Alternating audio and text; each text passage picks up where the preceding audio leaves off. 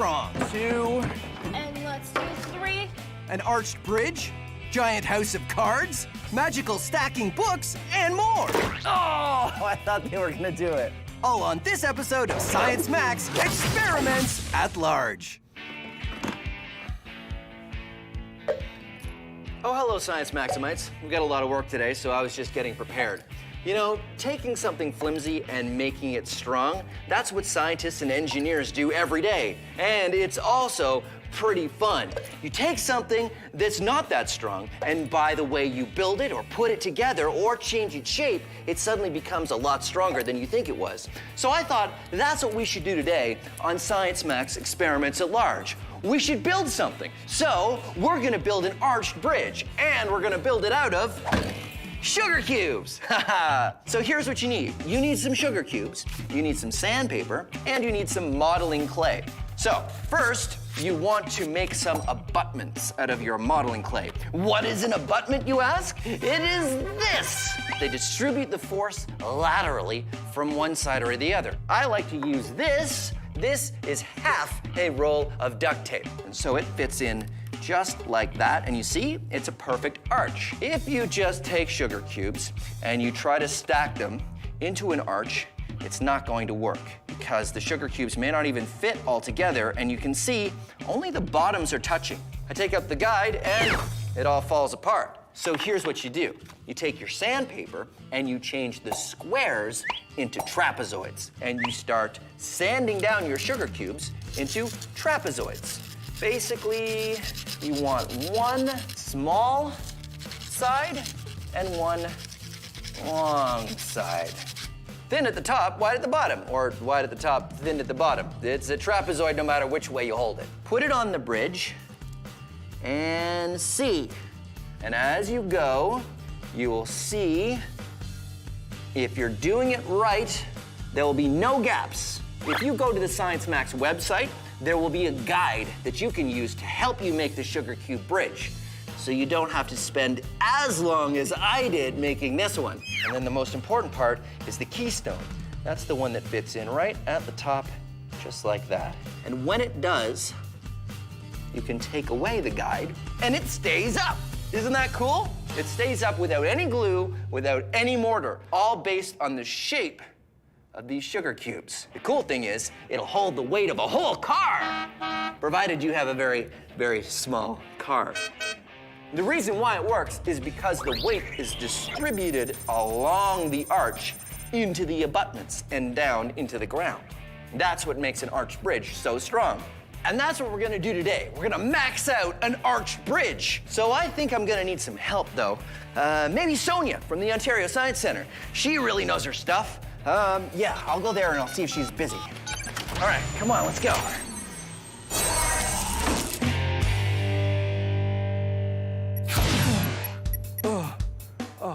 Hey, Sonia. Hey, Phil, how's it going? It's going good. I was wondering if you could give me a hand with something. Okay, what's up? I'm building, well, it's easier if I show you. All right. Do you mind coming back to Science Max headquarters? We can take the portal. But that thing doesn't always work. Oh, it is fine. Well, I mean, that worked just fine. Uh-oh, it usually makes a beeping when I do, oh, it's out of batteries. Oh, I told myself, Phil, charge the remote before you leave the lab, and then I...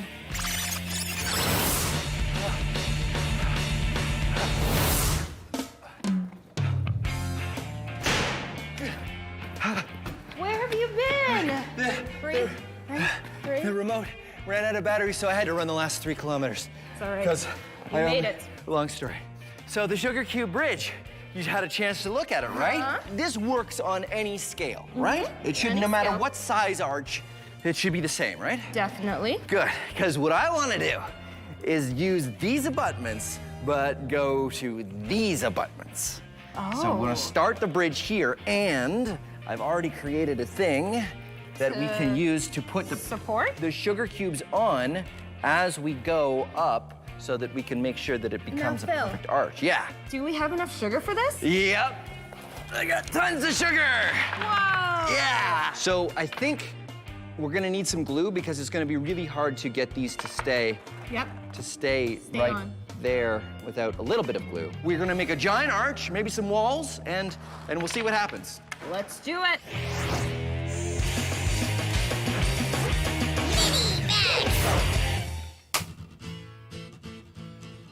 Oops. An egg. Now, you might think of eggs as kind of flimsy, and they do break pretty easily, but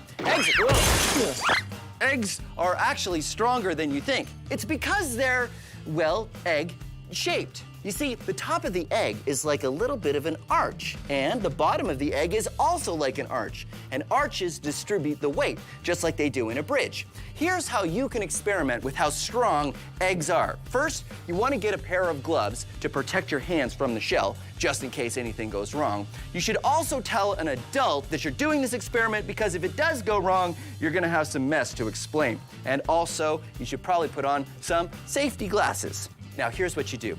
Take your egg and carefully put it in your palm just like that.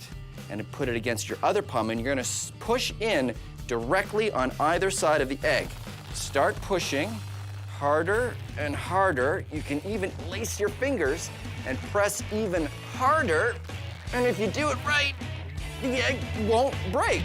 Pretty amazing, right? So, just how much weight does an egg hold? Can one egg support my entire weight? Let's find out. I'm gonna lift my weight up like this and lower myself down. And no, cannot hold my weight. Can my weight be supported by 2 eggs? Oh, nope.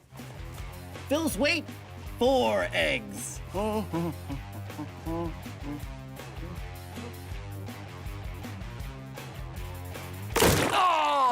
I thought they were gonna do it. Nope. My weight on 8 eggs.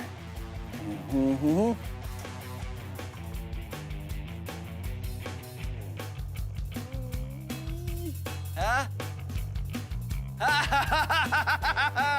My weight can be supported by just 8 eggs. Science! Whoa, careful. Sonia and I are on a quest to make a maxed out sugar cube bridge. The reason why an arch works is because the weight, or the load, of whatever's on top of the bridge is carried outward along the curve of the arch to the abutments at each end, which carry the load and keep the ends of the bridge from spreading out. No matter what you build your bridge out of, sugar or stone, the science stays the same.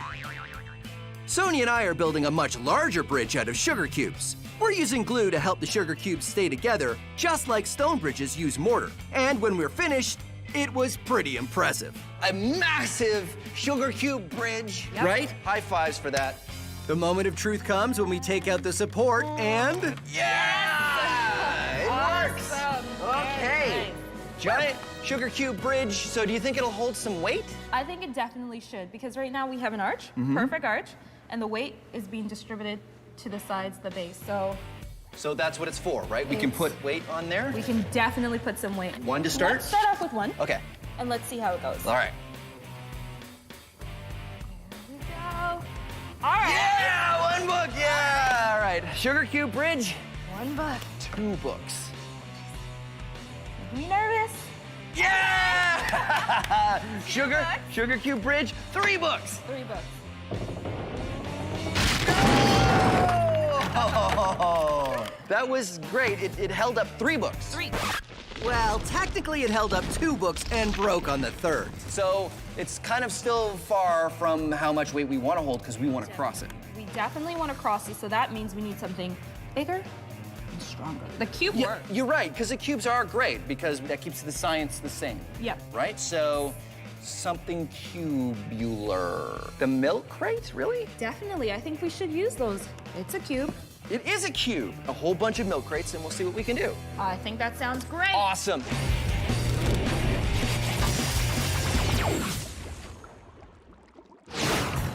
Whoa. This is a Prince Rupert's drop. It's a piece of glass that has a long snaky tail and a bulb at one end. So what's so interesting about a glass tadpole? Well, I'll show you. And remember, this is just glass.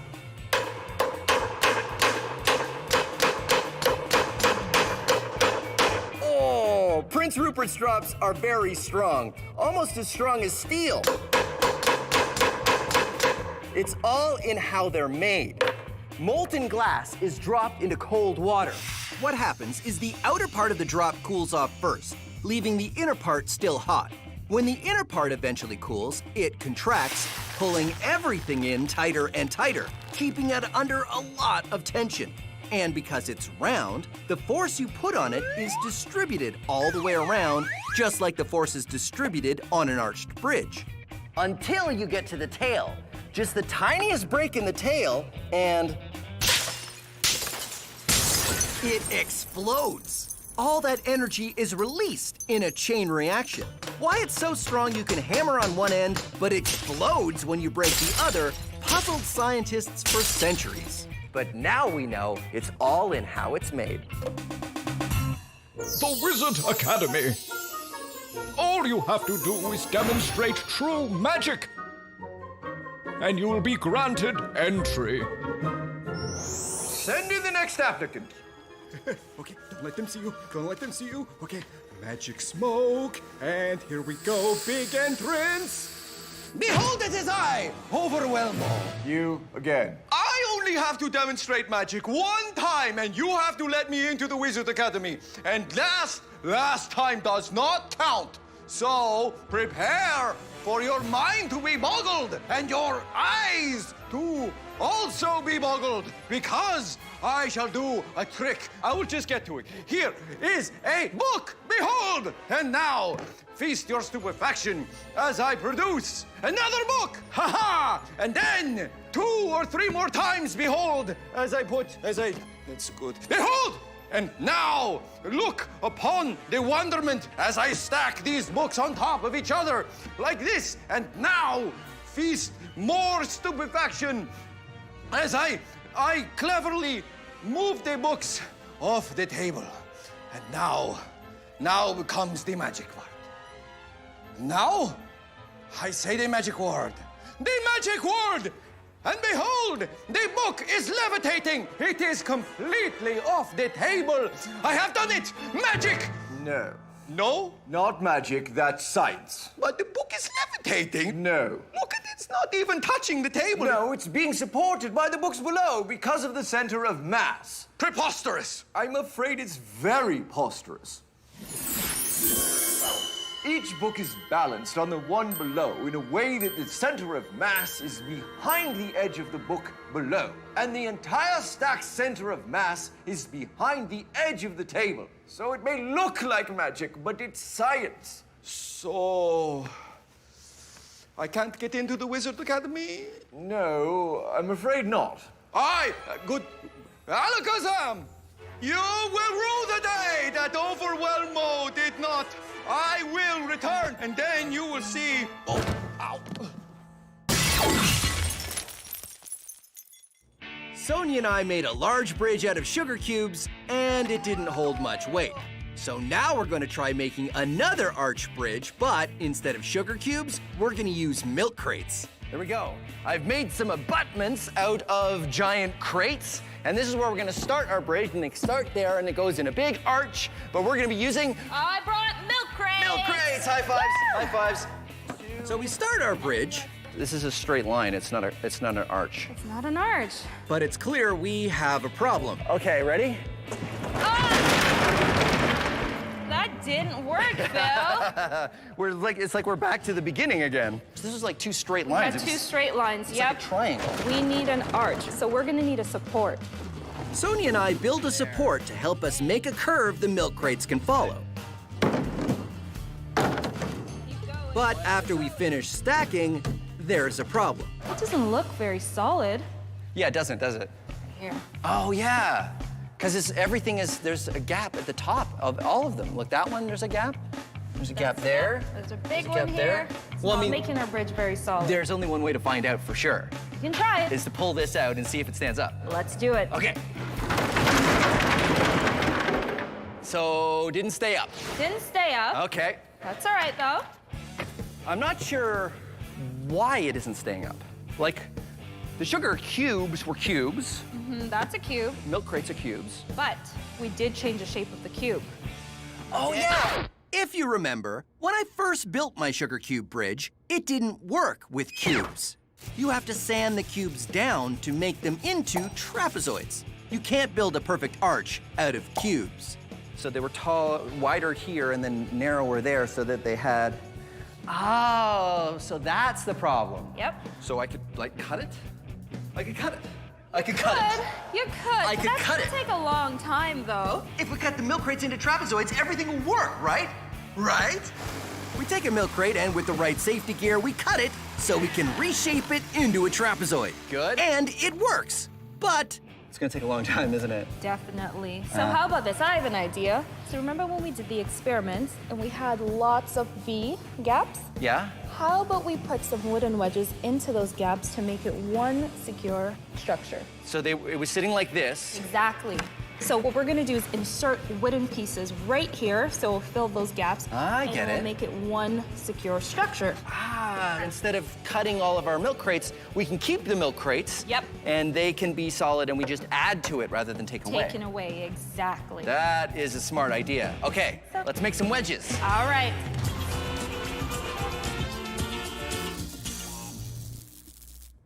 Oh, hey, how you doing? Let me guess, you want to build a strong structure, something that'll stand the test of time. Well, you know you gotta use the right kind of shapes. Look at this, a square. Now, squares have gotta be strong, right? Well, maybe. Maybe if you press straight down on it, but watch as I push to the side. Oh no! The thing that I have built is now collapsing because squares aren't in fact strong after all. If only I had listened to Sal's sage advice. Yeah, squares aren't gonna cut it. Fortunately, there's a shape that's strong in all kinds of ways. A triangle. Okay, so you heard of triangles before, good for you. But look at this. You can push down from the top and it doesn't move, or you can push from the side and it doesn't move. Triangles are awfully pointy. How do I build with them? Observe! Ha-ha! Triangle here, triangle there, platform on top. And watch. No matter how I try to shift it, it stays solid. And check this out. Triangle here, second triangle there, and a third triangle shape here. That's like 3 triangles for the price of 2, huh? That's a good deal. So there you have it. The triangle, one of the greatest shapes to build with.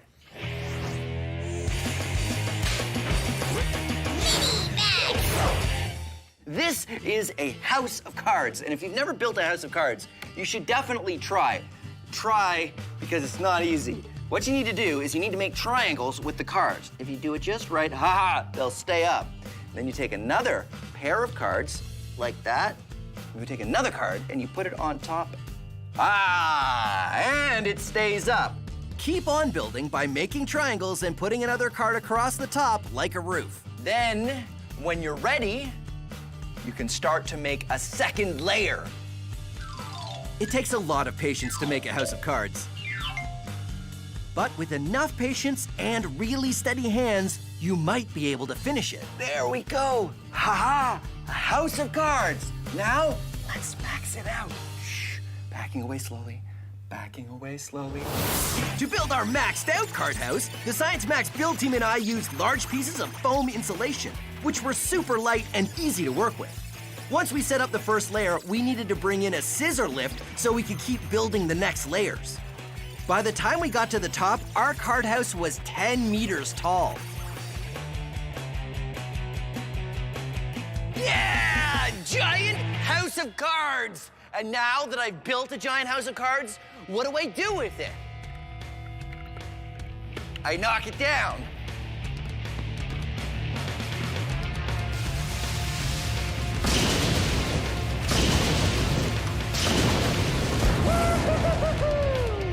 Science! I'm gonna build it again. Sonia and I are rebuilding our milk crate bridge. Since cubes don't work if you're trying to make an arch, and changing the shape of each milk crate would take too long, we're using wooden wedges to fill the gaps at the top of the milk crates. Once we get the wedges in, the milk crates have support at their tops and they make a perfect arch. Are you ready? I'm ready. All we have to do is pull the wooden thing out, and if it holds up on its own, we've done it. We pull out the support and It stands! it works! The bridge supports itself! Now it's time for the final test. We try to walk on this bridge. So we spent some time making sure our bridge was safe. We added a crash mat and We've built a second arch We sure did. so that it's a little bit wider, and it feels very solid. So the only thing to do now is to test it. Test it out. You gonna do it? I absolutely will. All right. Sonia puts on a helmet and gives it a try. And sure enough, it works! Yeah! Milk crate bridge! Milk crate bridge! Milk crate bridge! Milk crate bridge! Milk crate bridge! Woo-hoo-hoo-hoo! Science Max experiments at large. Milk crate bridge! Yay for science! High five! High five! There. Not going great so far. Behold! Beginning steps. I see a problem. Look, I can spin it on my finger. Ow! I was wondering if I could ask you a question. Yeah, go ahead. Why do your hair like that? Well, you don't like my hair? Well, it's okay, but you know, what if you parted it to the other side? Huh? Never thought about that. Maybe I should try that. Well, I would say, Henry, that bridge is sure sugary.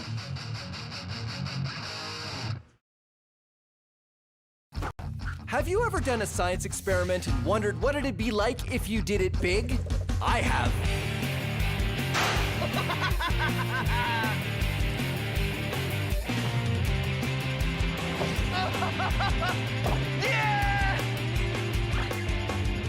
My name is Phil, and I take your everyday science experiments and do them big. This is Science Max, experiments at large. Science Max! Put on your helmets for this episode of Science Max. We try to build a human-sized cart powered by inertia, plus Newton's laws from a caveman to crockery. Inertia on Science Max, experiments at large. Greetings, race fans and science maximites. I am Phil McCordick, and this is Science Max, Experiments at Large. Today, we're going to be experimenting with the drag racer. Huh? Pretty cool. It works like this. You pull the string and get the wheels going really fast, and then you let it go, and it just drives away on its own. The interesting thing is that I don't have to push it, it goes by itself. It all has to do with Newton's first law of motion, which is an object at rest tends to stay at rest, and an object in motion tends to stay in motion. Yeah. Let's get building. Here is everything you need to build your very own dragster. You need some popsicle sticks, some straws, and some shish kebab skewers. I love these. You can get these at the grocery store. Let's see, some elastics, and of course you want wheels, and I just cut my wheels out of cardboard. So here's a quick explanation of how to build your dragster. First, use anything round to trace 3 circles out on your piece of cardboard. Remember, you want 2 big and 1 small circle. Then, cut out your wheels. Then it's time to make the frame of the dragster using popsicle sticks and elastics. Just put 2 popsicle sticks together, then wrap the elastic band around them to keep them together. First you build one side, then the other side. Then, add some pieces across the middle to give it support. Remember not to put any popsicle sticks too near the ends because they'll get in the way of your wheels. Next, cut the straws into small pieces and use an elastic band to tie them to the ends of the popsicle sticks. Then it's just a matter of sticking the shish kebab skewer in a wheel, passing it through the straws, and sticking on the other wheel. Don't forget that the small wheel goes in the middle at the front. You can trim the skewers afterward by just breaking it off short. If you want step-by-step directions on exactly how to do this, you can go to our website. It's all right there. Now the last part is wrap some string around the back axle so you can pull and the wheels will spin. Let's check it out and see how it works. Didn't work that well, did it? That's because we haven't added the secret ingredient. Plasticine, the perfect secret ingredient for all of your dragster needs. And also sculpting, because that's what it's for. Remember how I said an object at rest tends to stay at rest, and an object in motion tends to stay in motion? Well, the heavier something is, the more force you need to change its direction, either get it moving or make it stop. That is called inertia. It's the tendency for an object to resist a change in motion, either getting it going or making it stop. So, the heavier we make the wheels of our dragster, the more they will resist a change in motion. So what I've done is I've stretched out my plasticine, and then you roll the wheels of the dragster around in the plasticine, and this will make each wheel way heavier than just the cardboard by itself.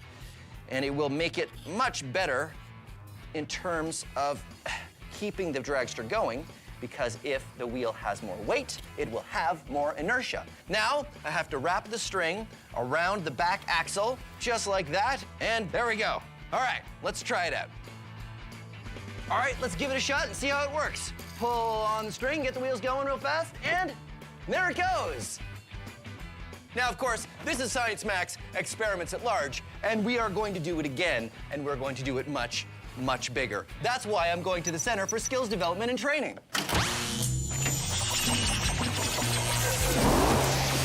I thought it was bigger.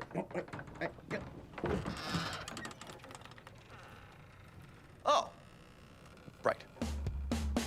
Hey, Chris. Hey, Phil. How you doing? Chris is from Logix Academy, and he is going to help me max out our dragster. Now, you guys at Logix Academy go into schools and build all kinds of cool stuff with the students, right? That's absolutely right. This is our dragster over here, actually. And this one has an electric motor, which is kind of fun. And these gears touch. Ooh. Wheels get going. I like that. And... Oh, all right. See, our dragster works on good old human power. You pull the string, and there it goes. Now, you have a physics degree, right? I do. Which means you know Newton's first law of motion. Of course, an object at rest tends to stay at rest. And an object in motion tends to stay in motion. I thought it was gonna come from over there. Yeah, come on. All right, Chris, I want to make a dragster big enough that we can ride. Whoa, okay. Well, it's gonna have to be pretty big. Yeah, I think we have enough wood, though, right? Yeah, And looks like oh, look, I've got some wheels. Perfect. These are bike tires, and I filled them full of air, so they're bouncy. Check Excellent. it out. Whoa, it's okay.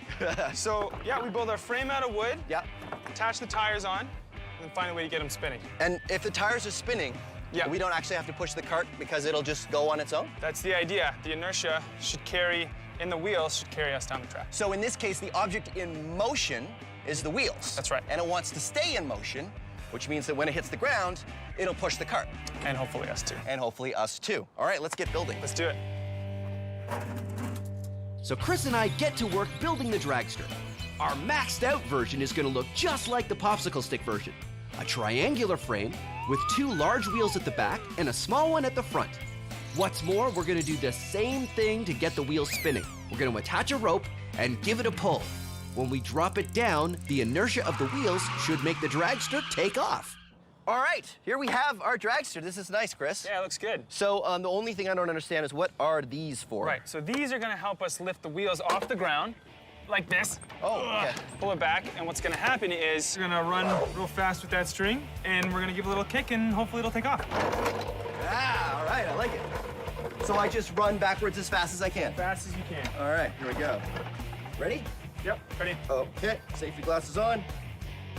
And, oh, wait, did you want to sit on it, or? Oh, right.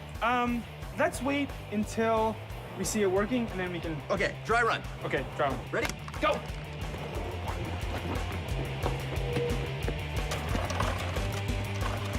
Run, Phil. And go! Yeah! So here's what happened. Remember, the cart has no power of its own. It was able to drive away from a stop using the inertia it got from its spinning wheels, and a little bit from Chris's kick. That worked pretty well. That was awesome. Yeah. I think we can make it go even better. You think so? I just think we need a bit more speed. Yeah. All right, well, let's pull it back to the start. Okay. So what, the wheels weren't going fast enough? Yeah, I think so. I think that you running, was great, but maybe if we use something motorized. Well, I think using a motor feels like cheating. No, not on the wheels. Maybe, Oh, just to get the wheels spinning fast? Yes, that's right. But I don't know how that would work. Well, I was thinking a power drill. A power drill. Yeah. I don't get it. Okay. How do we use a drill? Let me explain. So we'll take a drill. Right. And we'll attach it right under this axle here. And that'll get the wheel spinning a lot faster than we had it before. Oh, I see. So you put the drill right here at the end, and That's right. it'll spin the wheel. That's right. Huh. That's the idea anyway. And once we get it up to speed, hopefully a lot faster than before, give it a kick, it should go a lot farther. Okay, great. So that's way better than me running all the way back with the rope. I think so. All right. Now here's the real question. Should we just go for it and have someone ride it when we do it with the drill? Well, who gets to ride it? Oh, rock, paper, scissors. Okay. Let's go. 1, 2, 3. Oh, Yes. all right. I will get a drill. Okay. What kind of bit do we need? Hex bit.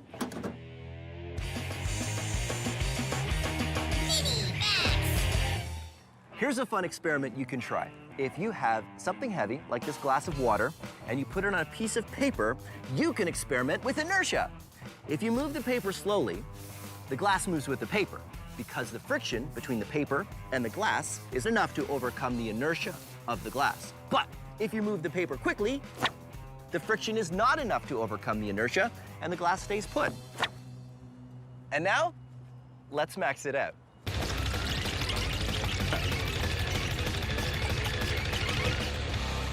Okay, let's do it. All right, now you might be tempted to try this at home, and you can, but please, for me, promise that you'll let an adult know you're about to do this. And don't use breakable plates. Use plastic plates, because this will take a couple times of practicing before you get it right. Put something on the plastic plates, because the heavier they are, the better it will work. All right. Did I mention not to do this at home unless an adult knows you're doing it? I cannot stress that enough. Okay, deal? All right, deal. Here we go.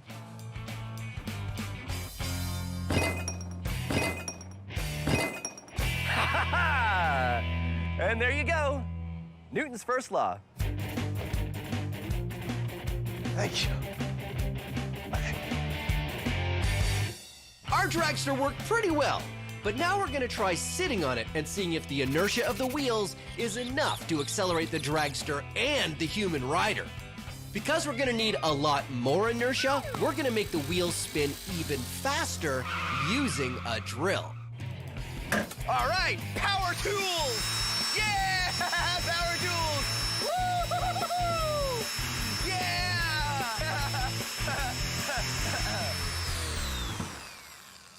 Sorry.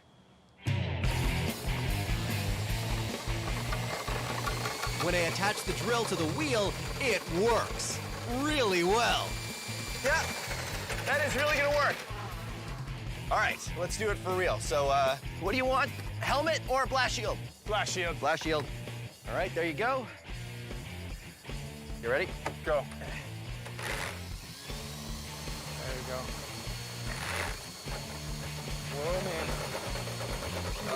Okay. Remember, the faster the wheels are spinning, the more inertia they will have. Ready? Ready. And...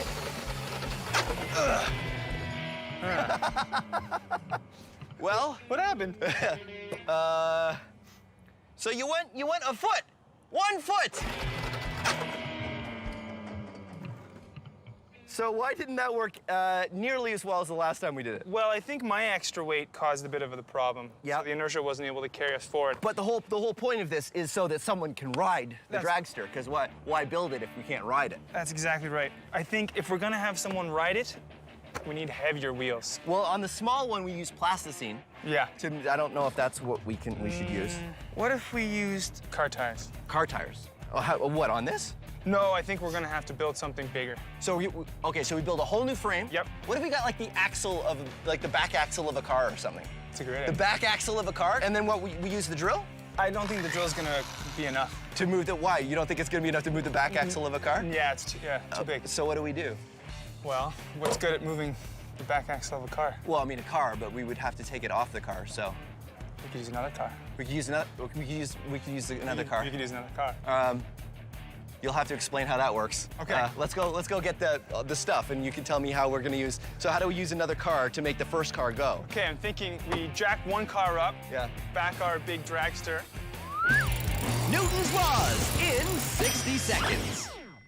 I Isaac Newton was a super genius, and among the many things he did was come up with 3 laws of motion that describe how everything moves or doesn't move. I will demonstrate using myself. Newton's first law: an object at rest tends to stay at rest. An object in motion tends to stay in motion. Newton's third law is for every action, there is an equal and opposite reaction. These sandbags weigh as much as I do. So when I push them forward, I go backward the same distance. Now, Newton's second law is F equals ma. Force equals mass times acceleration. How hard you push something is equal to its mass or its weight times its acceleration or how much you change its speed.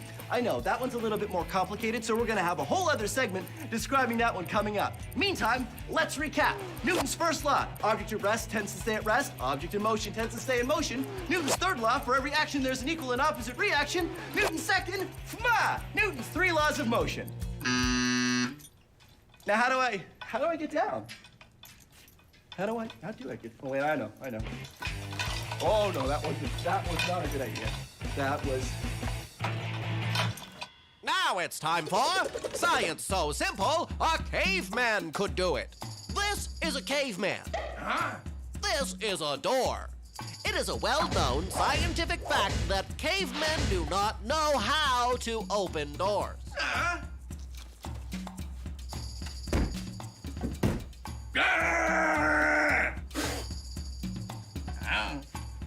This is Newton's second law. Force equals mass times acceleration. Our caveman thinks he can open the door if he uses force. Well, what if he was to walk briskly into the door? Then the force that he will hit the door with will be equal to his mass, or how much he weighs, times his acceleration, which will be walking speed to 0. It didn't work, did it? No. Looks like we need more force. If we want to increase the force, we need to increase the mass, increase the acceleration, or both. A rock! That's perfect. If the caveman holds the rock, he has a greater mass. Now we just need to increase the acceleration, which means going faster. Let's try running. Go on. A little further. That's good. Now the caveman is going to run at the door. To get more force, we've increased the mass to a caveman plus a rock. And we've increased the acceleration to go from running speed to 0.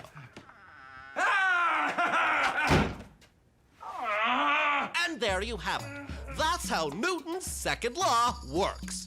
Join us next time for how doorknobs work.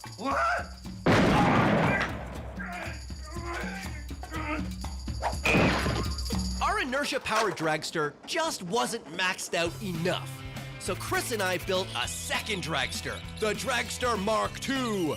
This one is a welded metal frame, and instead of bike tires, we're using car tires because they're much heavier than bike tires. And to get the tires spinning fast enough, we're going to use a car. That's right. We jack up an actual car and have the tires touch each other. Then we can get those heavy tires spinning fast enough to get enough inertia to get me going from nothing. The Science Max build team pulled out all the stops on this one. Just like the smaller version, the dragster has to be up on jacks so the wheels don't touch the ground as they get spun up. The wheels of the dragster touch the wheels of this working car, which is also jacked up. That's how we're gonna get them spinning fast enough. Chris is over there. He's got a rope, just like I'm gonna have a rope. And when we're ready, we're going to run forward and pull it off the jacks, and our dragster will go. We hope, right? That's the plan, right? Yep. All right. I think it's gonna work. I think we should do it. Ready, Chris? Ready. You ready, Paul? Ready. Fire it up. Go, go, go. Faster, faster, faster. Keep Faster, going. faster. Keep going. All right, Chris. After 3, right? 1, 2, 3, go. Nice. It's pretty good. Yeah, that worked. All right, are we ready for me to be in it? I think so. All right, we're gonna do it. The helmet's in the Max van. Do you have the keys for the Max van? Keys for the Max van.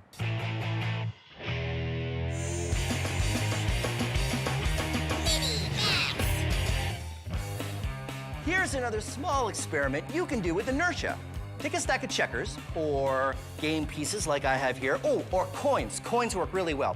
And a ruler or something else that's flat. This is the kind of stick they give you at the hardware store to stir your paint with. Now you can knock checkers out of the middle of the stack without the stack falling over, if you're very careful. You see, the friction of the checkers leaving the middle of the stack won't be enough to overcome the inertia of the rest of the checkers. Ready?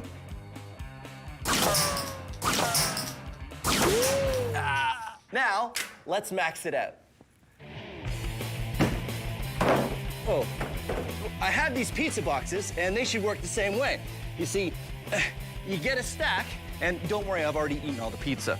And I put them on there like that, and now I need a ruler. And what I've got is this cricket bat. You see, it's got a nice flat edge, just like the ruler. Now, if this works right, I can hit it hard enough to knock out just 1 or 2 pizza boxes, and the rest of the stack should stay. Here we go, ready? Science! Awesome. And there you have it, Newton's first law. An object at rest tends to stay at rest, and an object in motion tends to stay in motion. An object in motion tends to stay in motion. Usually there's a sign that kind of... Well, our inertia-powered dragster worked really well. And now it's time for the final step. Me, riding it to glory! Now, I know it probably doesn't need saying, but don't try this at home. Not that I think you really can try this at home because this is kind of involved, but I figured I should probably tell you guys just in case you were tempted to try it at home. We know what we're doing. We know what we're doing, right, Chris? Yes. Yes, we know what we're doing. All right. Fire it up.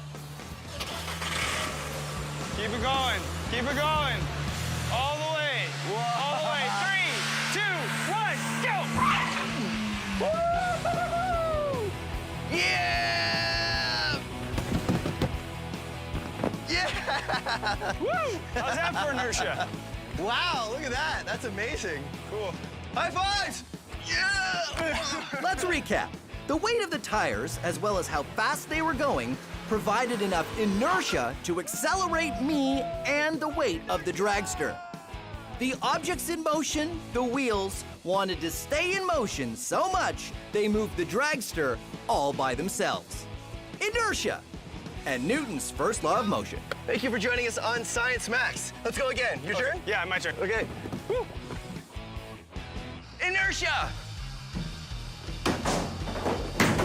Whoa. Science! Whoa! Get barbell mark back. Action!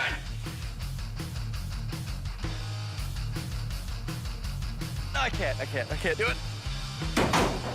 Whoa.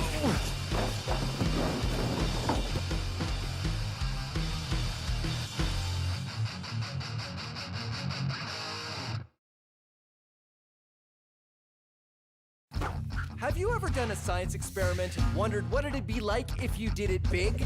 I have.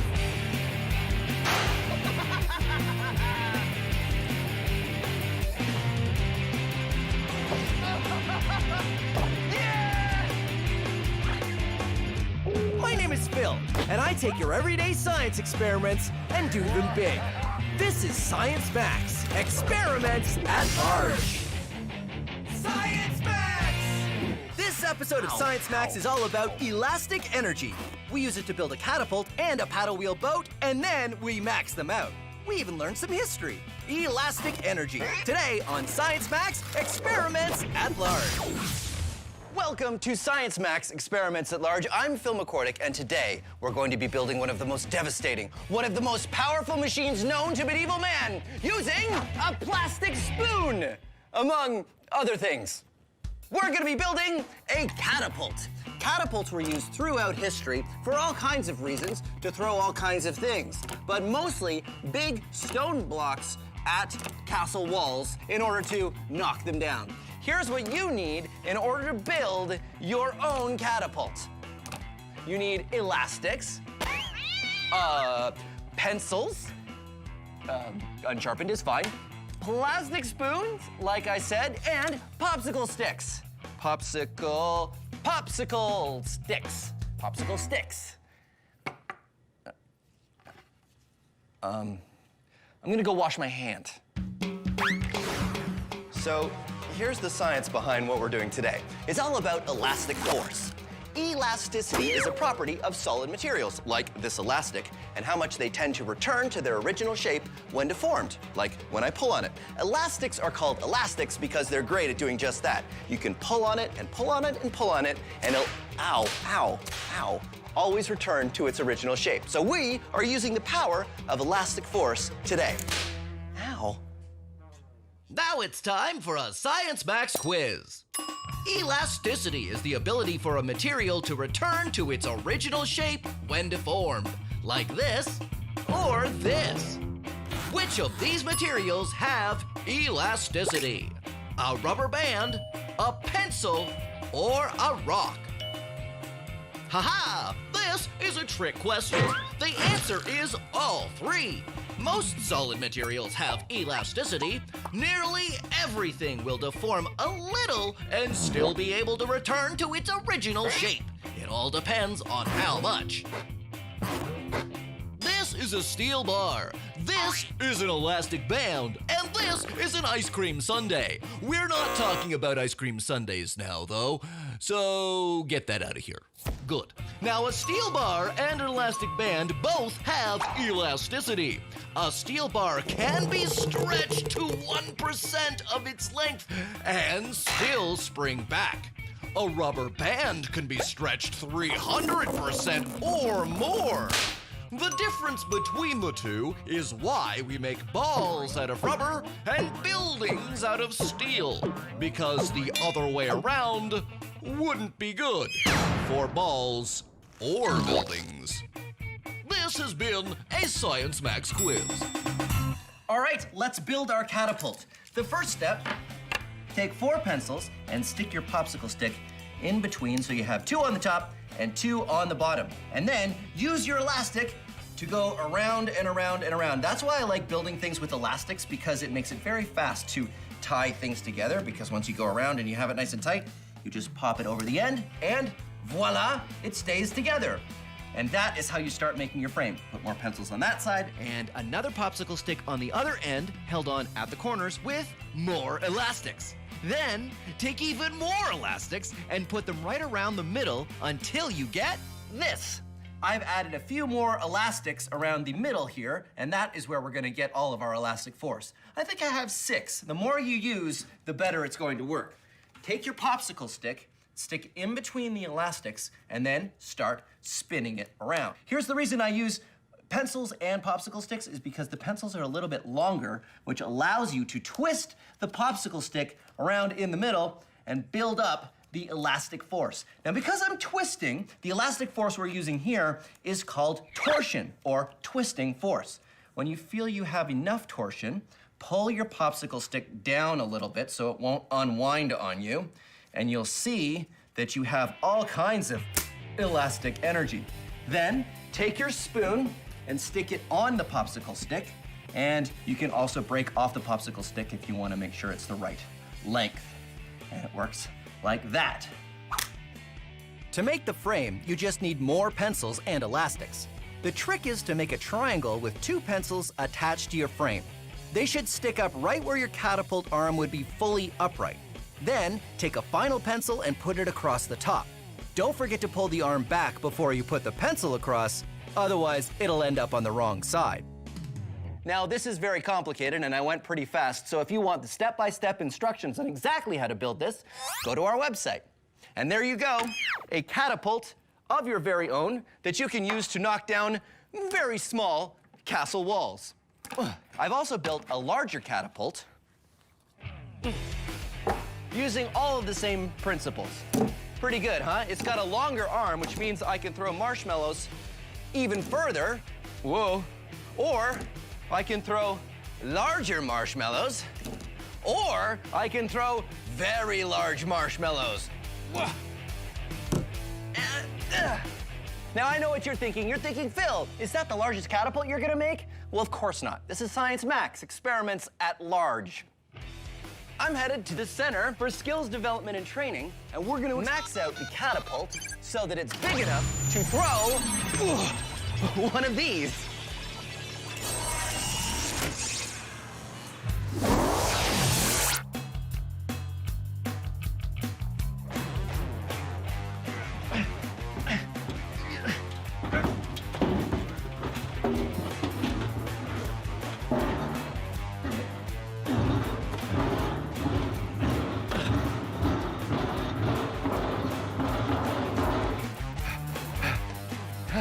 Hey, Zach. Hey, Phil. How you doing? All right. This is Zach. He's a mechanical engineer, and you build machines for a living, right? That's right. Great, because I need help building a catapult. Okay, but what's with the pumpkin? Now, the pumpkin is what I want to throw out of the catapult. See, I figure we just take the small design and we just make it so that we can throw one of these. What do you think? You're gonna need a really big catapult. Yeah, and I'm also going to need some really big elastics. Where do you get those? Well, in medieval times, they used rope to make large catapults. Oh, okay. Well, rope is a lot easier to get, and that would be fine. And I want to make this arm as long as this piece of wood here. This is gonna be a huge catapult. It's a huge catapult. I guess we should build it outside, though, huh? Let's do it. Okay, it's over that way. Okay. I'll follow you. Sure, do you want a hand with that? No, I'm fine. You go ahead, and Okay. I'll just, maybe if you hold the door open for me, I could just hold, no, you know what, you go and I'll meet you. You sure you're good? Our full-size catapult is going to look a lot like the popsicle stick version. We start with a 4-sided frame and add some legs on the bottom. Our spoon is going to be replaced by a long throwing arm with a basket on the end. Then we need a really strong cross brace at the top to stop the arm. Just like in the small version, using a triangle shape is the best because triangles are very strong. Finally, we need something to wind around and around, which is going to give us our elastic force. Instead of elastics, we're going to be using rope for our catapult because rope has just the right amount of elasticity. But unlike medieval times, we're going to be catapulting pumpkins. Once Zach and I got it all put together, it looked like this. Okay, we have built a catapult. Check it out. It's pretty solid, and I think it's pretty amazing. And just like in the small catapult, we have our elastic force. But this time we're using rope, right, Zach? Yes. Okay, and rope will work as well as the elastic did in the small one? Yeah. All right, great. So what do? It's really loose now. We need to wind this up so that we put some tension into it. Go! The reason a catapult works is because the rope is twisted. The elasticity in the rope wants to unwind, which gives the catapult its power. Just like the small catapult, the more you wind it, the better it works. Good. Usually in medieval days, they had whole teams of people doing this job, but it's just me and Zach now. How you doing, Zach? All right. Okay. And then we clamp it on here. So the thing doesn't unwind, right? Yeah. Good. All right. Now we have our pumpkin, and we're gonna fire our pumpkin in our castle wall, which is made out of cardboard boxes over there. Pumpkin. All right, here we go. Pulling the arm back. Oh, that elastic force is pretty strong. Okay. How do you think that pumpkin's a good size? It's pretty big. You think? Oh, a little too big. It's too big for our basket. Yeah. Smaller pumpkin! Smaller pumpkin! I'll hold this. No rush, Zach. No rush. Okay, rush, Zach. Can't hold. Oh, yeah. Can't hold arm. Okay, ready? 1, 2, 3! It didn't work that well. No, not quite that well. Yeah, so Let's see. it went and it flew and it landed here, which is a little farther away from the wall than I'd like it to be. 1/3 of the way to the wall! I don't know if that's enough. What do we do to make it better? Well, the way we're throwing it right now, we just have the pumpkin in a, at the end of the arm. But Yeah. if we make some kind of a sling so that we fling it as we're bringing it up. We make a sling? Yes. All right, I don't know how to make a sling, but you know how? Sure. All right, we'll make it and then you can explain how it works. Yeah. All right, good. Let's put the pumpkin over here. We'll recycle it later. Max Historica. Good morrow to you. I am Lord Fillington III, and welcome to my medieval castle. Throughout history, lords and kings have built castles and walls to keep people out. I built my castle to protect my prize collection of snow globes. I have so very many, and they're all mine. Ha ha! Oh, hello! You down there! You can't come in. This is my castle. And throughout history, there have been people who've been wanting to get into those castles because Lord Fillington has been hogging all the snow globes, and I'd like to look at them. But the hard part is figuring out how to get into the castle, because I can't just come up to the wall and start hammering on it. Huh? Taste the wrath of my water balloon! Because if I get too close to the castle, he can get me. Ha ha ha ha! Fortunately, there's this thing called a catapult. Oh, fiddlesticks. They have a catapult. What you do is you put something heavy in the end here, and the catapult fires it at the walls of the castle, knocks them down, all from far enough away that the people in the castle can't get to you. Ah!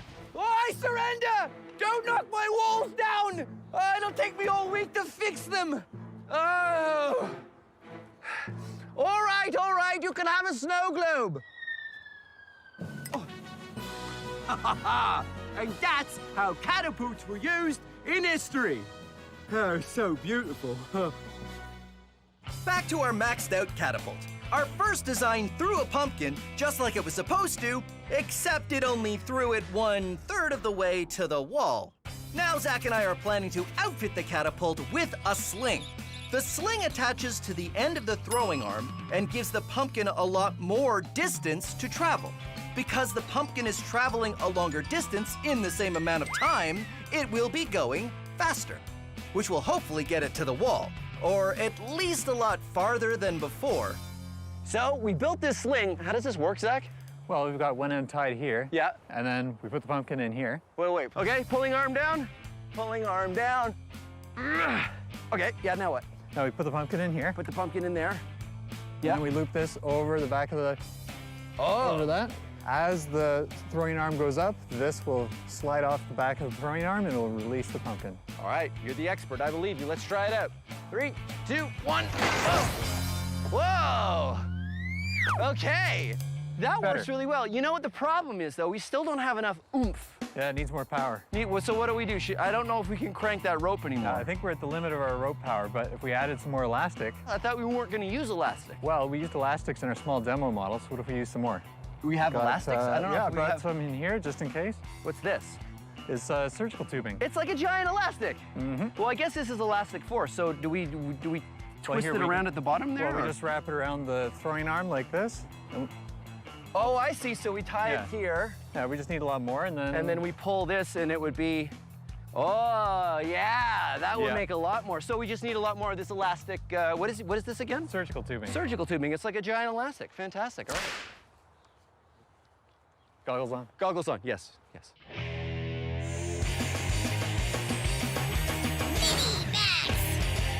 Here's another fun way you can play with elastic force. Take a milk carton.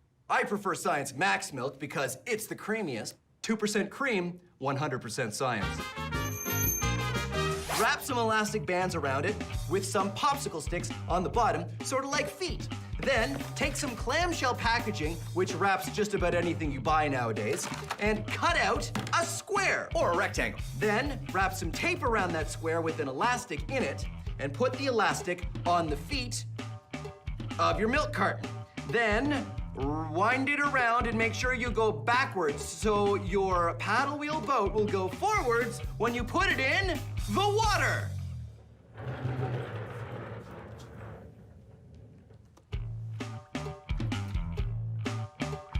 And there you go, a paddle wheel boat. Now it is time to max it out. Ahoy, the SS maxed out elastic force paddle wheel boat. mattress. I need a better name. But I've made a giant paddle wheel boat that will work on elastic force because I've got surgical tubing as my elastics, and that's an air mattress. And then I use some lumber to hold it all together. And of course I need a paddle wheel, and what better thing to use in a pool than a flutterboard? Okay, here we go. So normally you're not allowed to wear your clothes and your shoes in the pool, but I got special permission because of science. Besides, I'm not worried at all, so I didn't wear my swimming outfit because I figure I can totally do this entire experiment without even getting wet. That is how confident I am.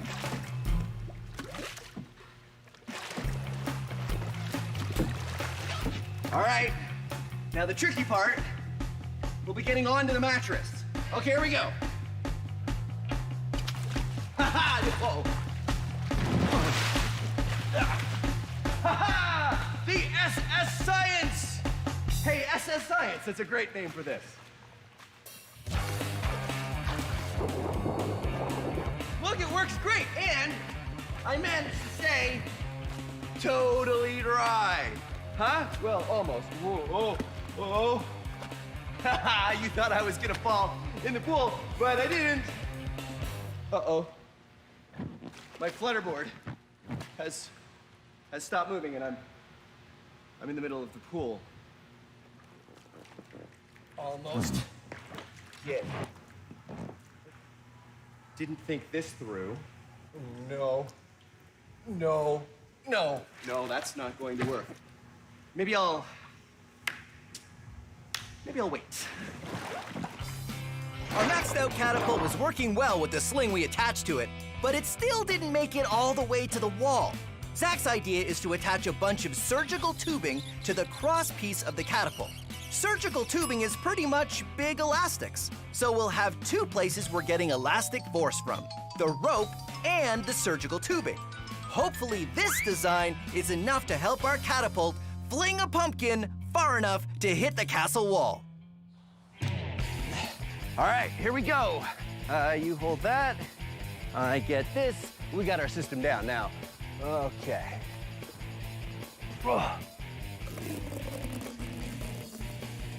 This goes up to there.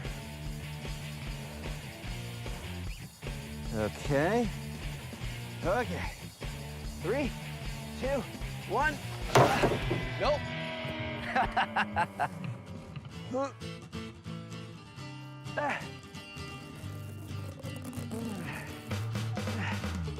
One, 2, 3. Oh! It went too far. It went too far. That's so good. Oh man. Right. Okay, so all we gotta do is move the catapult back. So you get that side, I'll get this side, and we'll move the catapult. See, now our catapult is too good. We gotta back it away from the castle. All right, let's go again. Aha, pumpkin. Pumpkin. Pulling arm back. Pulling arm back. Grunting. Loading pumpkin. Hooking rope on arm. Hooking rope on arm. More grunting. More grunting. Pulling back strongly. 1, 2, 3. Oh. Oh. Oh, wow. Woo. We're inside the castle. We're still inside the castle. Oh, man. It's an excellent shot, though. So what do we do? Move the catapult back? Yeah. Move the catapult back. What about here? Here.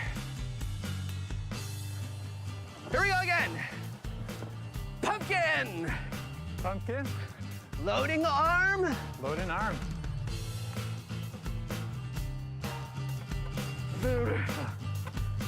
All right, you ready? You think it's gonna work? We've done every modification we can possibly do. So you think it's gonna work this time? We did it. It's gonna work. Okay, here we go. I'm excited. All right, ready? Ready. 1, 2, 3. Whoa! Yeah! Woohoo! High fives! Well, there you have it. Awesome job. Now we need to throw fingers to see who gets to rebuild the castle. Okay? 1, 2, 3. Oh, thanks very much for joining us. Let's take a break. I'll rebuild the castle. You see, this is exactly how catapults used to work. They'd hit the same part of the wall over and over until they made a big hole, and that would weaken the wall. Fortunately for me, it's really easy to fix. Just put this right in here. Oh, man.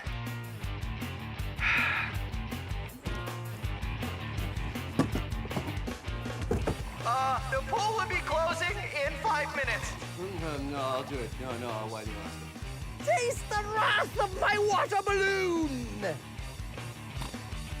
I don't believe it really sells it if he doesn't smash the water balloon. Does he? Good morrow to you! I got my feather in my face. Oh, you gotta be kidding me! Have you ever done a science experiment and wondered what it'd be like if you did it big? I have.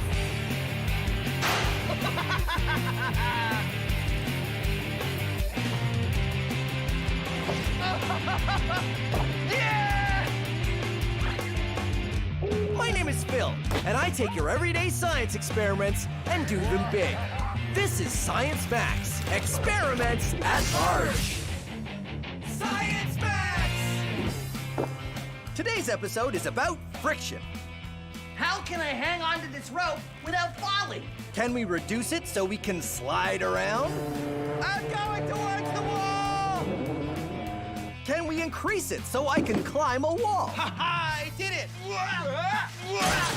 Can I use it to fly? Yep.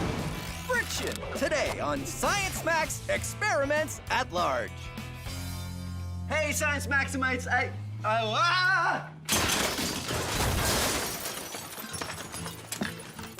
slippery. But that's okay, because today we're talking about friction. Friction is a force that is everywhere and happens when any one thing rubs against any other thing. We do lots of things to increase friction, like wear shoes with big treads on them. And we can do things to reduce friction, like the experiment we're doing today. We're gonna build a hover disc, and it's very easy. You take some cardboard and cut it into a circle, just like this. Then put a hole in the middle of the circle. You might want an adult to help you with that. And then take a plastic drink bottle cap, like this. I like to use the ones that you get on sport bottles because they have a little nozzle that pops open or closed. And then you glue it around the circle and you get this. Then you need a balloon. So you blow up your balloon. I know you know that step.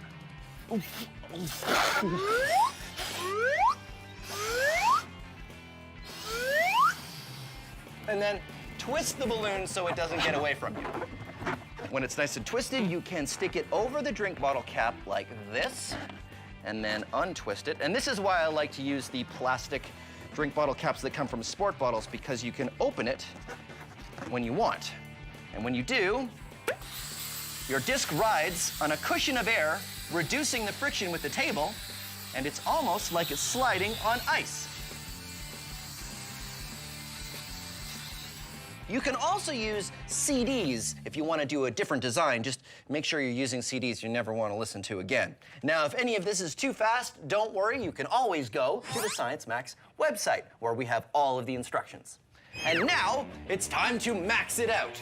We're going to see if we can make a human-sized, rideable, low-friction hover disc. I'm going to the Ontario Science Centre, where hopefully I have an expert that can help me. Door is stuck. I think there's a little bit too much friction with it. Oh, that's got it. Oh no, this isn't the Science Center. Did I go back in time again? Oh. It is the Science Center. Helena, hi. Hey, Phil. You're here to see the hover disc. Yes, please. All right, come on, right this way. So I made one in the lab that works pretty great. It's on cardboard and it has a balloon. The one you have here works on the same principle? Yeah, it does. But you know what? My friend Russell has some ideas about making something like this, but even bigger. Do you think we can make one big enough to ride? Maybe, yeah. All right, well, let's take a look at the one you have here. Oh, I see. Right, this one works the same as the one I made. It's really hard to move the disc, but if you add some air, It floats like a dream. There we go. Great, so let's ride it. Whoa, Phil, not this one, the one upstairs. You can ride that one. Oh, okay. Yeah. Should we bring this one just in No, case? it's a little heavy. I think we can leave it there. What if we need it for reference? No, I'm sure we'll be okay. It is pretty heavy. Yeah, but... come on. Let's go. Russell's waiting. Are you sure we won't need I'm it? positive. Okay, but if we have to come back, I get to say I told you so. Okay. All right. Hey, Ramona, you change your hair? Yeah, it's nice. It's like doing this now. Because but now it's, yeah, I like it. You should give me the name of your guy, because I wanted to, hey, oh, hey, how are you? You ever think to yourself, no matter what I do, I can't seem to get anywhere. I can't get enough traction? Well, you, my friend, need some more friction. Which one of these two shoes has more friction? Take a closer look. Huh? Right, bam. This one doesn't have a lot of treads. It doesn't have a lot of friction. But this one, it's got metal spikes on the bottom. This is called a cleat, and the spikes are for helping you grip onto the grass when you're playing soccer or golf, increasing its friction. Why do you think skis are smooth on the bottom? Come on, look at that. It's so smooth and glidey. My hand I can barely even touch the surface. It just slides right off. It's sort of glidey and smooth. They're smooth to help you glide across the snow, reducing their friction. Why doesn't this box slide down this ramp? Friction. This roller skate has wheels. Wheels reduce friction. But when I push the roller skate, how come it doesn't just keep rolling forever and ever and ever and ever? And going all the way around the world and writing a memoir. Say it with me. Friction. Louder. Friction. Can't hear you. Friction. Little too loud. Friction. Ease it back. Friction. How can I hang onto this rope without falling? Friction. How can I jump down on the floor without falling over? Friction. And now you know your friction. Your friction. Your friction. Come on. Uh-oh. Oh, Ramona, the friction sign is broken. Reset. Uh-oh. The plan is to take our small hover disc and make one big enough to ride. So I'm off with Helena to another part of the Science Center to meet Russell, who has some ideas on how we can do it. Oh, hey, Russell. Hey, hi, Helena. Hey, Phil. How you doing, Russell? How you doing, Phil? So this is the hover disc. This is our small hover disc, yes. How does it work? Well, obviously you sit on here, right. Air will go into here. It gets vented through all these separate holes here, so we get an airflow over the entire area. Hopefully this will work to pick someone up. All we need is... air. Oh, well, that's easy, because the small one worked like this, so we just put the balloon on, right? I hope you got Okay, so we put the balloon on the... hold on.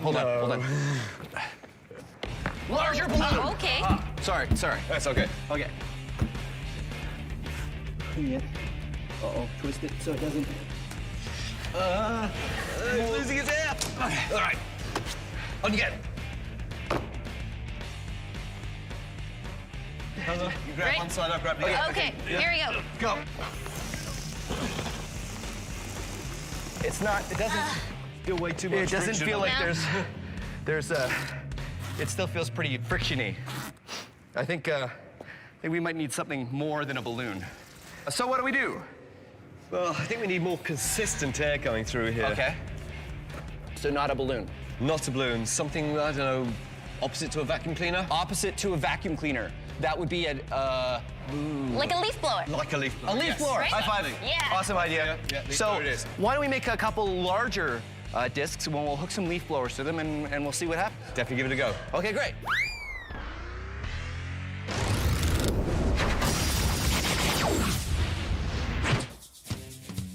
Carbon is an atom and is the basic building block of all life as we know it. You, me, all plants, all animals are carbon-based life forms. Other things are made of carbon too. Diamonds are carbon, coal is carbon, even pencil lead isn't lead, it's graphite, which is carbon. If you were to take all the carbon atoms in your body, you could fill 9,000 pencils. Of course, kind of prefer my carbon where it is.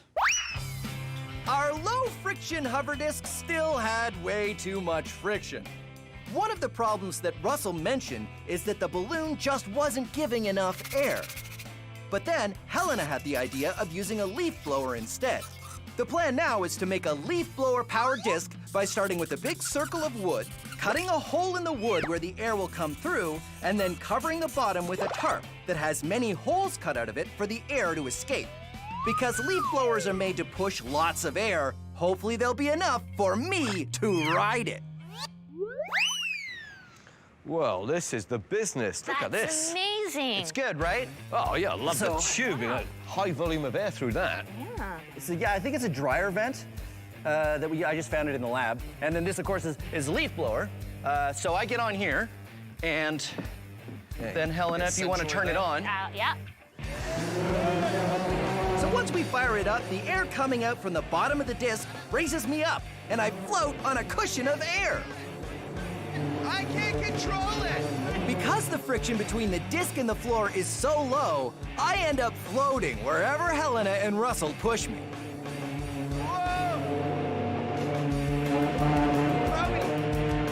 I'm going towards the wall!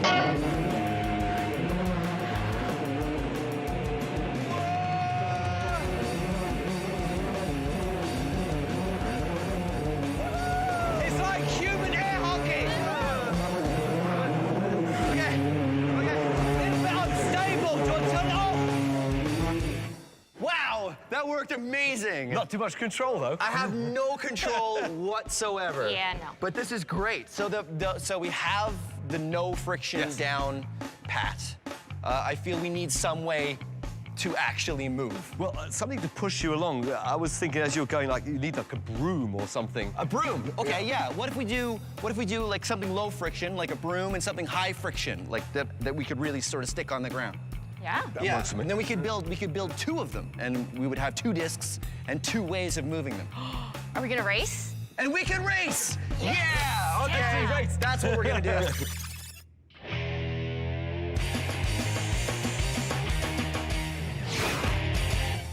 Here is an experiment you can do at home with friction. This is a toy boat. Yes, you guessed that right. And this is a wooden plank. Correct, that's 2 for 2. I put the boat on the ramp and watch what happens. Nothing! The reason why is because the friction between the boat and the ramp is enough to counteract the force of gravity trying to pull it down. But watch what happens if I raise the ramp to the right height, the boat slides down because the friction isn't enough and gravity pulls it down. But when we change surfaces to this carpet, let's see what happens. Same angle, I can raise it higher, higher, higher, because there's more friction between the carpet and the boat than there was between the wood and the boat. Now, if you're thinking that we're just gonna do it with a small ramp, you're wrong. Because of course we're gonna max it out. Hey, Helena. Hey. This is amazing. Thanks, I made it myself. Wow. Ready to climb it? Absolutely. Here we go. Way to go. Huh? No problem. So that was very easy. Well, that's probably because the friction from your shoes is high enough so you don't slip. Right, and the friction from my clothes is much lower, which is why I could slide down. Right. So how do we make it more difficult? We'd probably have to make it higher. All right, let's make it higher. With the ramp at a steeper angle, I'll need more friction to climb up. All right, Ready? I'm totally ready. Here I go. Whoa! You try. Okay, hold Ranger. Here we go. Ooh. Oh, so clearly we are not getting enough friction between our shoes and the ramp at this angle. We should add some carpet, because carpet would add some more friction between our shoes and the ramp. All right, let's add carpet. Sorry, here's your drill. Thanks. All right, carpet. Yeah? Same angle. Yes. And why have we done this? More friction. More friction. Let's give it a try. Hey, way. Way to go. Totally able to climb the ramp. So, what do we do now to make it harder? Make it higher. Make it higher. Wow, it's really steep. I don't think you're gonna make it. Sure, if I take a really good run at it, I think I can do it. I don't think so. Well, there's one way to find out. No. No. Okay, so I can't do it. Is that it? Well, how about Velcro? Wow. Right? It'll give you more friction, so you can try climbing with this. We'll give you Velcro knee pads, Velcro shoes. Velcro. Velcro handholds, Velcro knee pad, Velcro on my shoes, helmet for safety, Velcro fill, Velcro dance. Okay, you ready? Ready. All right, here we go. Ha-ha, I did it! Creating friction between me and this ramp means I can stay up here for as long as I...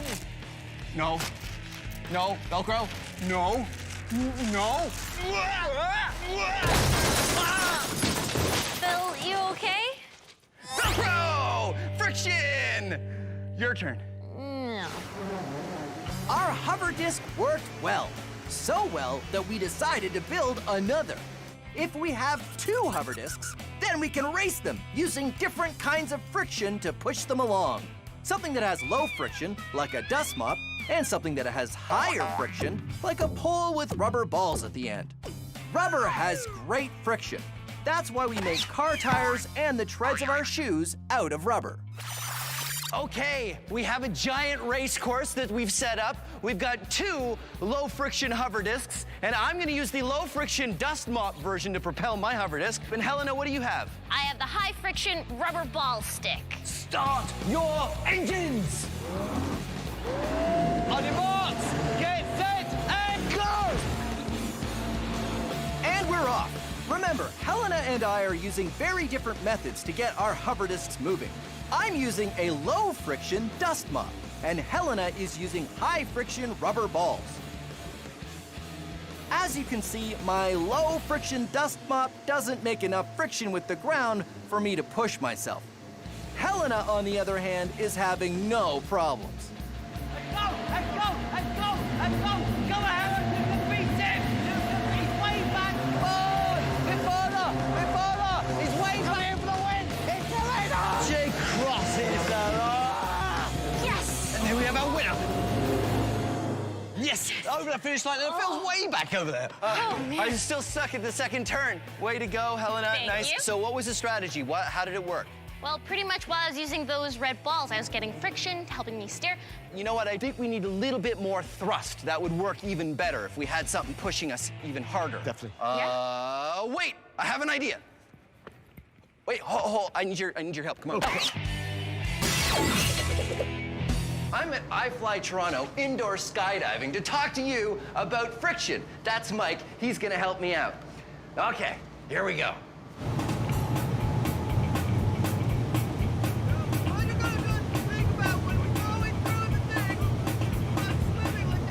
Unfortunately, we can't hear what Phil is saying because there's too much wind.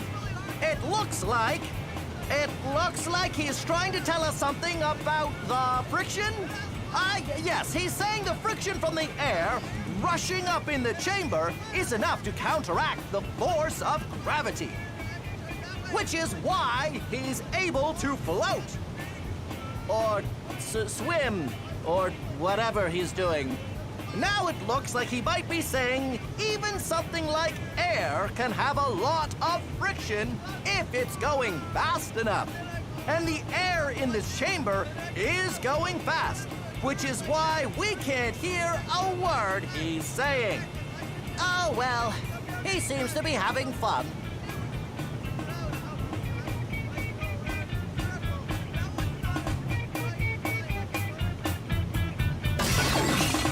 So how important is friction? Well, let's say I'm out for a drive. Car tires need friction to grip onto the road.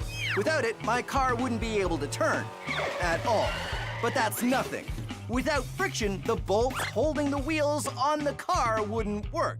In fact, none of the bolts, screws, or glue on the car would work, and nothing would stop moving or stick to anything else. Even the trees would blow away with the slightest breeze. Friction is everywhere, and without it, nothing would work. Okay, hover disc race round 2. This time we decided to have a little bit more thrust, so Helen and I are going to be using fire extinguishers. Now, do not use fire extinguishers at home. Fire extinguishers have a very important purpose, and it's not for this, but we've got these ones special. Are you ready, Helena? Oh, yeah. Oh, yeah. Okay, here we go. Russell? So, racers, start your engines. And go!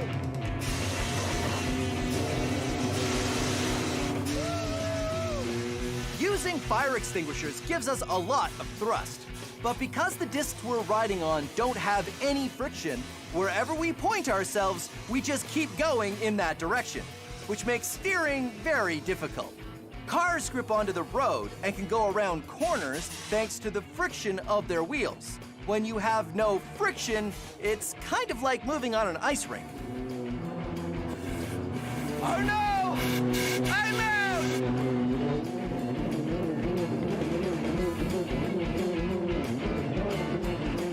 Yeah! High five! Yeah! High five! Yeah!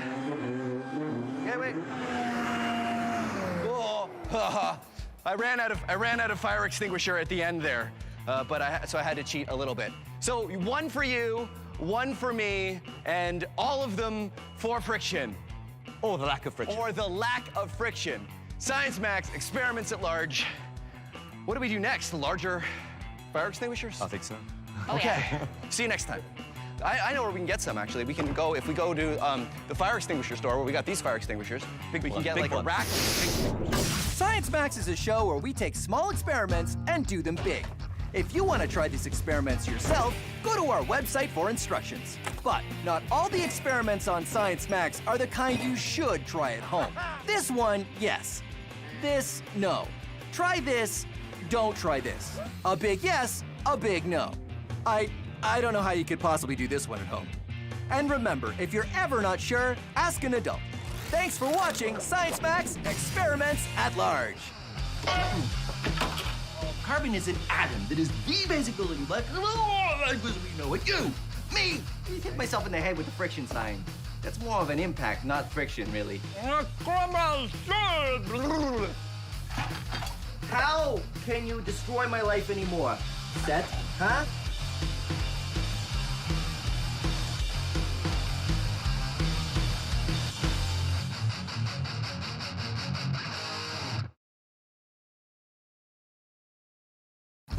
Have you ever done a science experiment and wondered what it'd be like if you did it big?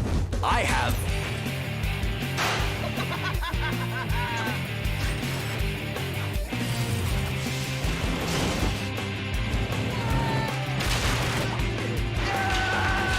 My name is Phil, and I take your everyday science experiments and do them big. This is Science Max, Experiments at Large. Science Max! This episode of Science Max is all about storing energy and releasing it. Yeah, let's try it out for real.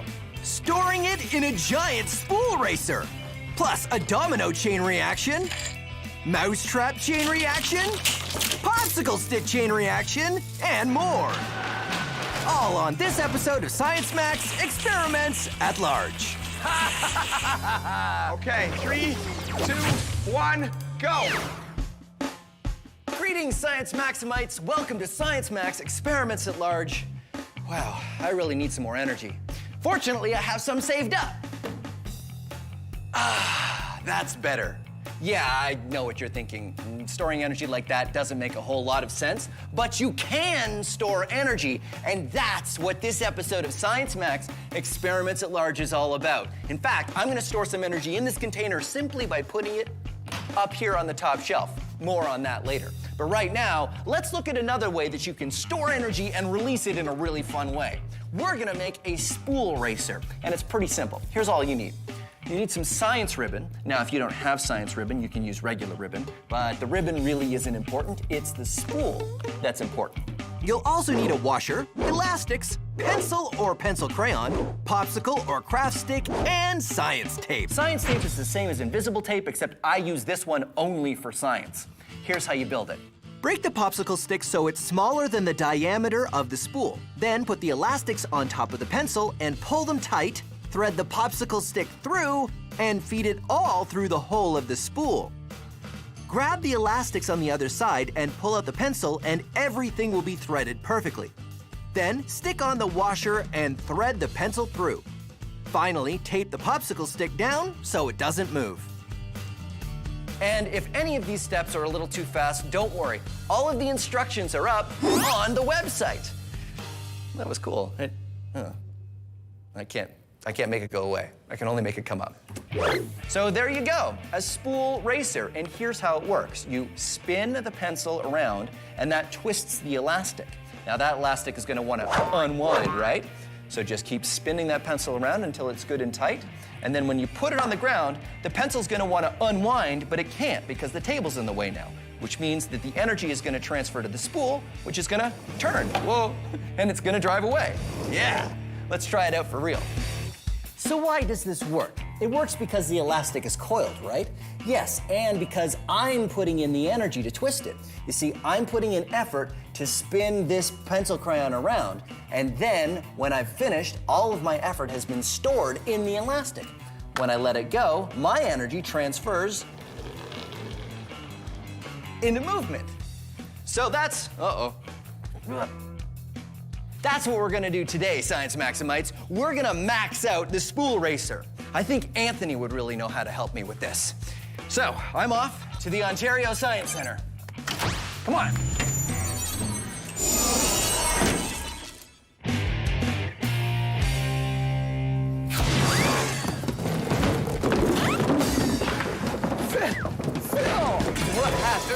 What happened? You okay? Anthony. Yeah, hi. Oh, were you in the middle of something? Don't worry about it, yeah. Oh, okay. Sorry about that. You know what I was wondering? If I could get your help with something. Sure, yeah. Yeah, one word. Spool racer. Actually, that's two words. Spool racer. Yeah. You want to help me max out a giant spool racer? Yeah. Awesome. Let's go back to Science Match headquarters. Okay, Anthony. Today I want to max out the spool racer. Awesome. Right? So you twist up the elastic and it goes from potential energy, all stored, to kinetic energy. Whoa. There we go. That's awesome. So, okay. Not too hard to design. Should be fairly easy to max out. Yeah, really simple couple of parts here. We just got elastic band inside. Yep. And then this big long pencil to store the energy and then release it. And the most important part is spool. Is the spool. Exactly. And I know where we should start. Where's that? Right here.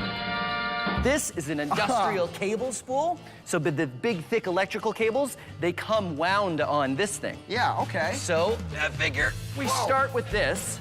Got it. And the good news is that it's got a hole already.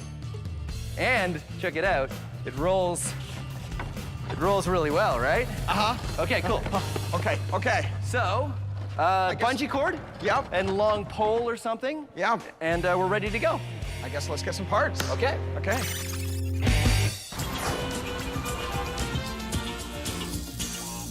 Oh, hey, how you doing? You want to buy something? I got a lot of stuff here, and I got a special today only.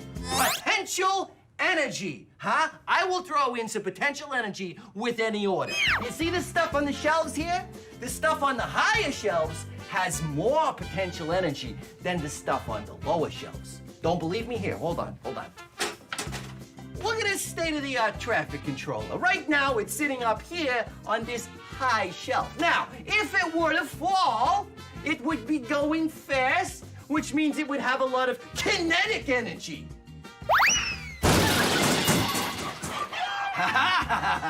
You see, when it fell down, it had enough kinetic energy to completely break itself apart. Yeah, well, that's the difference between potential energy and kinetic energy.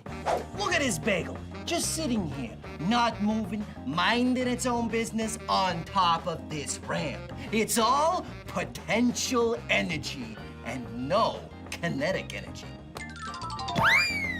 And when it gets to the floor, it's all kinetic energy and no potential energy. Woohoo! And now it has neither because it's on the floor and it's not moving. 5-second rule. And now you know your energy. So what do you say? You want this thing? Tell you what, I'll give you a discount because you know it's gently used. Hey, I'll even throw in this bagel, huh? Also gently used.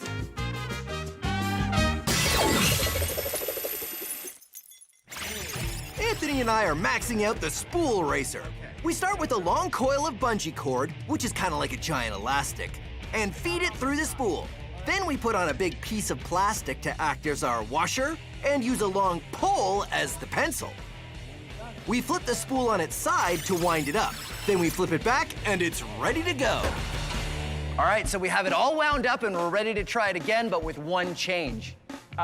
Phil, Yeah, what's with the trike? I ride the trike. It's like I always say, what's the point of building something big if I can't ride it? There's no way you're gonna fit on this thing. No, I don't put my feet on the pedals. I put my feet here on the back, right? And then- Okay, yeah, I get it. You got it? Hold on, I gotta do my helmet up. Safety first. You ready? I'm on it. Okay, 3, 2, 1, go. Oh, it's working. It's working. Amazing. All the stored energy in the bungee cord is being released and the spool starts to turn. There's even enough energy that I can get pulled along behind it. It's not going that fast, though. No, and It's pretty good, though. It still pulls me, right? Yeah, pretty good. So, spool racer, actually able to get pulled by it. Yeah. You know what? I think we can go even bigger. Bigger. Yes. Well, what did you have in mind? I'm glad you asked.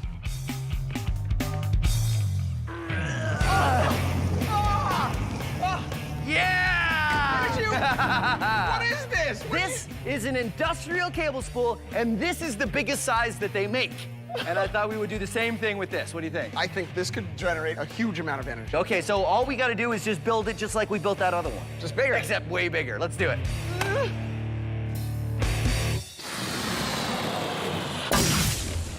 When you set a domino on its end, you're giving it potential energy because it can fall. Ooh, and when you put two dominoes together, you can start a chain reaction because that one will fall into that one. But it's a lot more fun with more dominoes. Setting up a run of dominoes is a lot of fun, but it takes a flat surface and a steady hand. And if you want to do it yourself, add gaps, so if one part falls, it doesn't take out the whole run. Last one. There. I had some dominoes left, but I did it. I made the Science Max logo. See? Science right? Max! Sort of. Let's see how it works. Ready?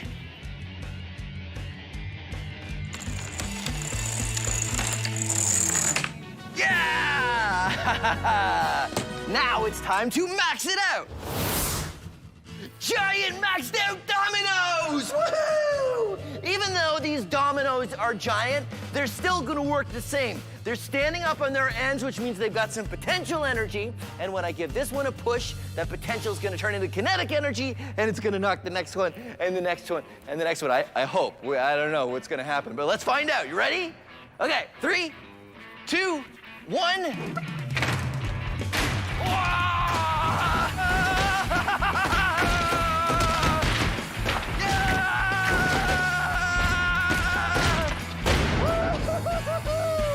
Giant dominoes! Yeah, science! The problem is, when you use dominoes this big, setting them up again is a real chore.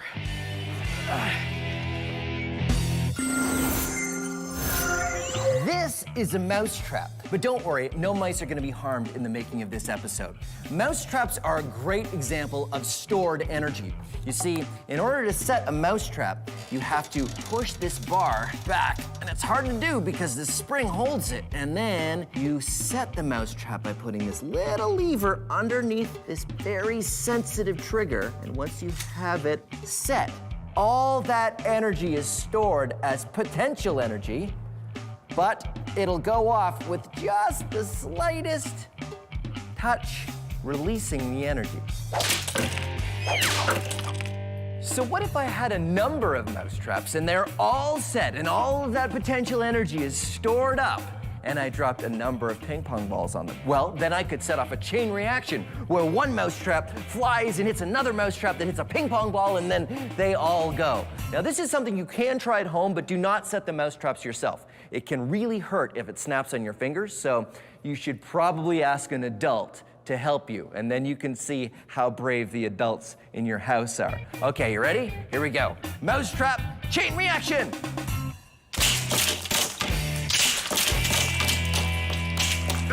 And last one, there we go. And now, let's max this out. Let's do it with 90 mousetraps. And this is a crate of ping pong balls. So, let's see what happens when we put them together.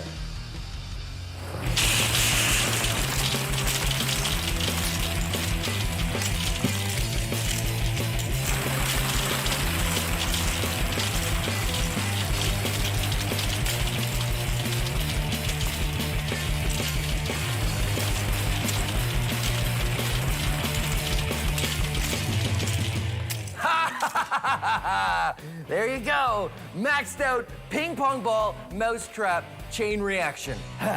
Awesome.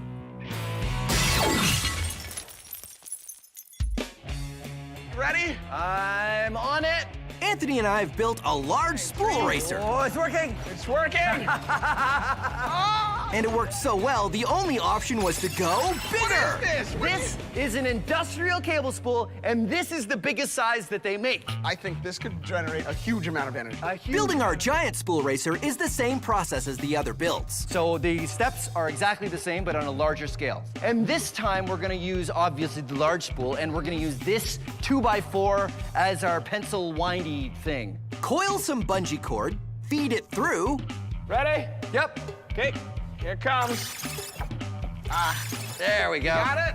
Haha, yeah. Add a washer and a long 2x4 to act as our pencil. And now we stick the giant 2x4 inside the coil. Just about. Yeah, we got it. There we cool. go.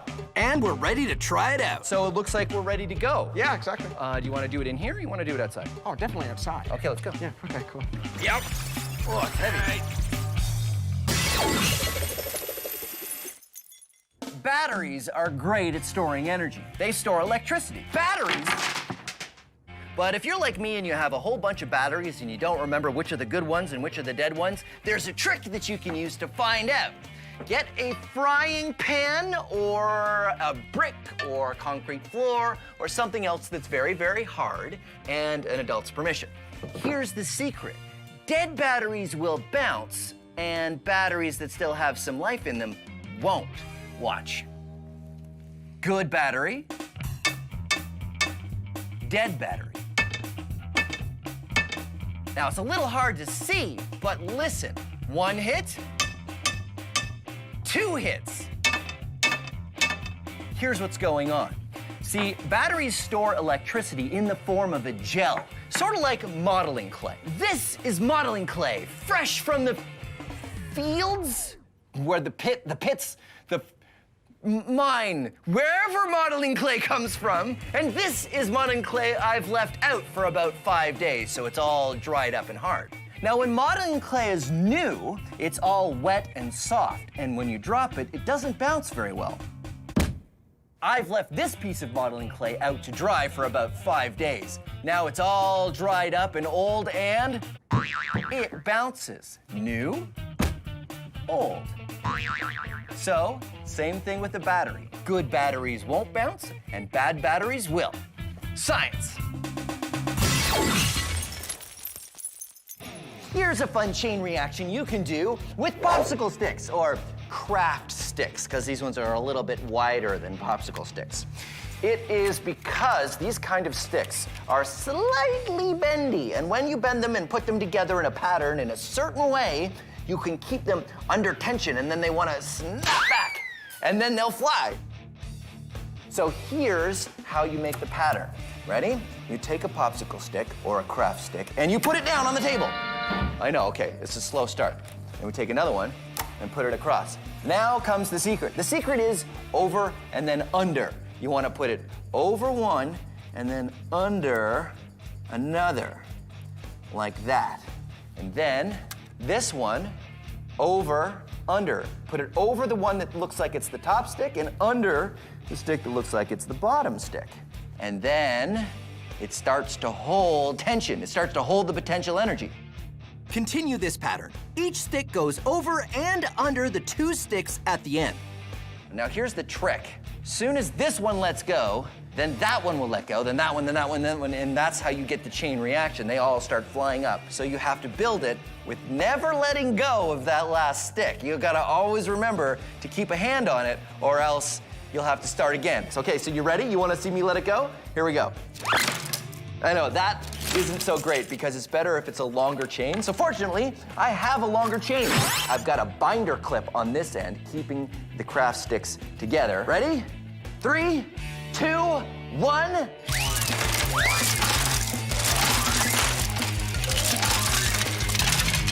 Wow! Release of kinetic energy from the potential energy of winding all the craft sticks together. Fun, and you can totally do it at home. Now, let's max it out. Behold, almost 800 craft sticks in a long, nicely designed triangle. Ready? 2, 1.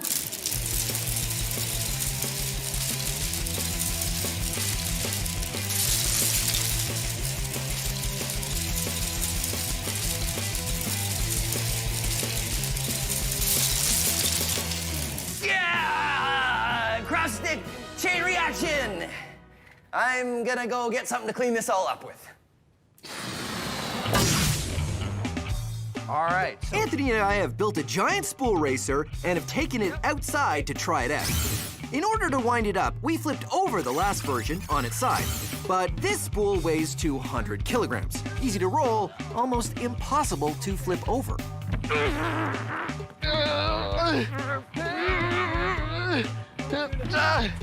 Come on, get it. I don't think it's gonna work. It's too heavy to move. Yeah. We should have thought of that before. Well, I'm sure we'll think of something. So Anthony and I thought about it. And thought about it. And thought about it. I got it! What? No. But you... And the answer finally dawned. What if we roll it this way? Because then that would wind it up, right? That's brilliant! By rolling it backwards, we wind up the bungee cord in one direction, which will make it want to unwind in the other direction. Anthony and I roll it across the parking lot to get it wound up tight. I don't think I can hold it anymore. Okay. Let go. Okay, it's wedged. It worked. All right, one more thing. We're gonna hook the trike up to this one as well. Okay. So right now, it's all wound up, and when it gets moving, the potential energy in the coil will turn into kinetic energy. Now, just in case you're tempted to try this at home, I need to tell you, do not try this at home. We're trained professionals, right? Yes. Yes. Well, as much as anybody can be trained for this, because no one really does this. Are you ready? Ready? Okay, here we go. Whoa. It's working! It's working! Yeah! Sure enough, all the potential energy we stored in the bungee cords starts to unwind, which rolls the spool and pulls me along behind it. What's more, that big heavy spool has a lot of momentum. So when it gets going fast, it just wants to keep moving. It wasn't long before I had to jump off. That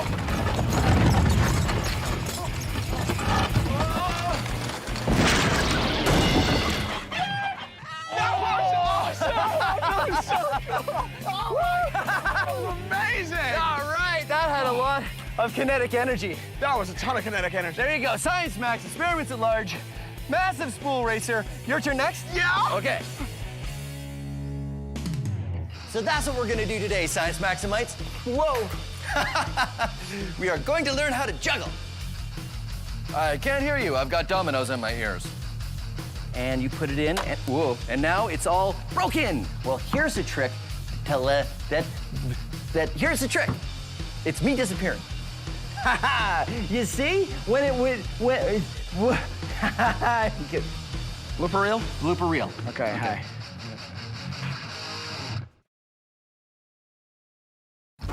Have you ever done a science experiment and wondered what it'd be like if you did it big? I have.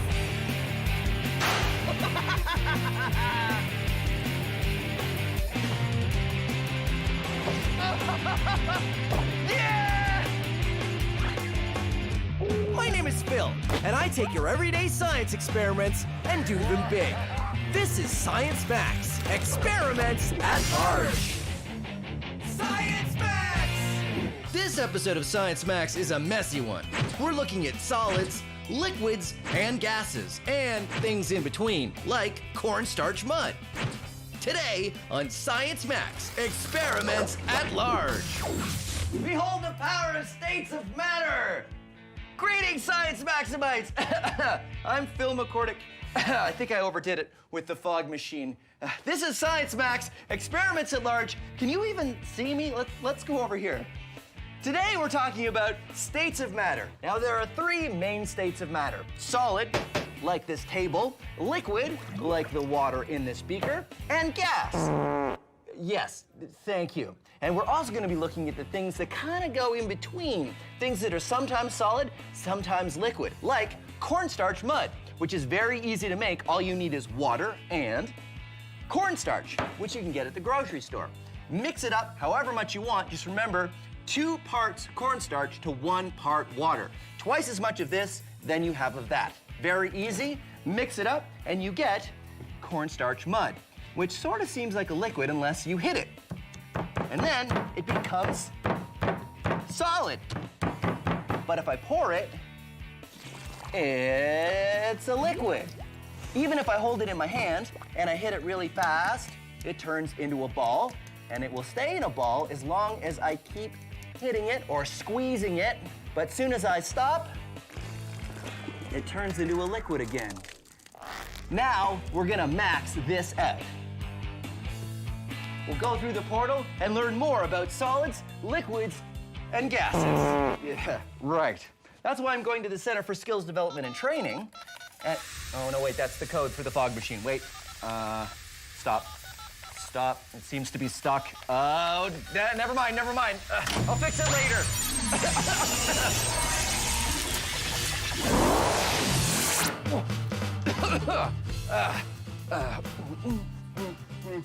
Right. Hey, Judy, how are you? Hi, Phil. How are you? Good. Judy is going for her PhD in chemistry, right? Yes. Fantastic, because that means you can explain cornstarch mud to me. Now, is this a solid or is it a liquid?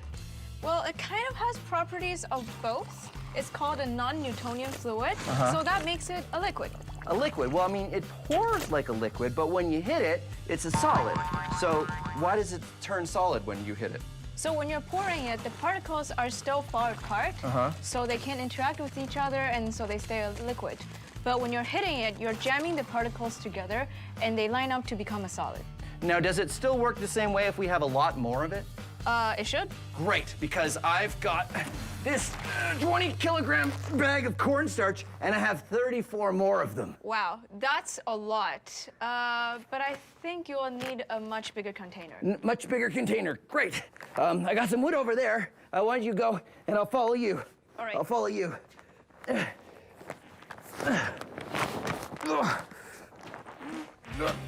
I'm coming.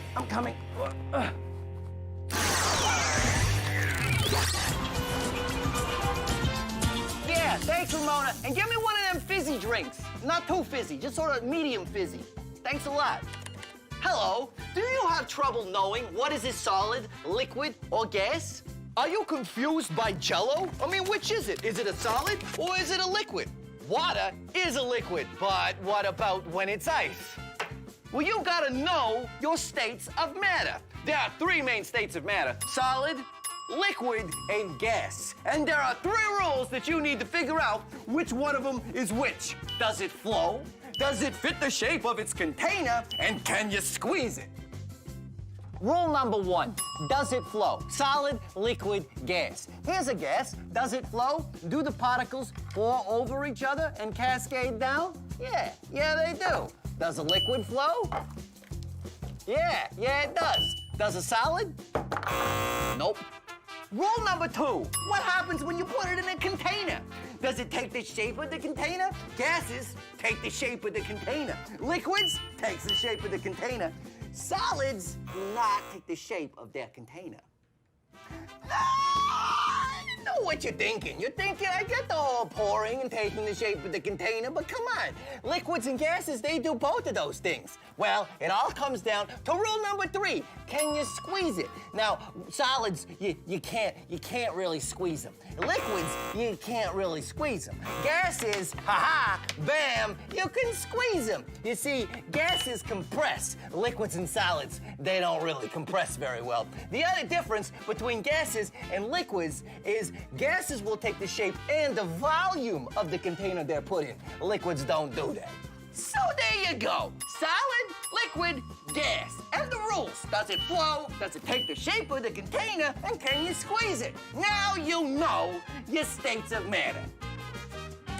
That'll be $6.50. Cash only. So what is cornstarch mud and how does it work? Well, cornstarch mud is a non-Newtonian fluid, which means it behaves differently than you, or Newton, would expect.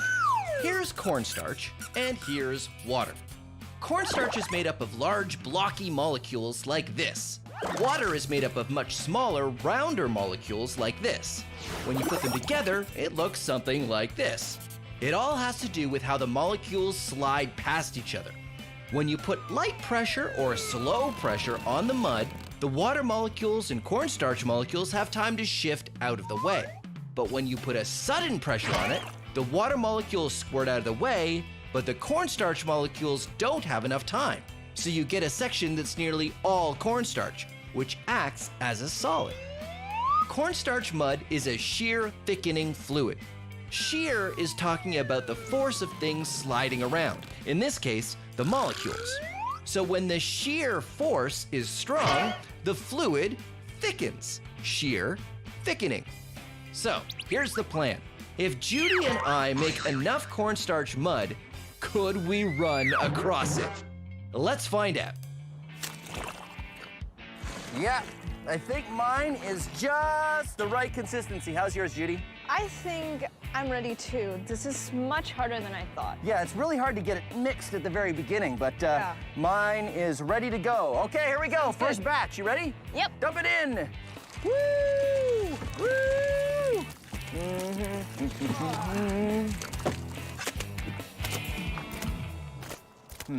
I thought that would be more. I thought so too. It's really not filling this up very much, is it? No. Huh, that's a lot of cornstarch. This is great, but I think we're gonna have to go a little faster than this. I think we need some sort of mixing device. Yeah, I mean, we don't have to do this by hand. We can get some sort of machine to help us. Yeah. Right on, high five. Oh. We shouldn't high five when we have this stuff on our hands. Nope. Yeah, good call.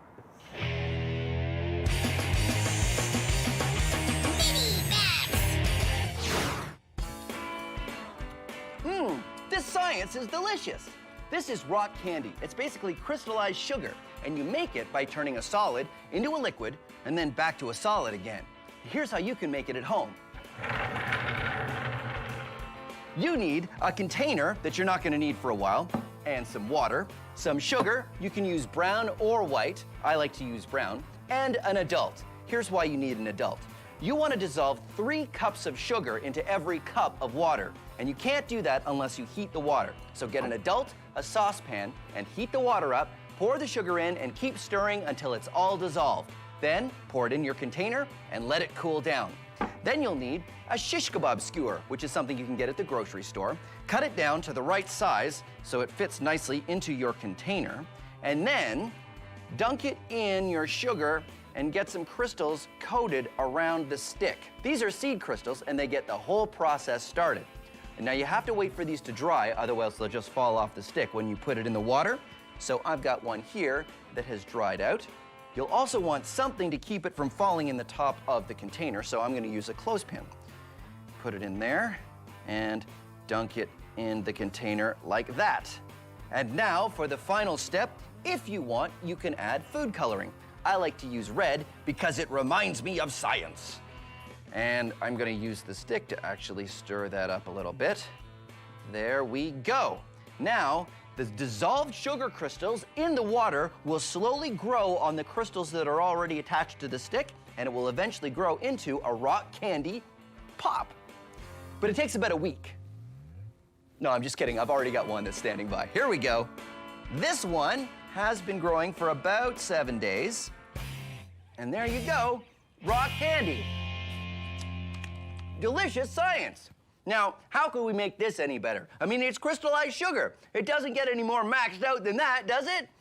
Yeah, it does. Come on. This is a giant container of sugar water, and I've been brewing a massive rock candy crystal in it for a while, but it's sort of getting a little bit too big to fit out the top of the container, so you know what? I'm just gonna put that back in there and chalk that one up to science because, well, eating a rock candy crystal that big will definitely not be good for my teeth, so yeah. So our big experiment is to take a whole lot of cornstarch and fill a trough to see if we can run on it. But mixing it by hand was going to take forever. So Judy and I got a drill with a mixing attachment on the end. Whoa, sorry. All right, so Judy, I'm noticing a bit of a problem here. What is it? Well, if I mix at the top, everything's fine, but as soon as I get it a little bit deeper, and then it gets really tough, and the whole bucket starts to spin, and the drill stops. Yeah, I think it's because the drill's trying to mix it too fast. When we're mixing it by hand, it's slow and you can still let it stay a liquid, but now you're just making it a solid. Right, because it's a sheer thickening fluid, Exactly. so if you hit it really quickly with something, like the blades of this spinning really quickly in the thing, it'll suddenly turn into a solid, and it'll be really hard to mix. Yep. So we go slow. Going slow. Going slow. Suddenly realizing that if we go slow, we'll be here forever. Yep. You know what I think we need? Whoa, sorry. You know what I think we need? We need a different way to mix this. Yep. We need a way to mix more of it, and we need a way that it doesn't hit it with blades that suddenly go through it really quickly. Something that can mix on a large scale, but slowly. I have just the thing. Come with me. All right.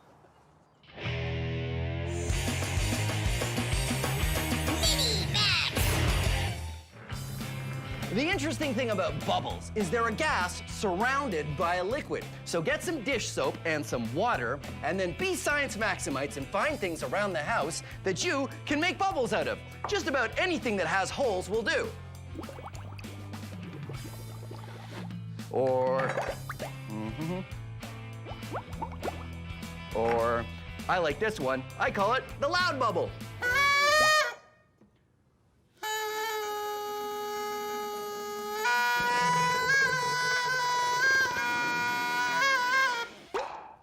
Or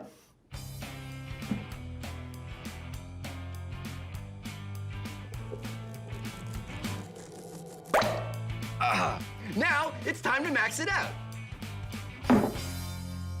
I'm here at the Ontario Science Centre, and this is Anthony. Hey, Anthony. Hey, how's it going? Good. So you are amazing at bubbles. I am. I've been practicing for a while. Let's get started. Okay. You're gonna make an okie dokie sign like this. Uh-huh. You're gonna dip it right into our bubble solution. Come on, get right in Okay, there, right in there. Make sure you get it all. Oh, that's a little too much. Well, That's then I good. can make two. And then you're gonna keep that okie dokie sign. You're gonna blow very gently.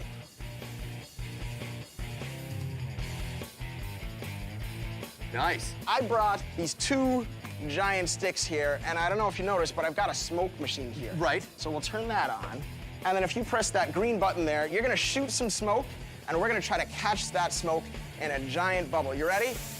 Okay, and I'm gonna try to... Oh, that was so close. great. Did you see that one? You give it a shot. Nice! Oh, check that out! That was amazing! That was huge. Try it again. Let's see if I can get the smoke machine. Here we go. Go for it, go for it. Push right towards. Oh, check that out! You did it! Look at that! Look at that! No! Smoke, and it bounces on the floor because the floor, it doesn't have any oils like our hands do.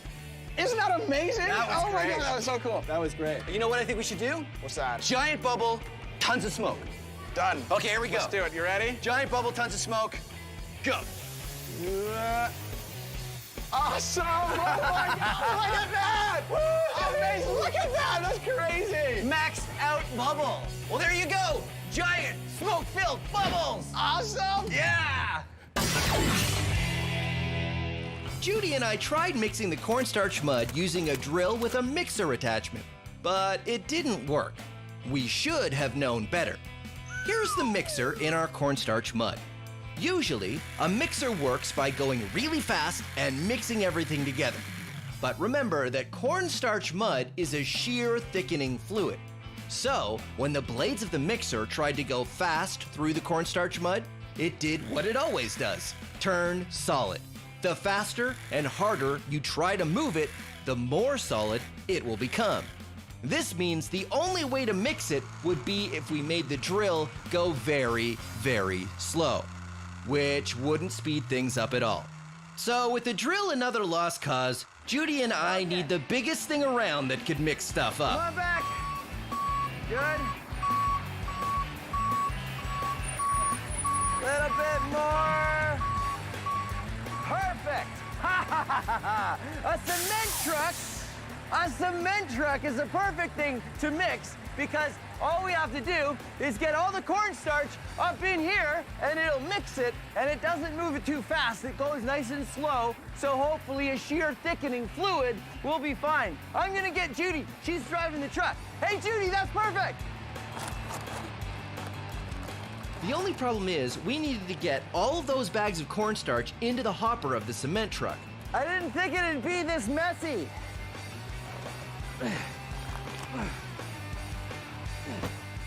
We needed to call the entire Science Max build team to help us out.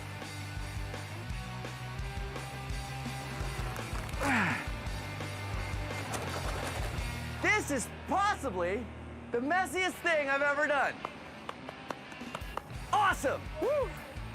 Hey, Judy, you wanna lift up any bags? I'm okay, thanks. That's okay. I'm having a lot of fun, so I can do them. Cool. Oh no! Oh no! Oh no! Yeah!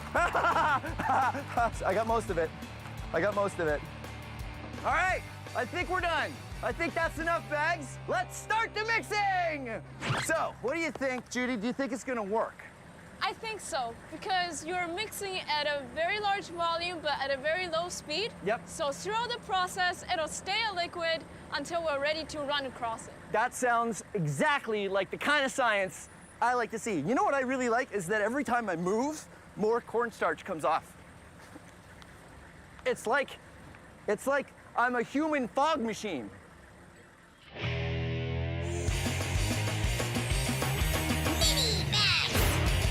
This is liquid nitrogen. Nitrogen makes up most of the air we breathe, but if you get it really, really cold, it turns into a liquid. The fun thing is you can use it to make other things really, really cold too, like this banana.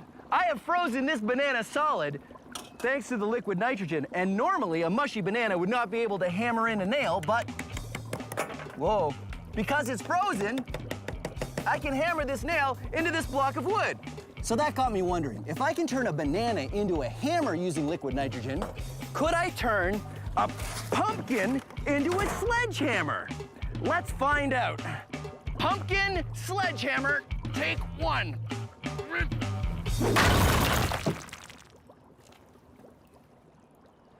No, I think the answer is no. You cannot turn a pumpkin into a sledgehammer with liquid nitrogen. All you can do is make a really, really big mess. I'm gonna have to clean this up, aren't I? Now we have a cement truck to help us do the mixing for our cornstarch mud. After making a giant mess getting the cornstarch into the cement truck, it's time to see if it worked. Hey, Phil, how's it going? Yeah, it looks like it's mixing pretty well. I'm really glad we're not doing this by hand, because it'd take a really long time. We've almost got it at the right consistency, but it's taken some time. But it's getting a little dark out, Judy. I don't know, do you want to quit and go home? No. Of course not. That's not what we do in science. Oh, here we go. Yeah! Awesome. All right, let's see it. Let's see if it's... I like how it comes down in little steps. And look, it's working just like it should. I hit it, and it's solid, but you can see it's pouring like a liquid. Yeah, here comes a big wave.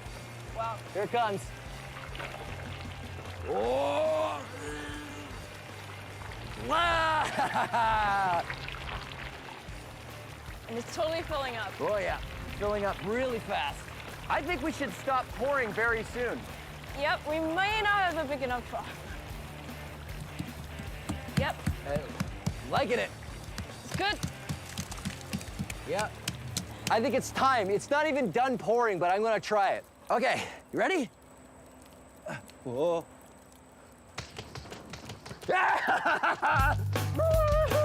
Oh, and you did it! Whoa. You can't. You have to get back onto the sides before you stop moving. Or else it becomes a liquid. All right, it's your turn. Okay. Here. Go. Okay, ready? Okay. You gotta hit your feet really fast. All right. Here, go. This actually works. Because cornstarch mud is a sheer thickening fluid, it means it stays a liquid until you hit it suddenly, like with your hands, or in this case, our feet. And then it turns to a solid. So as long as Judy and I keep slapping our feet down with enough force, we can walk on top of it. One more dance. All right. And tell you what, we'll do one more dance. All right, let's do that. Okay, ready? All right. And go. All right. All right. There you go. We've done it. Solids, liquid, gases. Thanks very much for joining us on Science Max Experiments at Large. Woo! Hey, Judy, catch. I have to be careful because the banana will shatter if I'm not careful. I think it's stuck on the bottom. I call this one the loud bubble. Oh, well. I call this one the loud bubble. I don't think I can do it.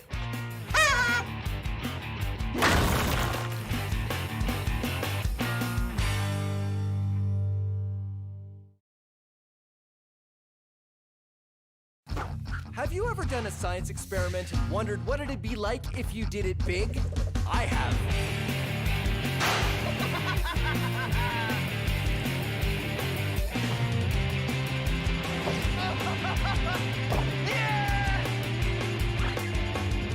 My name is Phil, and I take your everyday science experiments and do them big.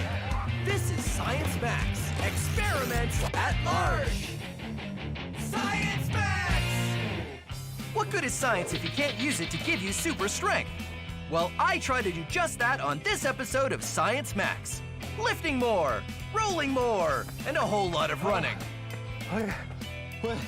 Simple machines. Today on Science Max, Experiments at Large.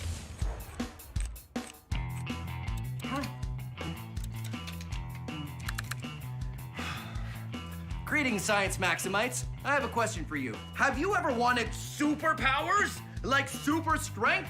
Well, today on Science Max Experiments at Large, I'm gonna give you and myself super strength using the power of science. But we're gonna do things a little differently today. You see, well, the portal hasn't been working perfectly since I built it. But I ordered a new particle impulse controller, and all I have to do is get it back to the lab.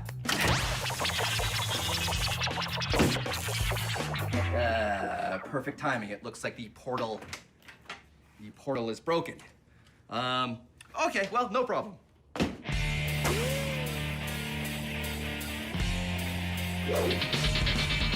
Okay, I'm here. Wow. That's perfect. One particle impulse controller for you. All right, thanks very much. No problem. Appreciate it. Enjoy. Thank you. Well, my very own particle impulse controller, okay.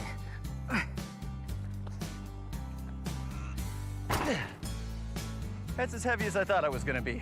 All right, Science Maximites, this episode of Science Max Experiments at Large is gonna be a little different because today I'm not gonna have an expert come and help me because I'm gonna move that giant, heavy particle impulse controller all the way across the parking lot and all the way up that loading ramp by myself with nobody's help. how am I gonna move a giant heavy machine all that way if I can barely even budget? Well, I'm gonna give myself superpowers, super strength with the power of simple machines. And the first machine we're gonna start with is the lever, which I guess I should go back to the lab to tell you about.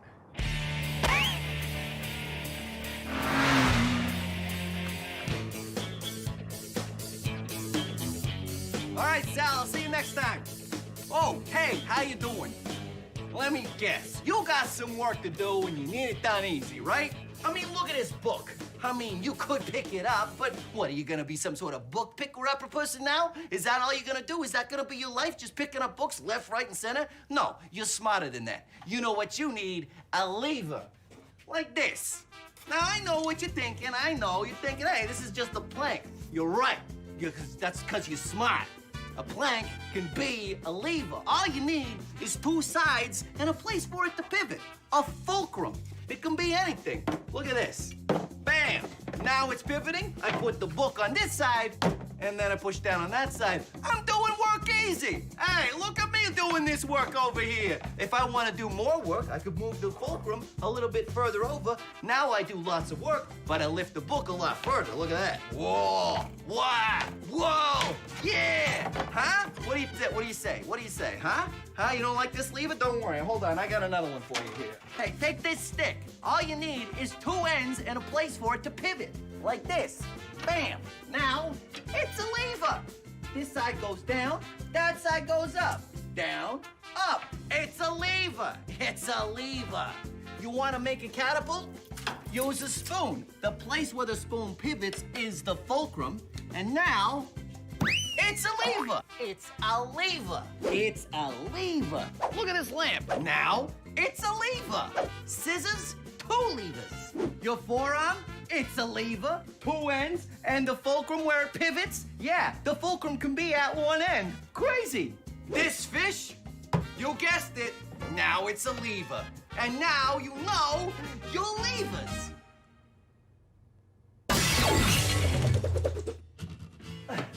Okay, where were we? Oh yeah, levers. So you can use levers to become much stronger, or at least lift something you couldn't normally lift. Levers are simple machines and they work like this. Levers are just a long rod or a stick or pole or a piece of wood like I've got here, and something for them to pivot on, a fulcrum. Now let's say you have something heavy, like this book. Sure, I can lift it, but what if I told you I can lift this heavy book with this book? Now, if the fulcrum is in the middle, like a seesaw, you can tell that book is much heavier than the other book. But watch what happens when I move the fulcrum. Huh? It's like magic, but it's not magic, it's science. Whoa. It's because the small weight is moving a long distance and the heavy weight is moving a short distance. Small weight, long distance, heavy weight, short distance. So, everything balances out. But here's where it gets interesting. The longer your lever, the more weight you can lift. These are two heavy cinder blocks. There's the fulcrum, and here is a very long lever with which I am going to lift those cinder blocks with this book. Ha-ha! And there you have it, levers. Now, back to the particle impulse controller. Oh, right. Ha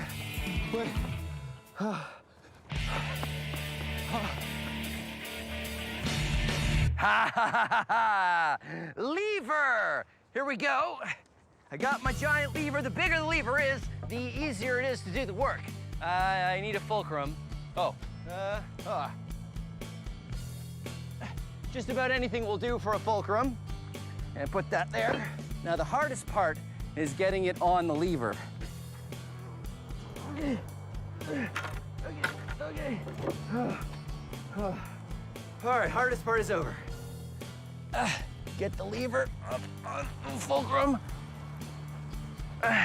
And, oh, look at this. No problem, one finger lifting. It suddenly became very easy for me to move this. I guess I need to do more than just lift it though, huh? Because I have to move it all the way Oh, rollers! Come on, back to the lab.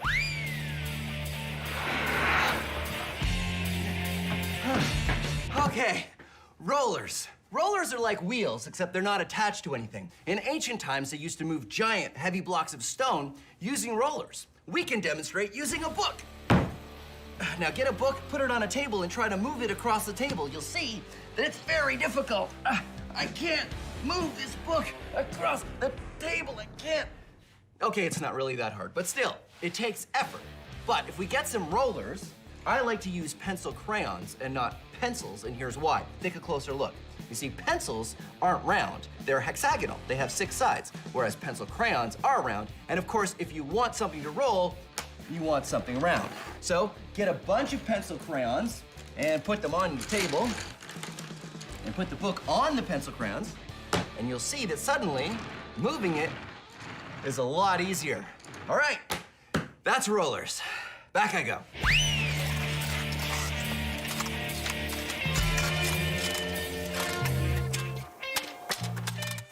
Now it's time for Science So Simple, a Caveman Could Do It. This is a caveman. This is a rock. Knock! It is a well-known scientific fact that if this caveman were to try to move that rock, he would not know how to do it easily. Poor caveman. But in ancient times, people learned how to move heavy rocks using ropes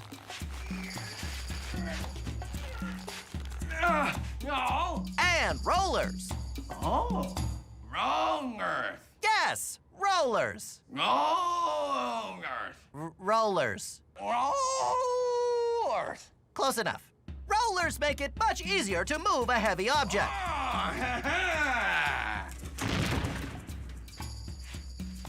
But they aren't perfect. So the wheel was invented. The wheel is a simple machine and one of mankind's greatest inventions. But no, that's not how it works. No? Wheels go on axles, which go under a platform. Now you have something to place that heavy rock on to move it around.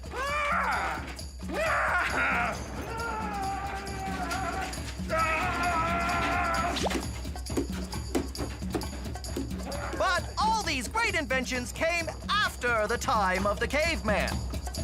Cavemen had to do everything the hard way. Join us next time for more science.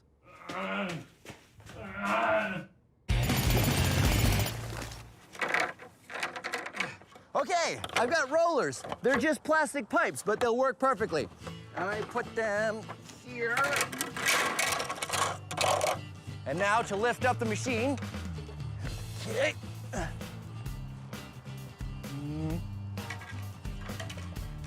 Perfect.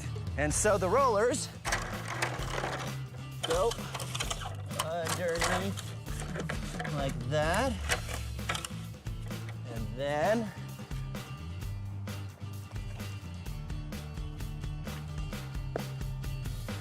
whoa. Whoa, careful.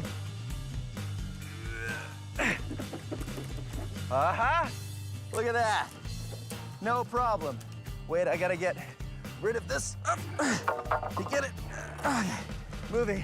Now, the trick with rollers is you have to keep taking them out of the back and putting them in the front.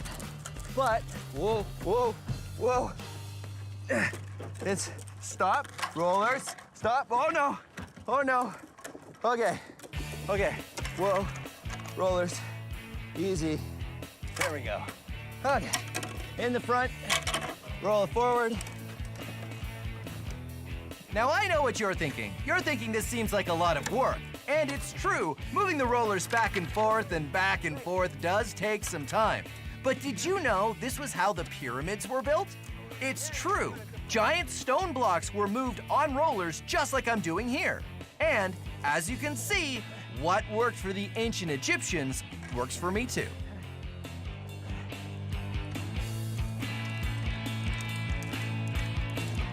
Uh-oh.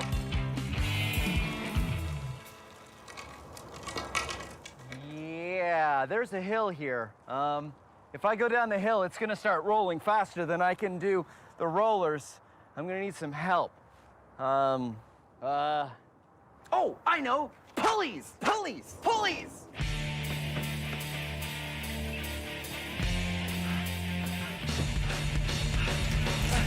Okay, pulleys. Pulleys are a great way to change the direction of force. I've got a rope going through this pulley and down to a book. So when I pull the rope down, the book goes up. Changing the direction of force can be very helpful, but pulleys can be helpful in another way. Pulleys can let you lift something that you couldn't normally lift. Now the rope goes up and down and up and down and up and down. And the force I need to lift this cinder block is a lot less than if I was just lifting it by myself. But I've got to pull a lot more rope. That's called mechanical advantage. Spreading out the force over a longer pull so you can lift a larger weight. If you use more pulleys, it reduces the amount of force. 1 pulley, same amount. 2 pulleys, half the force. 3 pulleys, 1/3. So I've got 5 pulleys here, which means I only need 1/5 the force to lift this cinder block. So there you go, pulleys. Now back to the, wait a minute. This calls for a mini-max. So how much weight can you lift with pulleys? Well, as much as you want, really. I have 4 pulleys on the bottom and 4 pulleys at the top. That means with 8 pulleys, I only have to lift 1/8 of my weight plus the weight of the chair I'm sitting in. And if I keep pulling, you will see that the chair I'm sitting in is roped to the pulleys. So now we see if I can pull myself up with nothing but pulleys.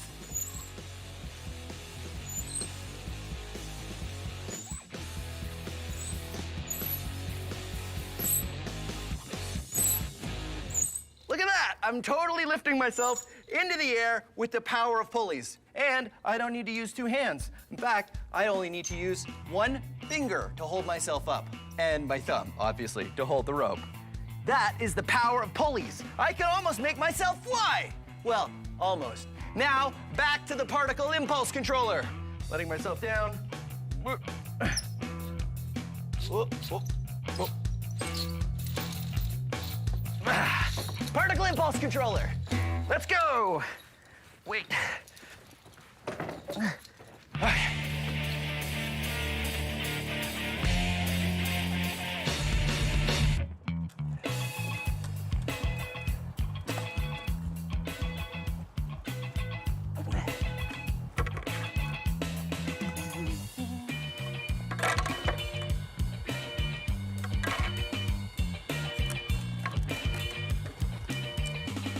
All right, I've been able to use this pulley to lower it down the hill at the speed I want to go.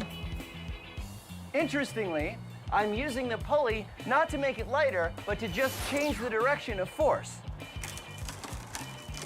And I managed to get it right here at the bottom. Now I've got to get it up onto the loading dock, so I think this is where I need a ramp. Whoa, whoa, oh.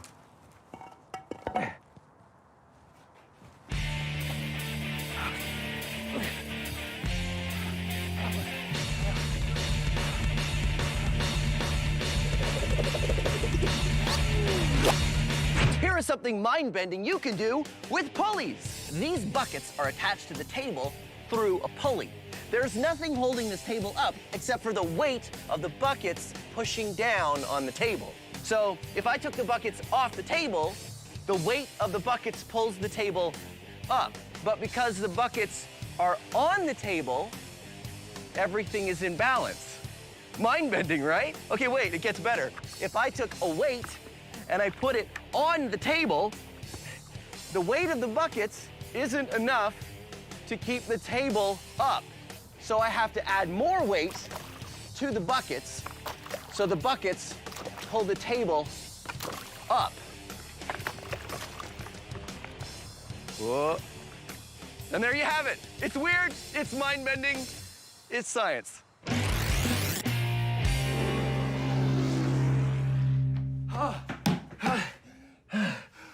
Okay.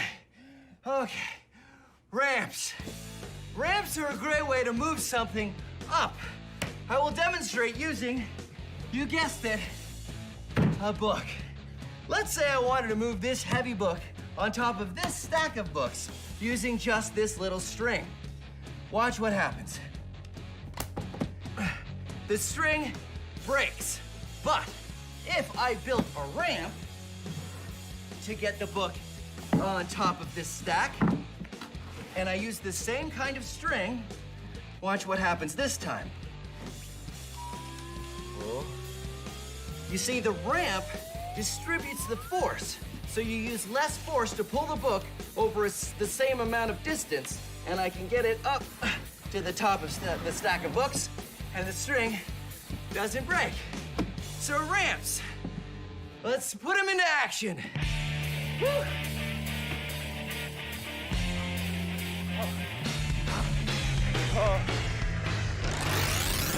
My simple machines have worked great. I've managed to get the particle impulse controller all the way to the loading dock. But now it's time for the hardest job. What I need to do is build a ramp that goes from the ground up to the loading dock. Then I need to pull the heavy impulse controller up the ramp. The best way to do that is to use a system of pulleys. I have 3 pulleys on one end and 2 pulleys on the controller. Because I have 5 pulleys working together, I'll only have to lift 1/5 of the weight. The plan is to get it tipped over onto the ramp, then use rollers to help it roll up as I pull on the rope. There's 3 pulleys on that piece of wood over there, and I got 2 pulleys on this piece of wood here. And now, if I pull, and I carefully put the rollers underneath, careful, perfect! Okay. Now it's on the rollers, and now I can pull it up the ramp. Now I gotta carefully put new rollers underneath as I go. Pull it up the ramp. Roller. I know what you're thinking. It still seems pretty difficult. If only the simple machines could give me longer arms. Well, they can't do that. But what they can do is give me the strength to do this heavy job with no one else around but me. Hopefully that won't be a problem.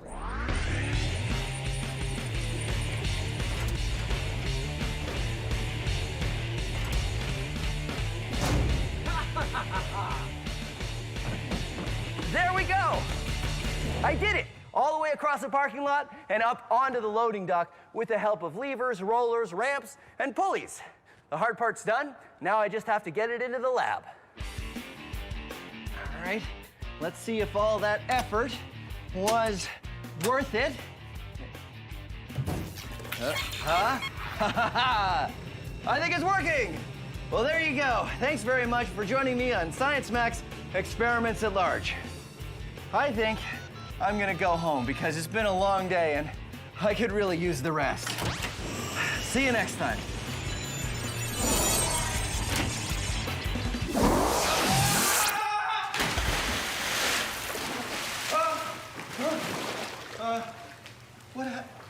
Wait, I hit 3, 4, 1, 2. I should have hit 3, 4, 2, 1. That was yeah, that's okay. I'll just go back and,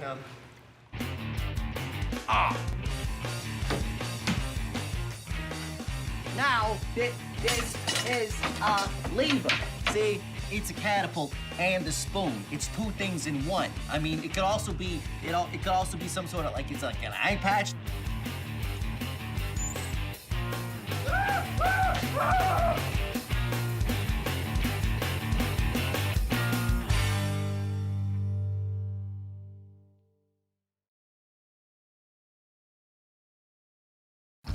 Have you ever done a science experiment and wondered what it'd be like if you did it big?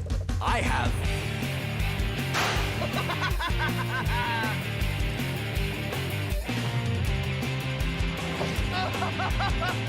Yeah! My name is Phil, and I take your everyday science experiments and do them big. This is Science Max, Experiments at Large. Science! third law is the science behind balloon-powered rocket cars. It's also the science behind a maxed-out rocket car that I can ride. Plus bowling balls and an interrupting sign. Today on Science Max, experiments at large. Greetings, Science Maximites. I am Phil McCordick, and this is Science Max Experiments at Large. Today, we're going to be experimenting with the balloon-powered car. Here's how it works. Woohoo! It all has to do with Newton's third law. Newton's third law. For every action, there is an equal and opposite reaction. We don't have to do this now. This is all for later. We can build the cars first, and then we can, let's go over here. So how do you build a balloon-powered car? Well, I suggest you be Science Maximites, because there's any number of ways you can build a balloon-powered car. You do not have to follow my design. You should come up with one of your own. It may even be better than the one I built. But I will give you some tips, though, that make it a lot easier. First of all, you need something to stick your balloon on that has an opening on it. I used a turkey baster for this car. I just pop the top off, and remember to tell an adult that you're using the turkey baster. And then you stick the balloon on there, and it allows you to attach something to the car, and it also makes it easier to blow up the balloon. You can use any number of things, even just any kind of tube that you find lying around. It helps you attach the balloon to the car, and it helps you blow up the balloon way easier. The other thing you should think about when you make your balloon-powered car is how you're going to make the wheels roll. Once you've decided on the base of the car, you could use anything, even just a piece of cardboard like this. You can do your wheels in two ways. The first way is to attach the wheels to the axle. This is how I made the axle of this car. I used a shish kebab skewer, and I stuck it inside a straw, just like that. And then I attached the lids to the shish kebab skewer. So the lids and the shish kebab skewer are attached, and they rotate in the straw. That's one way to make the wheels turn. The other way is to tape down the axle or whatever you're going to use and have the wheels spin around on the axle. Two great ways to make your wheels turn, and it really kind of depends on the wheels you're using. You can make your own design and keep refining it and making it better and faster, or do what I like to do and make a whole bunch of different cars. So we've got this one. This one I made out of paper plates, and this is a snorkel. Awesome. This one is the rock car, because there's a rock on it. I've got the dragster model. It's a long broom handle, and it might not work that well, but who knows? And this is my favorite design. It's made out of waffles and an ice cube tray. This is why I make a whole bunch of different cars, because I can race them. Sunday at the Science Maxodrome. It's the balloon-powered car winner-take-all drag race of awesome. First up, the Eliminator.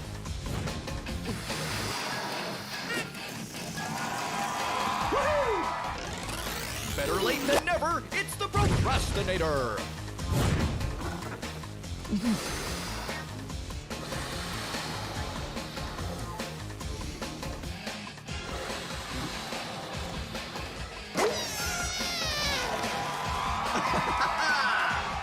Crushing the competition, it's the Terminator!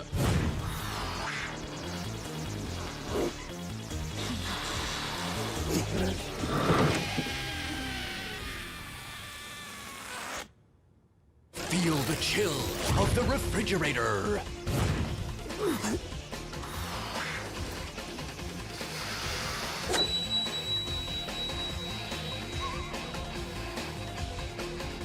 Hooray! And last but not least, the Regurgitator.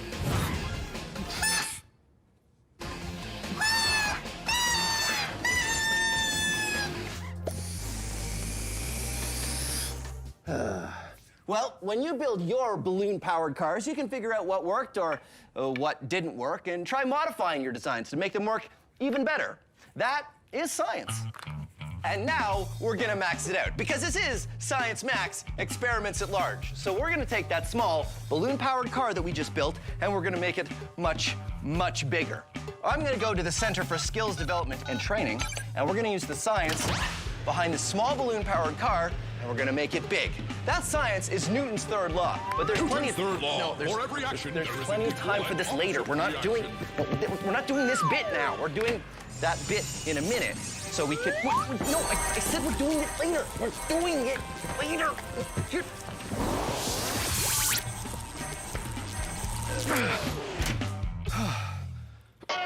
Whoa. Hi, Sarah.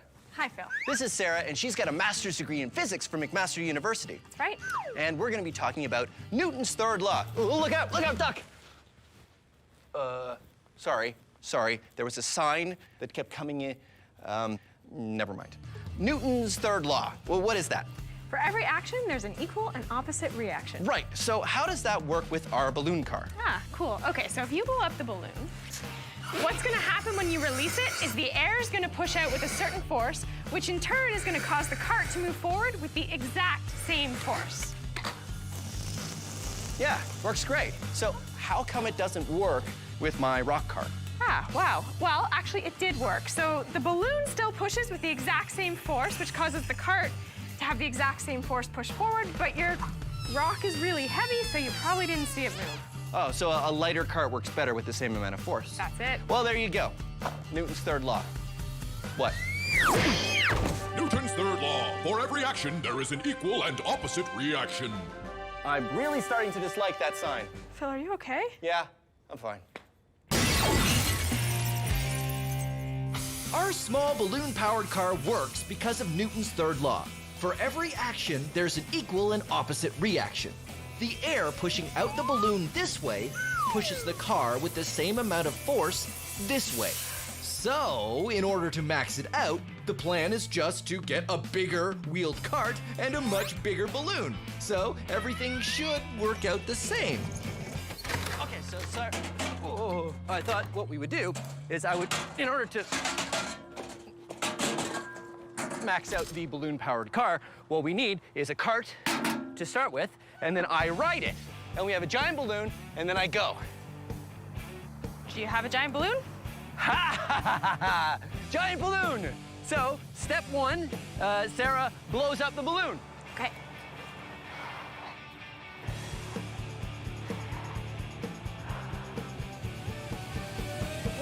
Wait.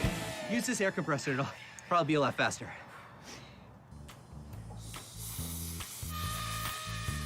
Sarah and I get to work blowing up the balloon, and it takes a long time. A very long time.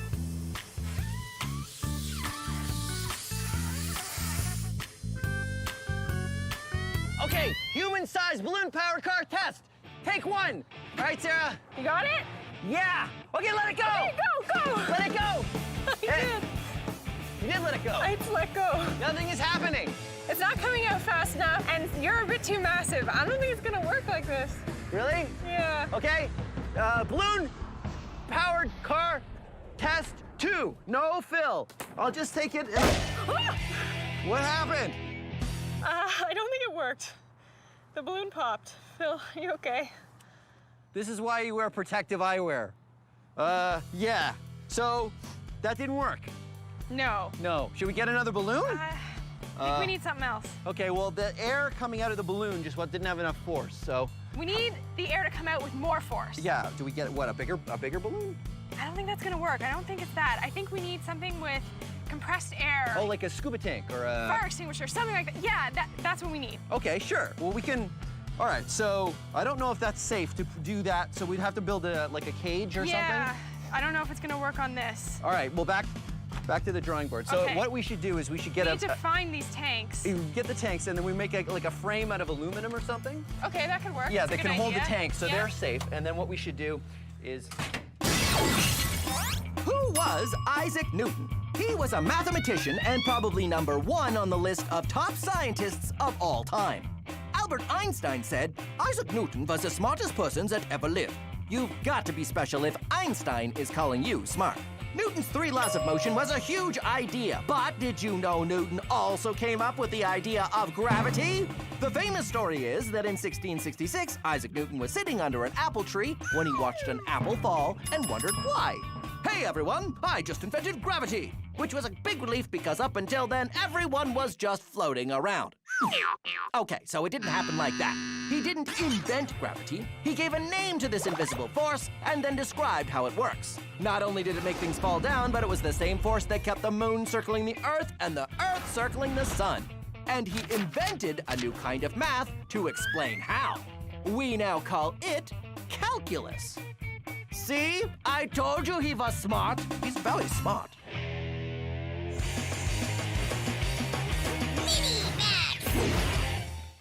This is hydrophobic coating. Hydrophobic literally means afraid of water, but it's not actually afraid of water. The chemistry of a hydrophobic coating prevents water molecules from penetrating anything you spray it on. You can get this stuff at the hardware store, and if you want, be Science Maximites and get an adult and think of the coolest thing you could spray with hydrophobic coating. I like to use things that do not go well when you put them in water, like tissue.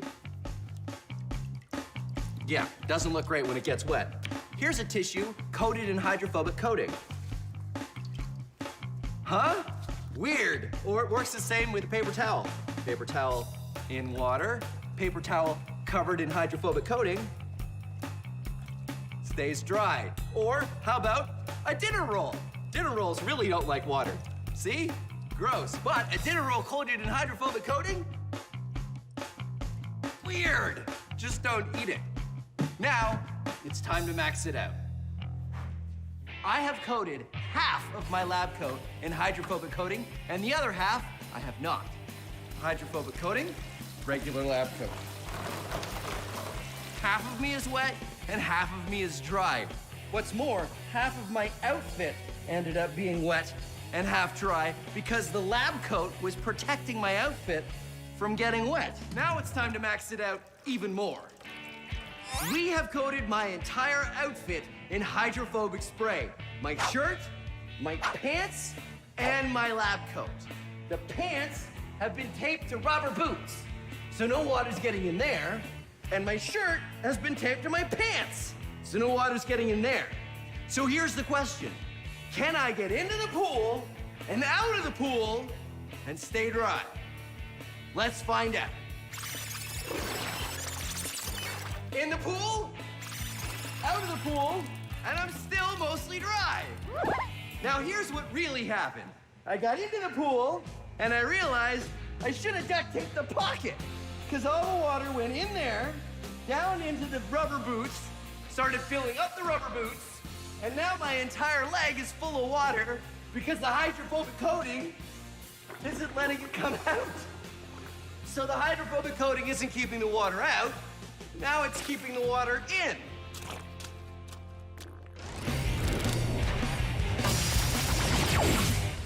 Let's take a closer look at Newton's third law. Newton's third law. For every action, there is an equal and opposite reaction. Okay. All right, let's watch it back. When the sign hits me, I exert a force on the sign in the opposite direction. That makes the sign stop moving. It also exerts an equal force on me, causing me to fly off in this direction. Now, if I was to push this sign, I'm not only pushing the sign this way, but my feet are pushing against the ground in the opposite direction. It's, well, it's really easier to see if I'm not standing on the ground. No, hold on. Okay, so, okay. So now that I'm hanging, watch. I push on the sign, but when I exert force on the sign to make it go this way, I go that way. Well, actually, it doesn't work as well because the sign isn't as heavy as I am. So wait, I have this over here. This is a barrel, and it has stuff in it, and it weighs as much as I do. Okay, so watch. If I push on the barrel like that, I go away from it as much as it goes away from me. So, there you have it. Newton's third... No, hold on. Newton's third law. Newton's third law. Okay, go. Newton's third law. For every action, there is an equal and opposite reaction.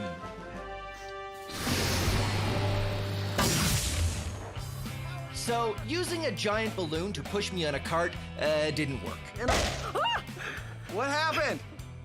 The plan now is to use the compressed gas cylinder. Just like a balloon, these cylinders contain a lot of air. If we get a cart and put a gas cylinder in a cage for safety on the back and open the valve, the escaping air might have enough force to push me. This is 2 cubic meters of air. If we were to put it in a balloon, the balloon would be this big. But if we compress the air, we can fit it all into one of these, a steel tank. This is what we're going to be using next for our air-powered car. Got it? Yep. All right. So Sarah and I have been hard at work, and we've built the air-powered cart. We can't call it a balloon-powered cart anymore because now we've got a compressed air tank, so it's not a balloon that powers it. Exactly. Okay, so I'm gonna sit on here, Sarah's gonna turn on the tank, and I'm gonna go. And before we do this, we should say, do not, under any circumstances, try this at home. We are trained professionals. You ready? I'm ready. Okay, high five first. Okay, now we do it. Okay, so before I turn the tank on, make sure your feet are down and the brakes are on. Gotcha. Don't take them off till I say go. You have got it. All right. Ready? Okay.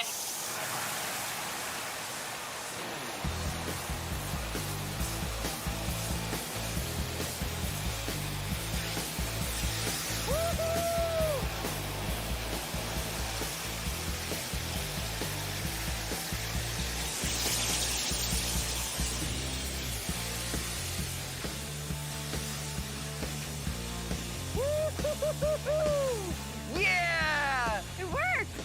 Yeah, it did work, but I feel like it could work better. You want to go faster? I do want to go faster. This reminds me of the rock car. Yeah. Where we didn't have a big enough balloon. We need more force. We need more force. So should we get a bigger tank? Let's get more tanks. More? Tanks, more force. You're going to go faster forward. Newton's third law. Newton's third law, high five. All right, let's do it. All right.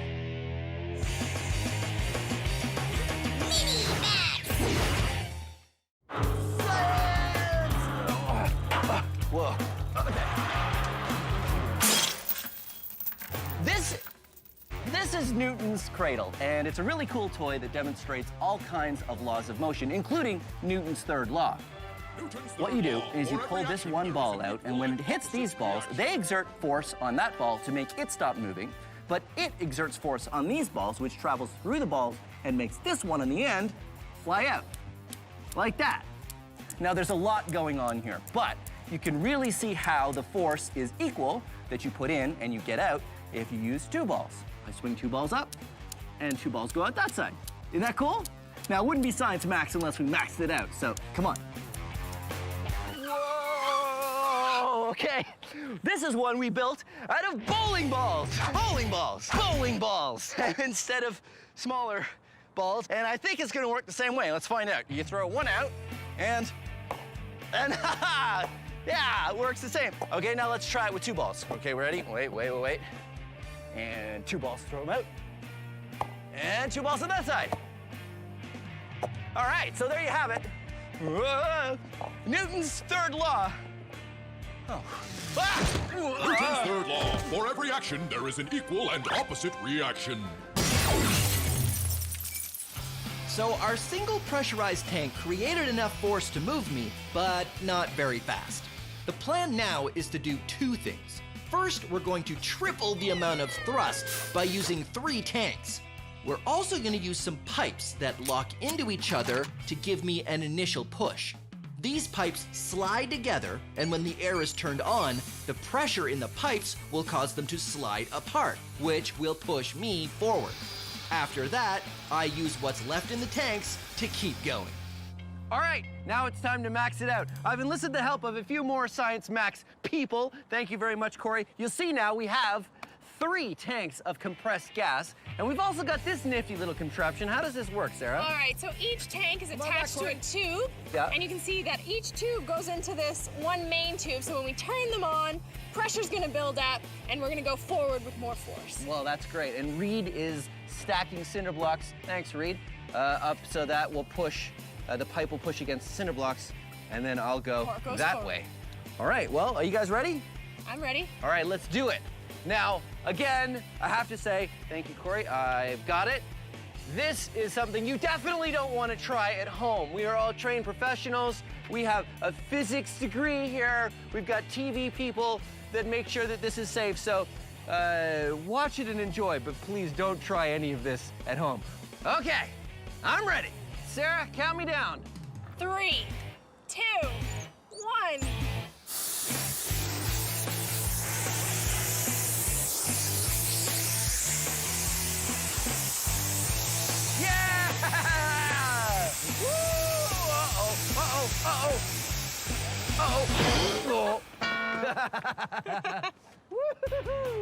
That was awesome! That was really awesome. All right, high fives, high fives. Yeah. And it's raining now, so it looks like we're gonna have to stop. So thank you very much for joining us on Science Max Experiments at Large in our episode on Newton's third law. Science Max is a show where we take small experiments and do them big.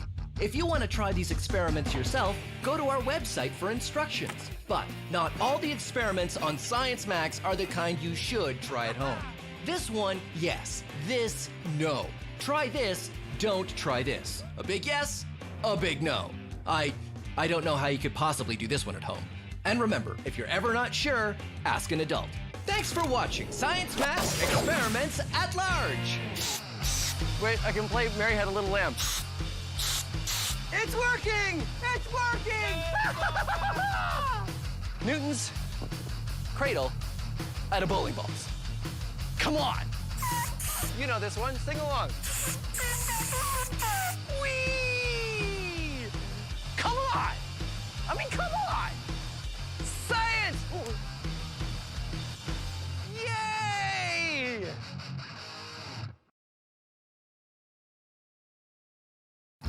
Have you ever done a science experiment and wondered what it'd be like if you did it big? I have.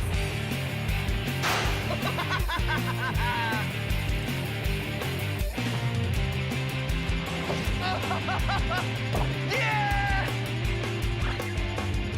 My name is Phil, and I take your everyday science experiments and do them big. This is Science Max, Experiments at Large. Science Max! Today on Science Max, we're looking at Chemicals! Chemicals make up everything around us, and we're finding out which ones you can mix together to make spectacular science.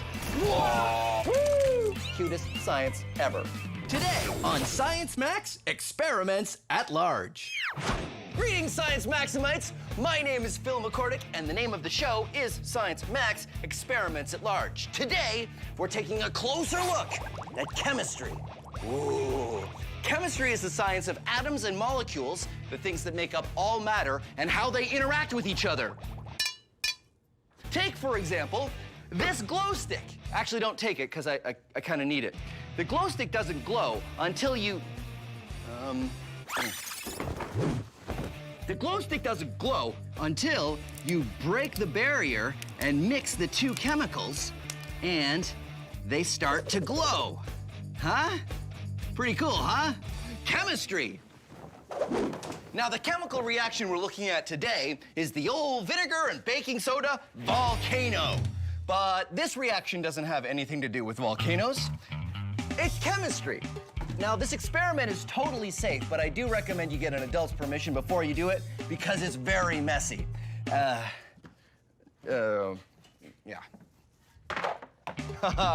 First, you're gonna want baking soda and vinegar. These are your two main ingredients, but you'll also want dish soap and red food coloring if you want it to look a little bit more like lava.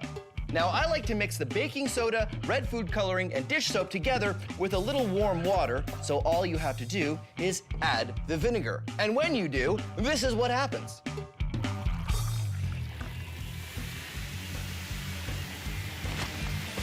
And there you go, chemical reaction. Now, I know what you're thinking. You're thinking, Phil, how much vinegar or baking soda do I use? Well, I'm not gonna tell you. This is where you can be Science Maximites. Try different amounts. More vinegar, more baking soda, more dish soap. Who knows? Write down the amounts each time you use it and find out what amounts work best.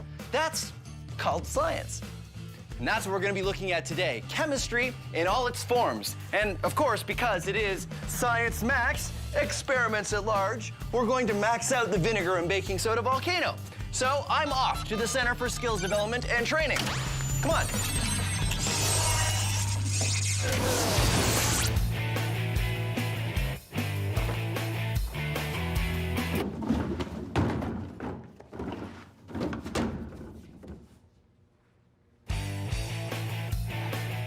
Hey, Talina. Hi, Phil. How you doing? Good, how are you? Good. This is Talina. She's going for her PhD in chemistry from McMaster, right? Yeah. Awesome, which means you can help me max out the baking soda and vinegar. We need vinegar. You grab that vinegar and vinegar volcano. So what happens when we mix these two chemicals? Well, vinegar is an acid and baking soda is a base, and when you mix them, they neutralize each other to produce carbon dioxide and water as a byproduct. So acids and bases are kind of like opposites. Yep.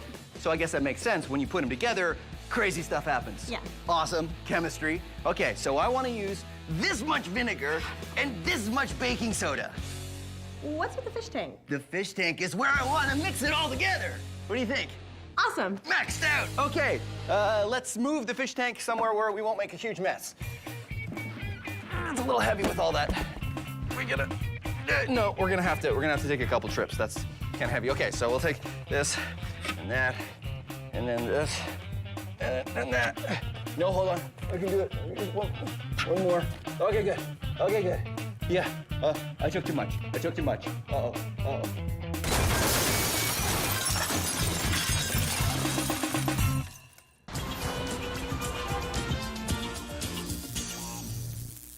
That's good, Ramona. Put it in the background. Put the sign in the background. Yeah, in the BG. I love the BG. Chemicals. Chemicals. Chemicals. Chemicals? Chemicals. What are chemicals? Are they things you have in a lab in a jar that say chemical on them?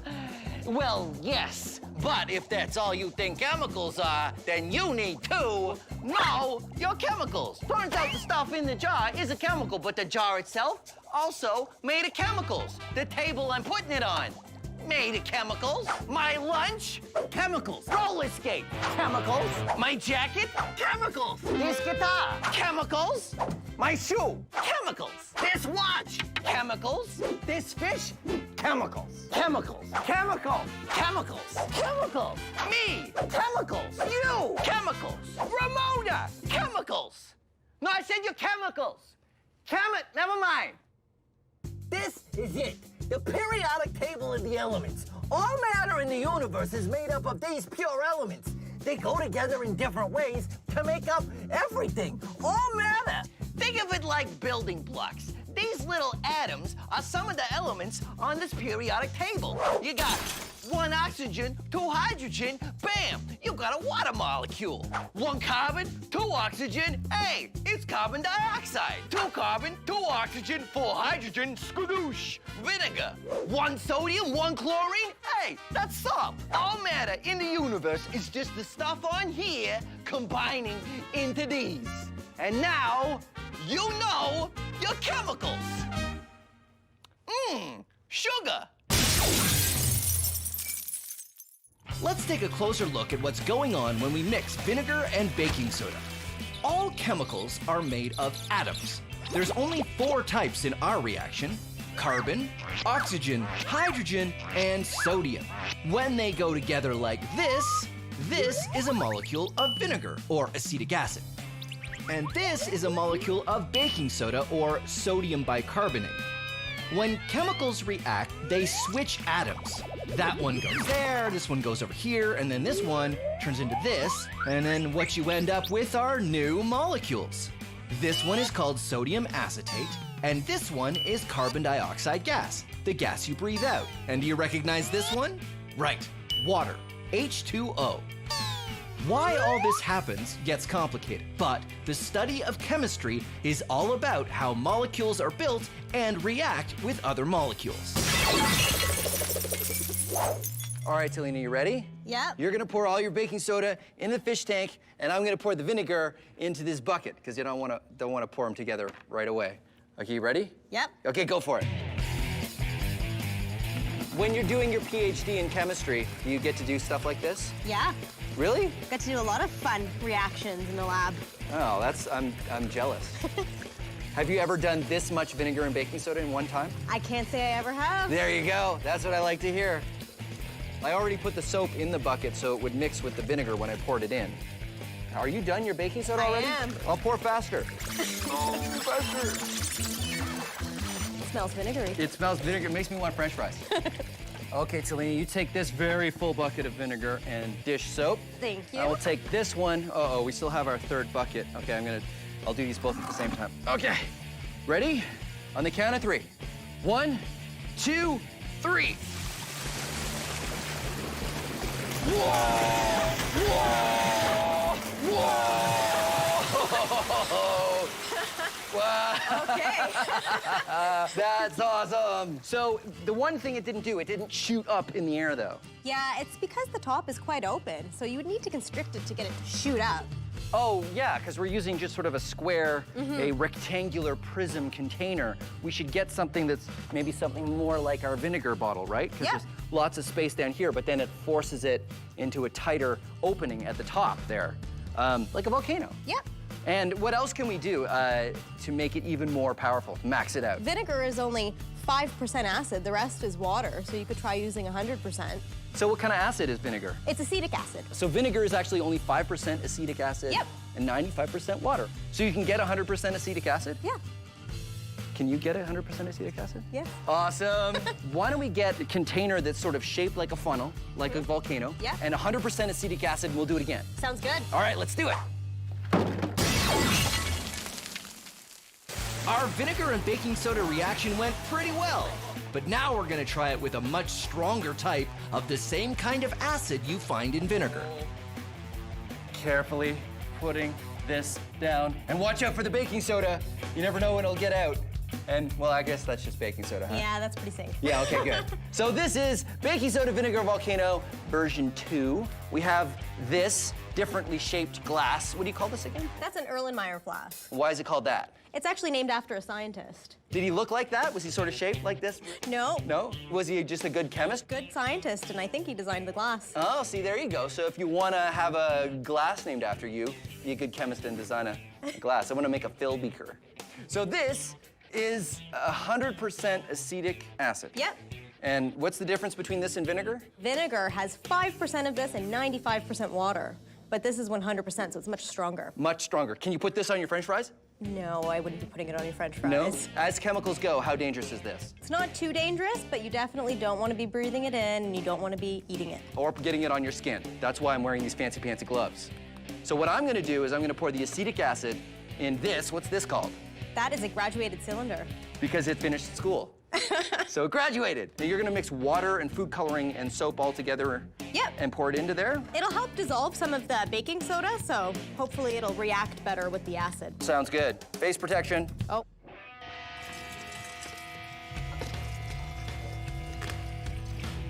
All right, that's good. And now, when we do it, I want to add the funnel at the end to like accentuate the concentration of, but I don't know if it's gonna go so fast that I won't be able to get it in there, but we'll try it. Try it. Vinegar baking soda volcano version 2.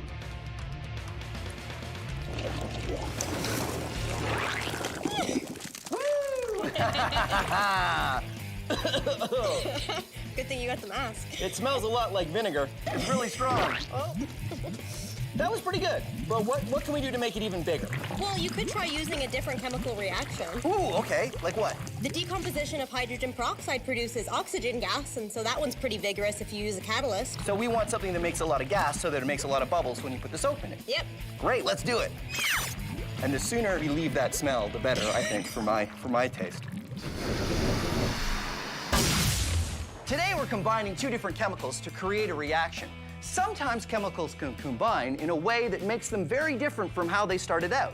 For example, this is sodium, or Na on the periodic table. Now the sodium tablets are in mineral oil because sodium reacts very strongly with water, even the water in the air, or especially the water in my skin. Watch what happens when I drop a sodium tablet into this beaker of water.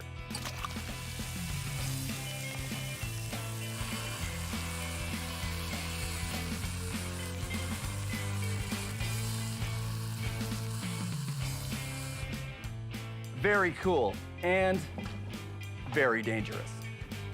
And this is chlorine, or Cl on the periodic table.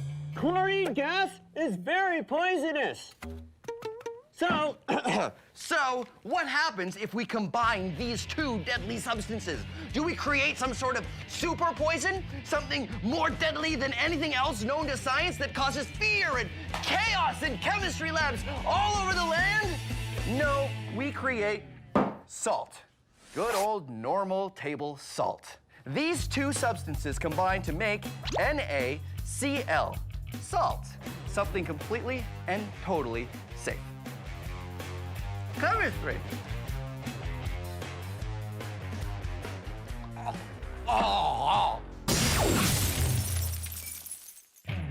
We've gone from vinegar and baking soda to 100% acetic acid in baking soda, and now we're doing the Vinegar and baking soda Volcano version 3.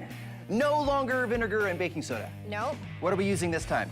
So here we have some hydrogen peroxide. Oh, that's the stuff you use at home to put on a cut, right? Yeah, but the stuff at home is only 3%. This one's 30. So much stronger, Much. 10 times stronger. Yes. And is this more dangerous? It's definitely corrosive, so wear your gloves. Corrosive means it could eat your skin. It can burn your skin a little Which bit. is why we're wearing gloves and blast shields. What's gonna mix with this? So here we have some potassium iodide, which is a salt, Mhm. and it's mixed in with some water. The most important part of this reaction is the fact that it creates gas. Oxygen which gas? makes bubbles when you put in dish soap, right?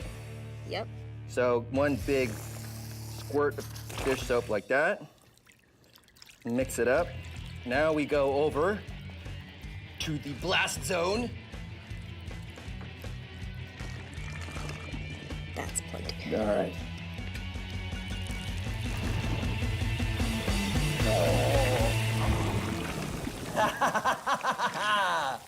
Now that's a reaction. Looks like there's steam coming off here. Why is that happening? Well, it is an exothermic reaction, so heat is being generated as the reaction proceeds. Oh, cool. Can we lift our visors now? Yep. Awesome.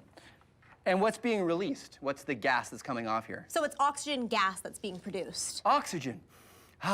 What we want to do is make this even bigger, but first, can we do it again? Sure. Because I have an idea. Hold on. I think we should repurpose our old volcano. What do you think? Sounds like a good idea. Okay, so if we put it over here. All right, Volcano version 3.5. Hydrogen peroxide, potassium iodide. Right, here we go.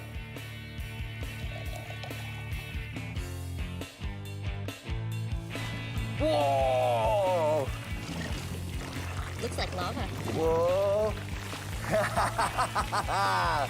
Look at that. Now that is a big volcano eruption. Just covered the town. That is completely, yes.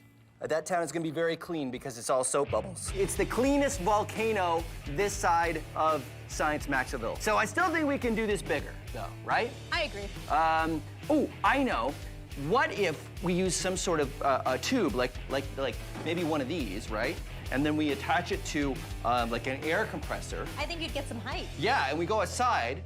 The atom in 60 seconds.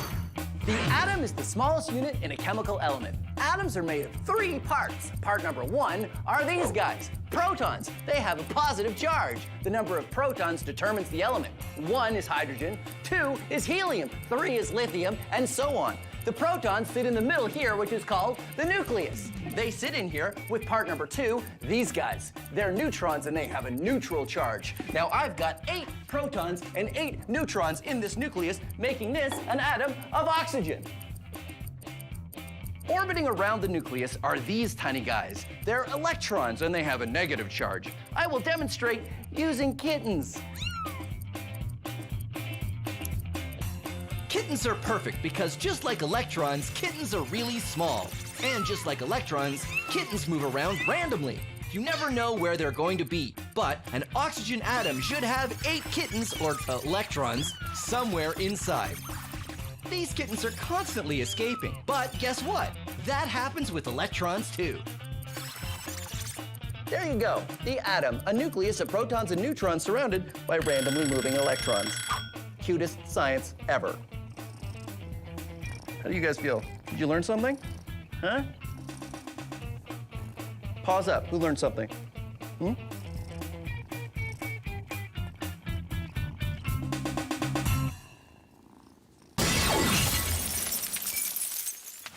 Talina and I have made a bunch of chemical reactions, but in our quest to max things out, we've got a new plan.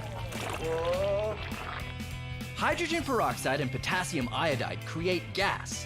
One way to max out the reaction is to contain the gas in something like a tube. We're gonna put the hydrogen peroxide in the tube first. Then we're gonna put in the potassium iodide in the top through a one-way valve. Then we're gonna pressurize the container.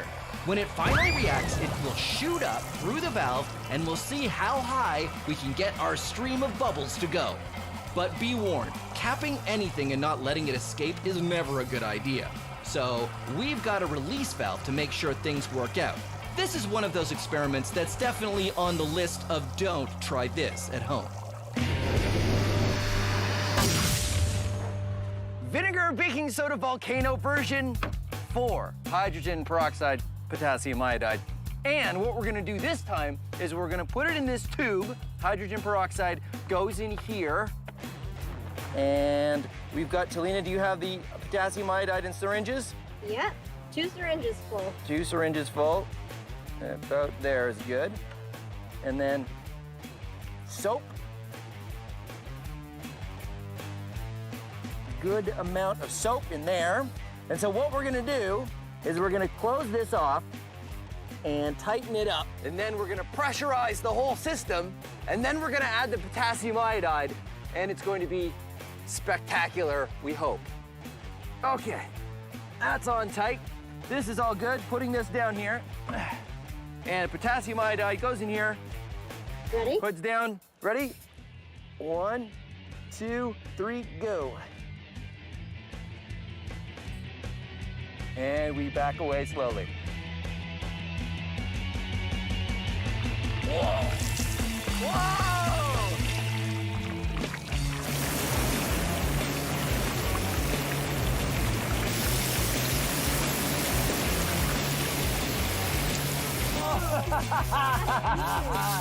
Yeah, that's what I'm talking about.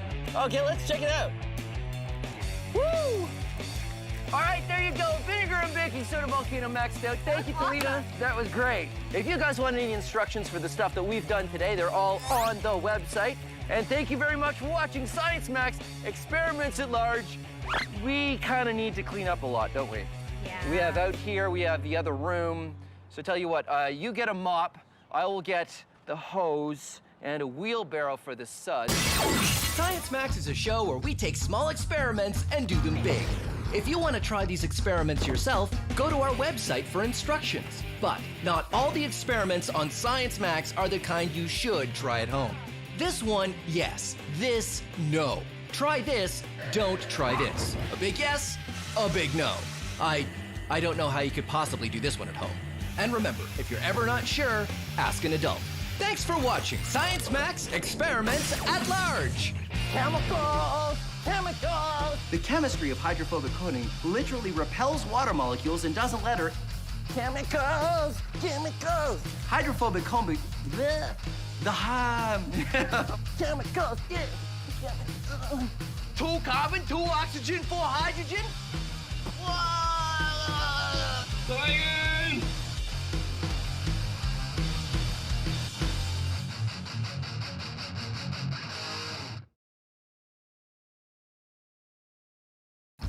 Have you ever done a science experiment and wondered what it'd be like if you did it big? I have.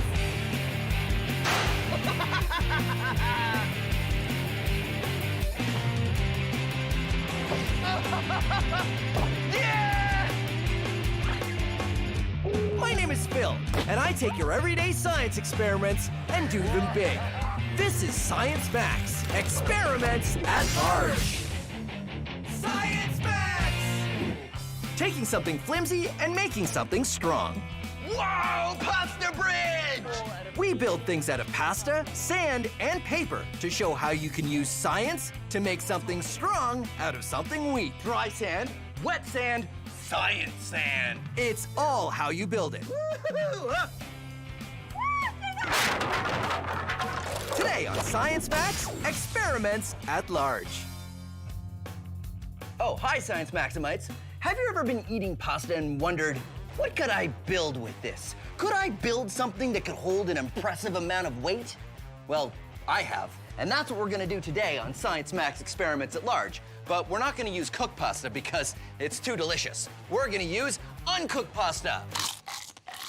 which is less delicious, but it's great for building. We're gonna make a pasta bridge. Here's how you do it. First, you wanna start with a plan. And then you wanna take your pasta, I'm saying pasta, but of course spaghetti is usually the best thing to use, and lay it out on your plan. The reason you have a plan is so that you can make sure all of the spaghetti is exactly the right length. Lay it out on your plan, perfectly aligned like that. There. And now it's time to glue it all together. Now you can use white glue, but it takes a long time. So I suggest a hot glue gun, but make sure you get an adult's permission before you use one of these, okay? So you take your plan, you lay it out, you glue it up. Don't glue it on the paper because that will be bad. And you will end up with your truss, and it looks just like this. Now remember, you want 2 sides because those are the sides of your bridge. And as you can see, I've used several strands of pasta because that'll make it a little bit stronger. Once you have your trusses, it's time for the next part of the plan. This is the roadway, and it works the same way. Lay out your pasta, glue it up, and bam, there it is. Now, you put your trusses on your roadway, and you glue them all together, and you also want to put some struts along the top here, probably, to keep it nice and rigid. In the end, you will end up with a fantastic looking pasta bridge. Pretty good, huh? Pasta bridge. No other bridge could claim to be 100% pasta. Minus the glue, 99.8% pasta, 0.2% glue. I say there, Captain. Set sail. Set sail for the land of pasta bridges. Now, if that was pretty fast for you, don't worry. All the instructions are gonna be on our website.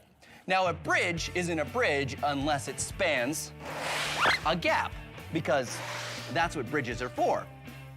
So you put your pasta bridge up there across the books like that, and then you can see just how much weight the bridge holds. It's pretty impressive. If you build it right, even something as flimsy and as delicate as pasta can hold quite a bit of weight. I like to use big, heavy blocks and put them in the middle where there is no support from the books whatsoever, and just keep adding heavy things and see how much weight the bridge will hold before it breaks. How much will it hold? Well, I'm not gonna tell you. That's where you get to be Science Maximites and find out for yourselves. And now, we're gonna max it out. Today on, oh, my pasta. Today on Science Max Experiments at Large, we're gonna be looking at how fragile things can become strong if you build them right. We're also gonna be maxing out the pasta bridge experiment to see if we can make one that's strong enough to hold me. You think we can do it? I know I have no idea, but I'm going to the Center for Skills Development and Training to find out.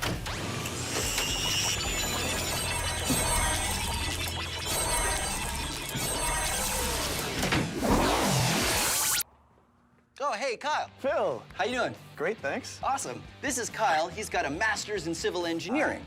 Did you want some pasta? I'm good. I can go back and get some more. Really, I'm good. Okay.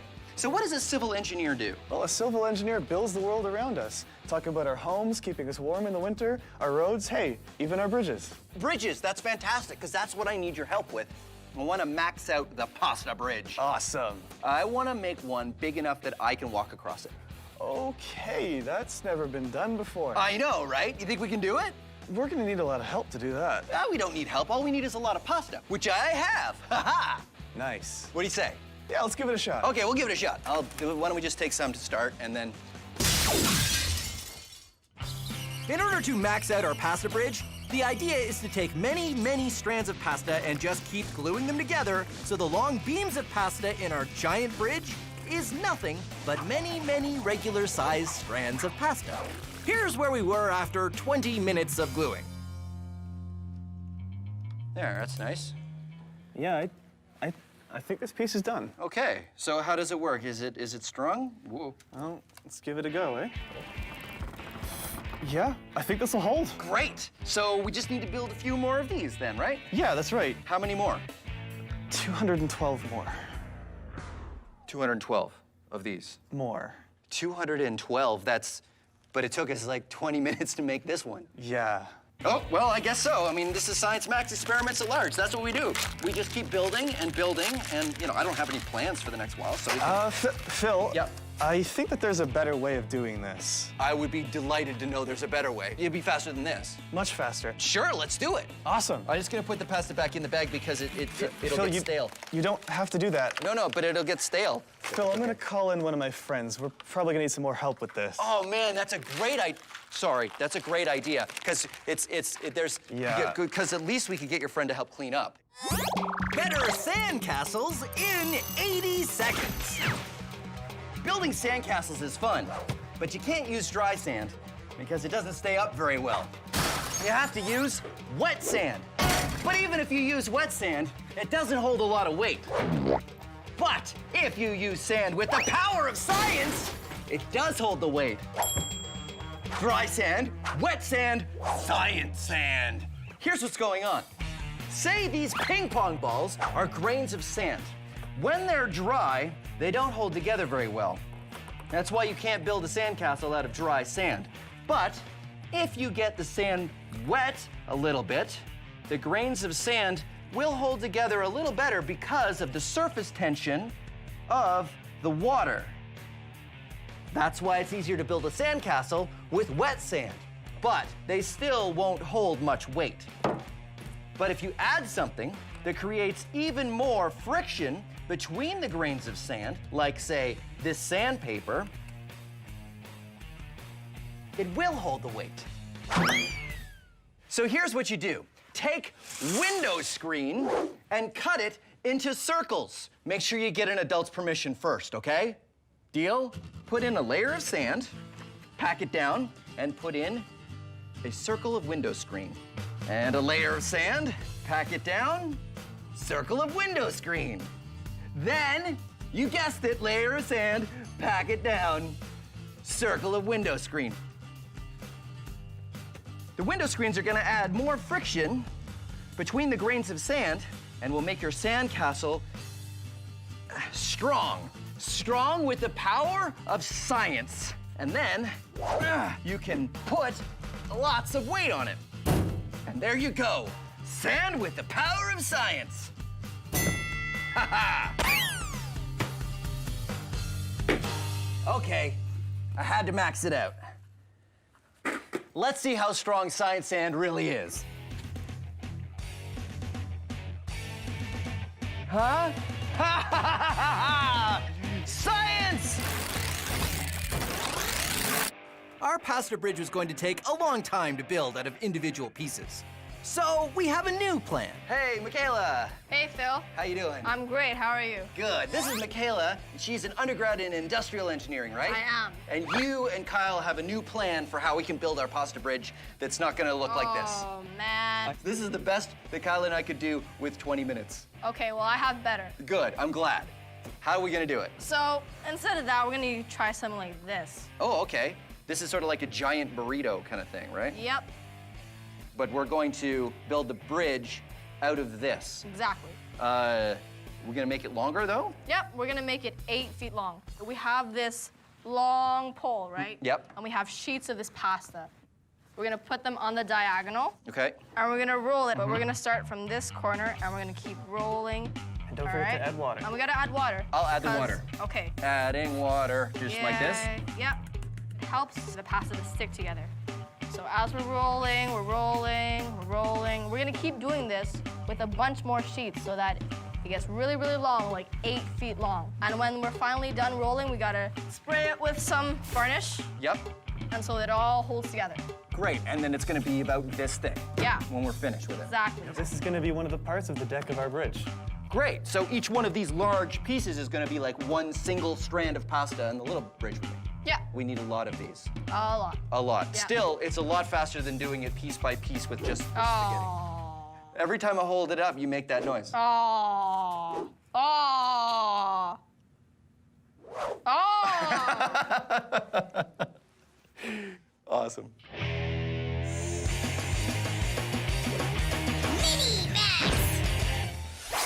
The shape of something makes a big difference in how strong it is. Get some toilet paper rolls and put them in a square, and then stack books on top of them. They can hold weight. Thing is, they can actually hold a lot more weight than you probably think. In fact, the amount of weight, just paper in a tube, can hold is really kind of impressive.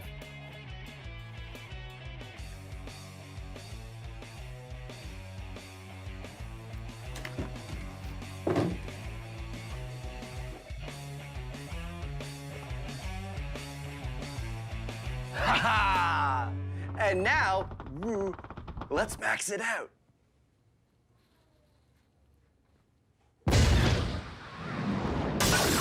Bill's weight on 2 toilet paper rolls.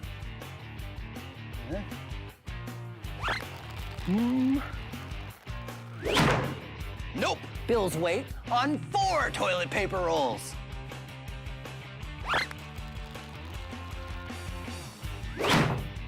Nope. Bill's weight on 6 toilet paper rolls.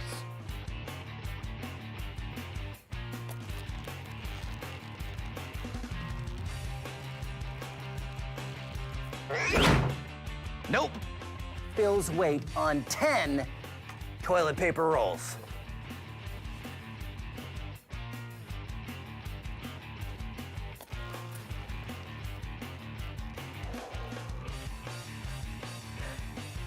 Oh. Ha! Ha ha! Phil's weight can be supported by 10 toilet paper rolls. But what if Phil jumps? Ha ha ha ha ha!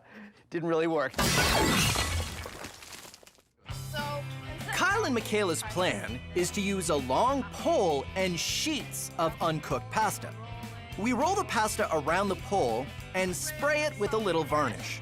We roll sheets and sheets of pasta along an 8-foot-long pole, making many layers of pasta. Then we wait for it to dry and remove the pole. What we have is an 8-foot-long hollow tube of pasta that becomes a single piece of the bridge. Then we attach a bunch of these pieces together and use more sheets of pasta to glue them into the shape we used for our small pasta bridge. We're making our giant pasta bridge by wrapping sheets of pasta around and around the poles using the technique we just had, making a whole large pole out of many, many, many sheets of pasta rolled around each other. And we've made a giant truss. Look at this. This is great, guys. It's looking pretty good. Yeah. If I hit it, you think it'd stay together? No, stop. What? This is pasta, not steel. It's only made to just hold you. Kyle, what do you think are the chances that this is gonna hold me when we build it? Something like 50-50. Not bad. Michaela, what do you think? I'm gonna hope for the best. Hoping for the best. That's exactly the kind of gray area we like to work in at Science Max Experiments at Large. Experiments at Large, I don't know if anybody's even ever done this before. Not to my knowledge. I don't think so. Which is why we have no idea if it's going to work. Okay, so one more of these, because these are the sides. Yep. Roadway, and then the top. Yep. Yep. All right, let's do it. While we're waiting, it's a good moment to point out one of the things that makes our bridge really strong. That is triangles. As you can see, the truss, or the side of our bridge, is really just 3 big triangles. Triangles are very strong shapes to build with, and they work great in bridges. Now it's time for Science So Simple, a caveman could do it. This is a caveman. Huh? Today we're going to teach this caveman how to build a strong structure. Here are some boxes.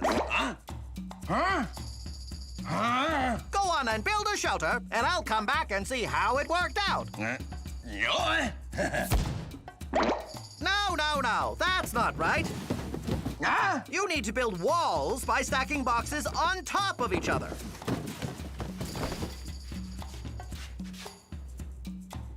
That's how you build. Understand? Oh, yeah. I'll come back later and see how it worked out.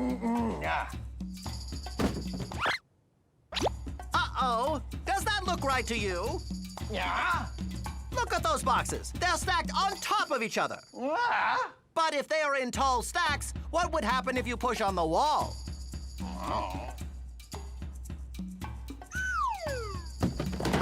You see? Walls don't stay up if you build like that. Let's try again. I'll help you this time. First, lay out the foundation. Where your walls should go.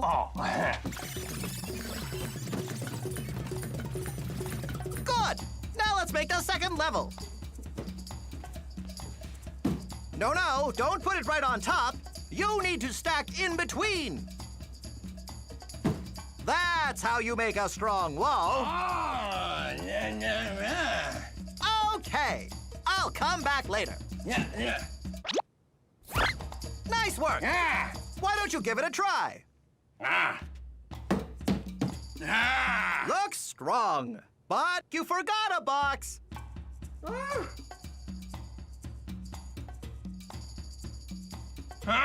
Join us next time when we talk about how to make a door.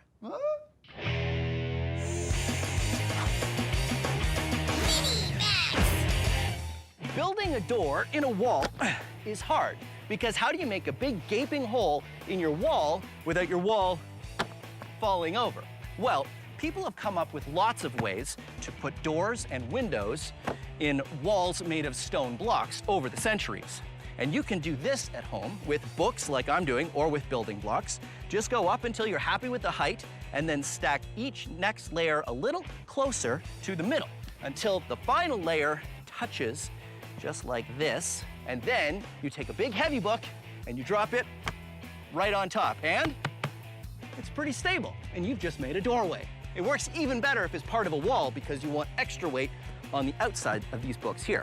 So of course, I had to build one that was part of a whole wall. This is the same corbelled arch built out of little building blocks. And as you can see, I went closer and closer together until it meets at the top, and it is very strong. Whoa. Ha-ha! Now, let's max it out. The kind of arch we're building is a corbelled arch. And the Science Max build team and I are using pieces of wood cut to different lengths. How high can it go? We can use my head to, no, okay, wait. It takes a while to get together, but once it's done, it looks just like the kinds of doorways stone buildings had in ancient times. Ta-da! There you go, a maxed out corbelled arch. We went straight up until we got to these layers, and they got a little bit closer and closer to the middle until the last piece is one big solid piece. And if we built this right, it should be strong enough to hold me up. Yeah! Science! Woo-hoo! Well, it held me up for a minute, didn't it? We rolled our pasta and constructed one truss. Now we've made a lot more rolls of pasta and connected them all together to make a second truss and a roadway, as well as the cross braces on top. And when we get it all together, we end up with... Whoa! Pasta bridge! Pasta bridge! We did it! We built it. We have no idea how long it will stay up. But it's up. It's doing its bridge thing for now, anyway. I am very excited because, as far as we know, I'm the only one to try to cross a bridge made out of pasta. What do you guys think? I think I don't want you to be the last person to cross a pasta bridge. You're absolutely right. But I'm gonna do it. I think we're ready. Yeah? Yeah. Okay. Here we go.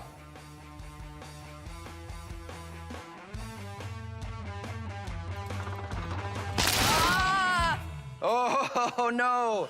That doesn't bode well for our pasta bridge. What happened here, Kyle? You put all your weight in the middle of the joist. It snapped. Uh-huh. If only there was a way to distribute your weight. Maybe if you crawled? Do like the military style kind of. Oh, right, so that I'm putting my weight on more than one spot. Yeah, exactly. Oh, wait a minute. That gives me an idea. You guys stay right there. I know what to do. I know what to do. I know what to do. You're coming back, right? Skis distribute your weight over a large area so you don't sink in the snow. That's what skis do, which is perfect for the pasta bridge. Come on. Okay, here Come we go. on. Carefully. Uh-huh. Is it working? It's working. I hear some cracking. This might do it. Uh-huh. Try to spread your legs apart. Spreading my legs apart. Distribute your weight. Distributing my weight. It's swaying a lot. Oh, man. Oh. Whoa. across the bridge! Woo, high fives! There you go. Science Max, experiments at large, pasta bridge, skis. What more could you want? Maybe a pasta chairlift of some sort.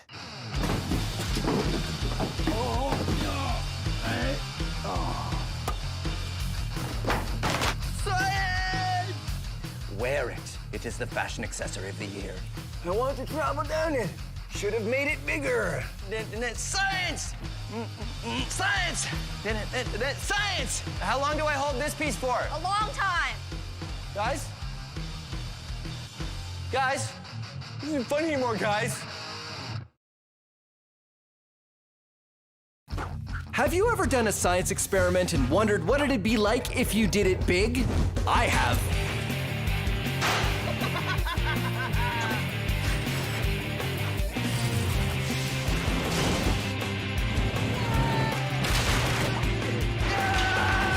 My name is Phil, and I take your everyday science experiments and do them big. This is Science Max, experiments at large. Science Max! This episode of Science Max, experiments at large is all about light. And bending light to your will. Right? And challenges me to an ever more tricky game of light manipulation. Plus lasers, periscopes, and what does that have to do with light? Cut to animation! Find out on Science Max Experiments at Large. Greetings, Science Maximites. I'm Phil, and today on Science Max Experiments at Large, we're going to be looking at light.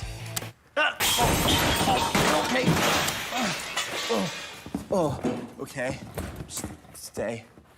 That wasn't supposed to happen. I was supposed to press that button, and there was supposed to be all these lasers and special effects, but it didn't. Well, today on Science Max Experiments at Large, we're not going to be doing one experiment. We're going to be doing a number of small experiments because we are going to do a light manipulation challenge. I'm going to get an expert, and she's going to challenge me to a game of light manipulation because I am the master of light. Oh. Well, at least the green lights are working. And okay, forget it. I'm just gonna turn it back to normal. Come on, back to. I'm gonna work on that later. I'm gonna need an expert to help me though. Oh, I know. Anne would be really good at this. It really does look kind of weird in here, doesn't it? Oh well.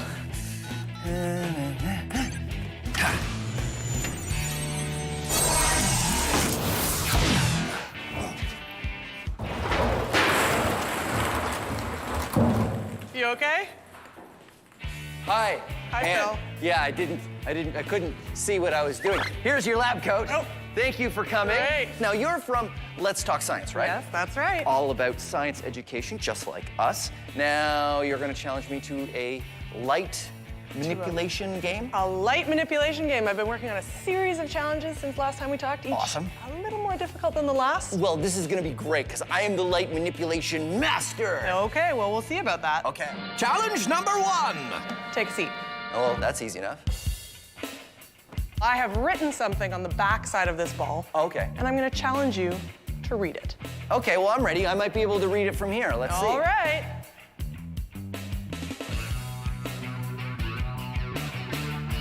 Okay, I see something's written on it, but I can't read what it says. What if you squint? It looks like a couple lines, maybe? I can't quite tell.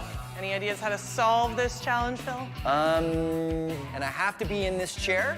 Well, you can get out of the chair to set up your solution. But Okay. when you read what I've written on the ball, you have to be sitting in the chair. Well, it's light manipulation, right? So wait a minute, I've got flashlights in case the power goes out, so maybe I can use a flashlight. Haha, okay, ready? Pew!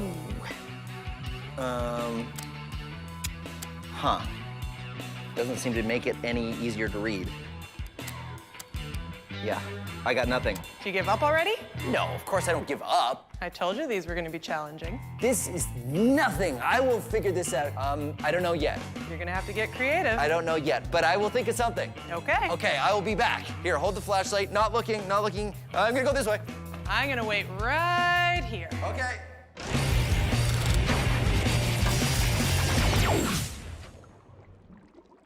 Have you ever wondered why you end up upside down when you look at yourself in a spoon? It's because of light reflection. Light is made of photons. Let's say that these tennis balls bouncing off this wall are photons of light. Now, when the surface is flat, like a mirror, the photons, they bounce in and straight back out again. But when the surface is curved, the photons don't go straight out, they get reflected. So now, this photon is going over there, and if we had photons on this side, they would go... I don't even know where those ones are coming from. Then, okay, so we got photons on this side that are going that way, and photons on that side that are going this way. So the top becomes the bottom, and the bottom becomes the top, and that's why you look upside down when you look at yourself in a spoon. Okay, cut to animation, cut to animation! A lens works by changing the direction of light, too. Lenses are made out of curved pieces of glass. When the photons of light pass through the glass, the curved surface makes their paths change. What was only this big before becomes this big when you see it. Lenses are used in microscopes to see things that are really small, or in telescopes to see things that are very far away. Both times they are making something small appear large. Anne has challenged me to figure out how to see a small object far away, and using a lens is my solution. Check it out. It's a giant magnifying lens, and I'm gonna use it to magnify the ball so that I can see it. Sounds great. All right. I set the lens in front of the ball, which Anne has turned so I can't see what's on it. I add a light. Shine it on the ball so that it's a little bit better illuminated. And then sit in the chair and ask Anne to move it so it's aligned. All right, so bring it to your left. Yeah, keep going, keep going. Keep going, right about there. Try bringing it closer to the ball. Okay, wait, that makes it smaller. Try bring the lens away from the ball. Ooh, wait. Try a little bit further. Ooh, ho, ho, ho. You're ready for me to spin the ball around? Yep. Okay. It says 71. Nicely done. Easy. Solved. Wait. What? That was just the warm-up. Oh, yeah? Yep. You ready for challenge number 2? Challenge number 2! I've got another ball. Okay. With something else written on it. Wait. Are you coming back? Nope. Huh. But I can't even see you from here. Like how am I... Huh. You're gonna have to manipulate the light. I have to see around a corner? I have to see around a corner. All right. I'll think of something.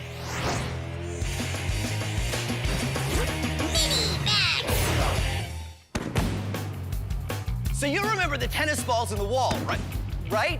Okay, so the tennis balls are photons, what light is made out of, and the wall is a mirror.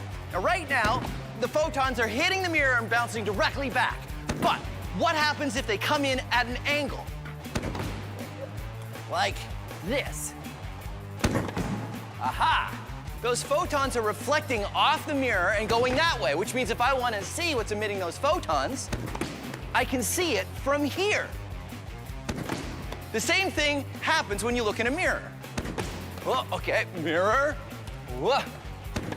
The mirror reflects the photons over here. I can see the tennis ball launcher in the mirror, which means if there was a barrier, between me and the tennis ball launcher, I can still use a mirror, and the photons would reflect off the mirror and it comes straight to me, which is how you can use a mirror to see around a corner. In fact, periscopes work the same way.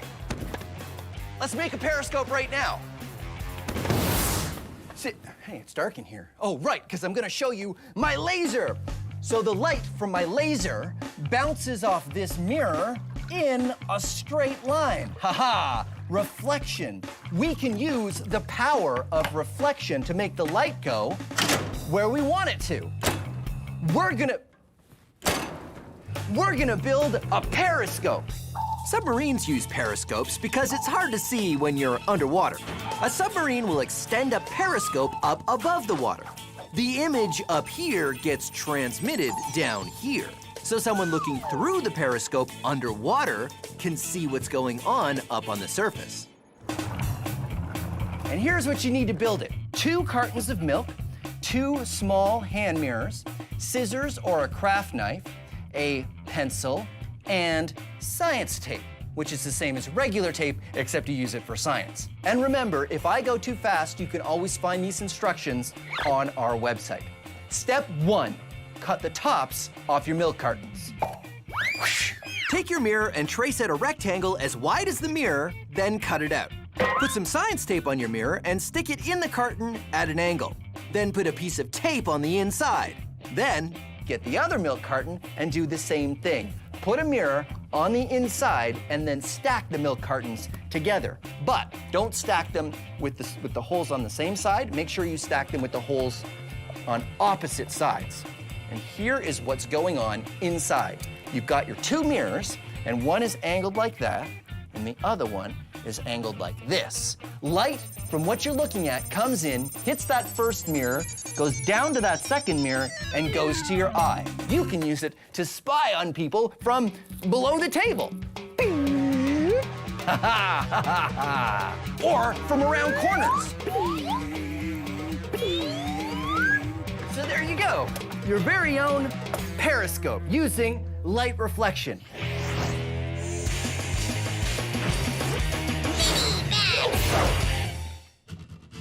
Did you know that your TV remote can be a flashlight? It's true. If you have the kind of TV remote with a little bulb on the end of it, then when you press the buttons, the bulb lights up. Yeah, I know what you're thinking. You're thinking, Phil, wait a minute, the bulb did not light up, and I've never seen the bulb on my TV remote light up when I press the buttons. Well, that's because your TV remote works on infrared, which is a kind of light you can't see, but you might be able to see it with a camera. If you have a digital camera or a camera on your phone, now you can see, It lights up. And because infrared light works the same way as visible light, in that it will bounce off a mirror, here's an experiment you can do at home. Bounce the light off your TV remote off a mirror and turn on and off your television. Check this out. You get a mirror, set it up just right, and then aim the remote at the mirror, and it turns off the television. Pretty cool, right? But now, let's max it out. I've got a complex series of mirrors set up here, and I'm gonna bounce the light from the remote all over the room. And here's what that pattern looks like. the light from the remote hits this mirror, which reflects to this mirror, which reflects to this mirror, and then this mirror, and then this mirror, and then finally to the television. Isn't that cool? There you go. Maxed out remote light bouncing infrared flashlight. I gotta come up with a better name, but still, it's pretty cool. Oh, right. Turn off the television and leave the room. I solved Anne's first light challenge, seeing something far away, with a lens. It says 71! But now she's moved the ball around a corner, and now I have the solution. Mirror! A mirror will let me see around the corner. Clever. Right? Okay, so all I gotta do is put the mirror in a position sort of like that, I guess, and then I'm gonna sit in the chair. If you could help me adjust that mirror. Keep going that way. Keep going. Yeah, stop. Nice, okay. Go ahead and flip the ball around and I will read the message. It is too small. I can't, okay, I've solved this problem though. Okay, flip it around. The lens, I need the lens. So we'll use a mirror and the lens to, good. Yeah, okay. I'm gonna sit in the chair. You're in the chair. It is backwards. Oh yeah, a mirror inverts the image, doesn't it? Mm-hmm. That's okay, I can solve this. All I need, whoa! Other mirror is all I need to solve this problem. So if I take this mirror and I put it here, let's see, there it is. It says 42.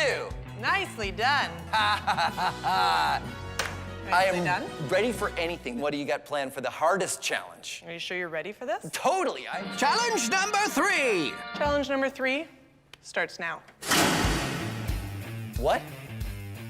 Wait. No. This is a light challenge. How am I supposed to do a light challenge if it's dark? You have to get creative. But it's dark. Okay, no problem. I will think of something. I will be back. Okay. Okay, careful. I'll be waiting. Careful.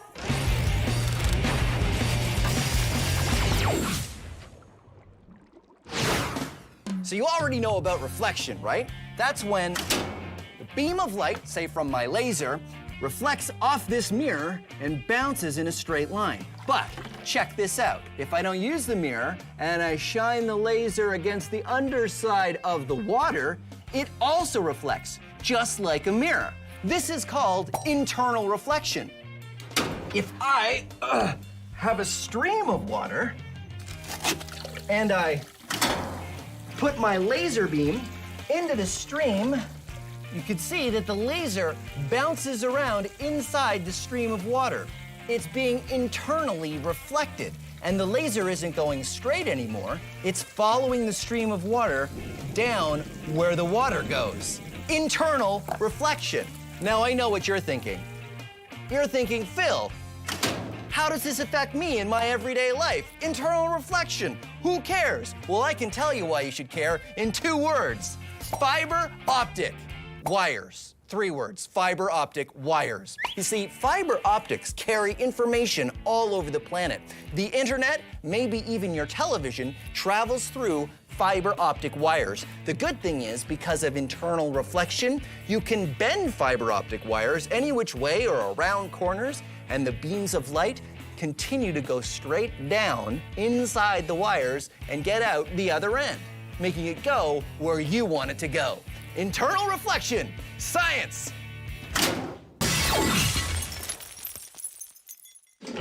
Back to our light challenge. I've seen something small from far away, seen around corners, but now Anne has turned off the lights. But I have a solution. Anne? Careful. Okay. Sorry, I forgot how dark it was in here. Okay, I figured it out. Okay. I have a flashlight. No. So all I need to do No. Hold on. What? There's one more rule I didn't tell you. What's the rule? You can't use visible light. How in the world am I gonna do this if I can't use visible light? It's a challenge. Wait a minute. Okay, here, hold my flashlight for a second. I'm gonna make a phone call. Okay. I think I know what to do. I'll be back. Okay. I'll be back. Oh, careful!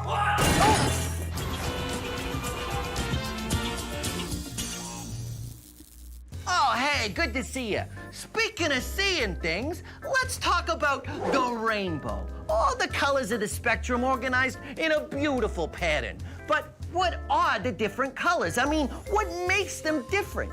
Well, it all has to do with the electromagnetic spectrum. This is visible light. All the colors of the rainbow. And take a look at that little black line that goes up and down there. That's the frequency of the light. Light is a wave. You see the wavelength is a little wider out here on the red side, and it's a little closer together here on the violet side?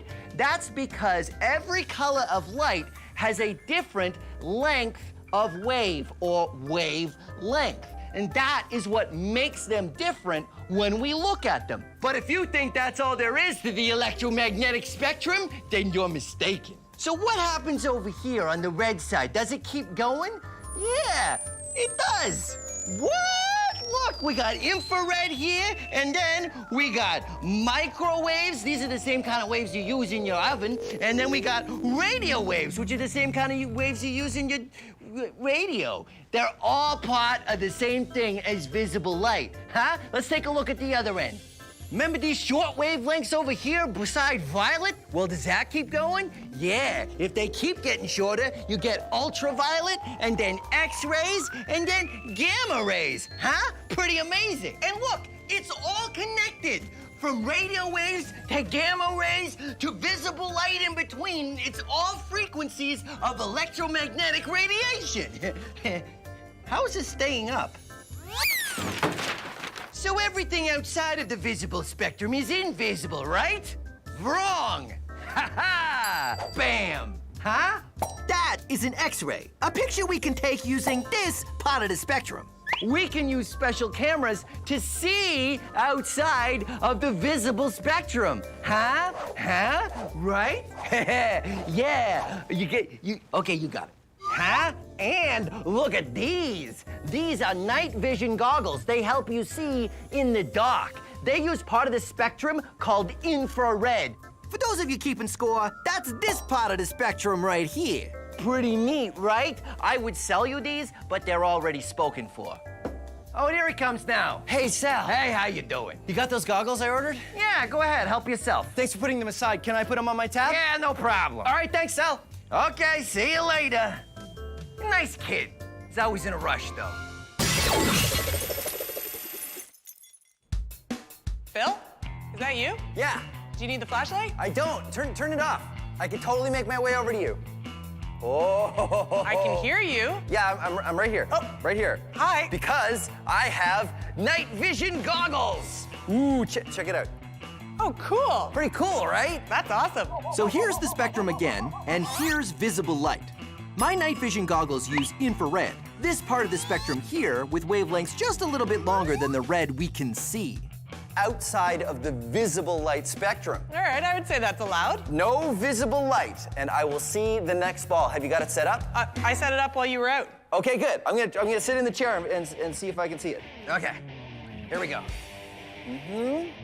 Oh, wow, I can totally see everything. Can you tell me what the ball says? It says you win. Nicely done. So let's recap.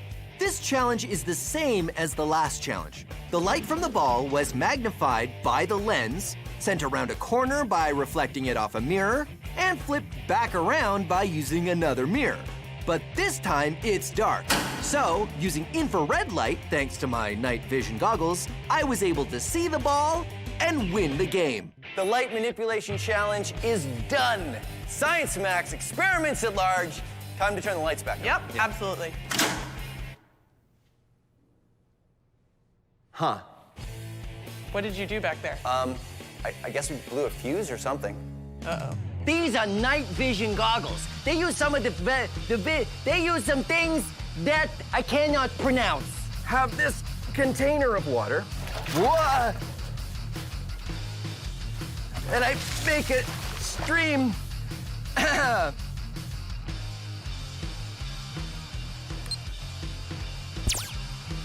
But instead of going straight back, they're going.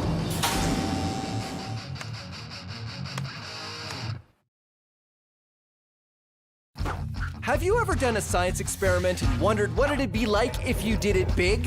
I have.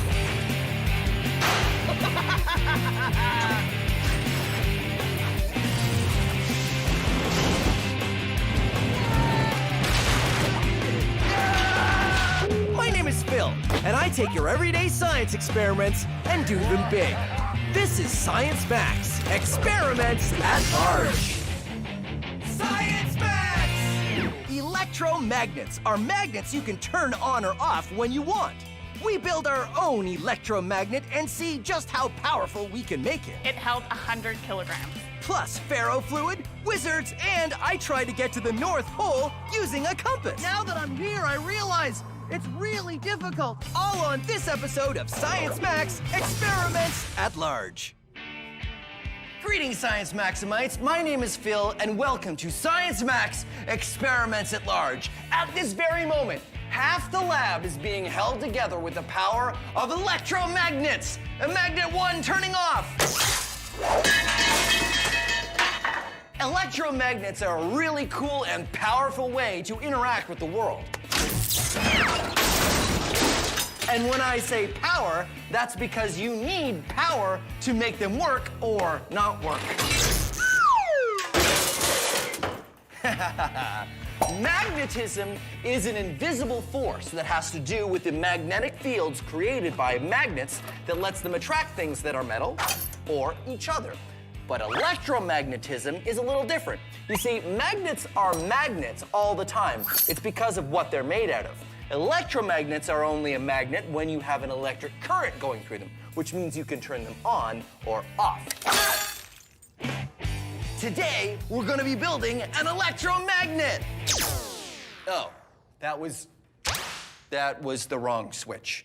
Anyway, like I was saying, today we're gonna be building an electromagnet. You need a bunch of copper wire, a very large nail, or something metal to become your electromagnet, electrical tape, a battery, an on-off switch, wire strippers or a craft knife, and the help of an adult, and finally, something to magnetize, like these paper clips. And remember, all of the steps for this experiment are on the website. To begin, take the copper wire and start at the top of the nail. Leave a little bit of wire sticking out, then carefully start to wrap the wire around the nail. Don't go all the way to the end because you need some metal to turn into the magnet. Instead, when you want to start again, run the wire straight back to the top and start wrapping again in the same direction. And keep wrapping and wrapping until you get to this. Now, I've used some electrical tape here, here, and here to hold it all together. Using your wire strippers or a craft knife and the help of an adult, remove the plastic coating from the ends of the wires. Attach these wires to the wires from the on-off switch with electrical tape, or attach them directly to a battery if you don't have an on-off switch. And ta-da, you have an electromagnet with your on-off switch. All you need to do is take the things you're going to magnetize, turn your electromagnet on, and suddenly it becomes a magnet. Pretty amazing, ha ha ha ha. And then you can magnetize to your heart's content. But when you're done, don't forget, you want to turn it off. So that's what we're gonna do today on Science Max, Experiments at Large. We're gonna max out the electromagnet. So, where's my lab coat? Oh, there it is. We're gonna see how big we can make an electromagnet. And when I say we, I mean me and an expert. Let's see. Oh, Heather from the Ontario Science Centre. She knows her way around magnets. So let's see. Yeah. I wonder if she's busy. Well, let's find out. And after we're done, I'll need to come back and clean up the giant mess I made in the lab.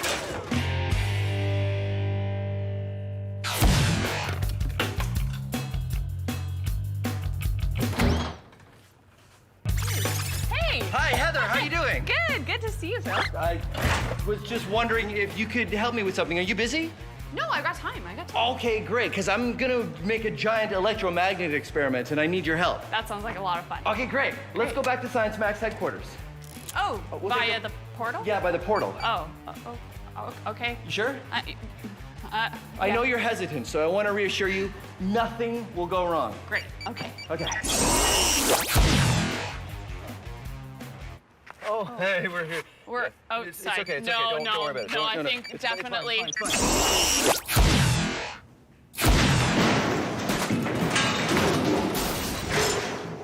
You all right? Yeah, I was supposed to come in over there, but I came in over here. Oh well.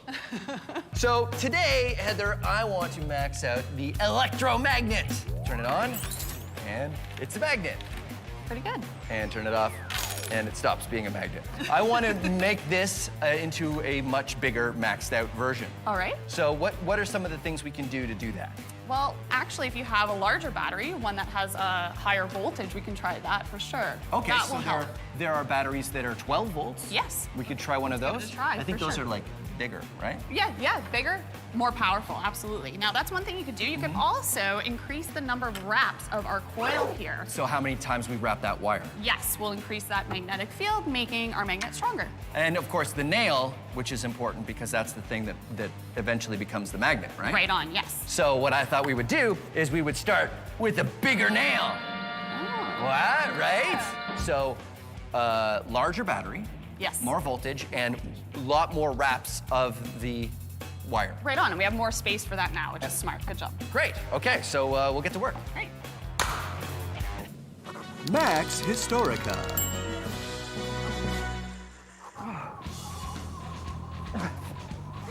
If you've ever seen a compass, you know that the needle points north.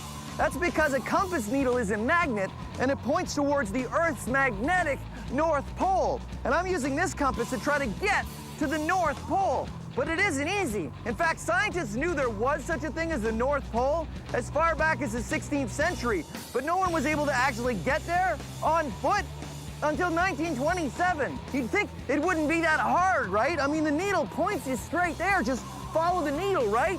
But now that I'm here, I realize it's really difficult. I mean, the wind is incredible and the snow is intense and it's so cold. My hands,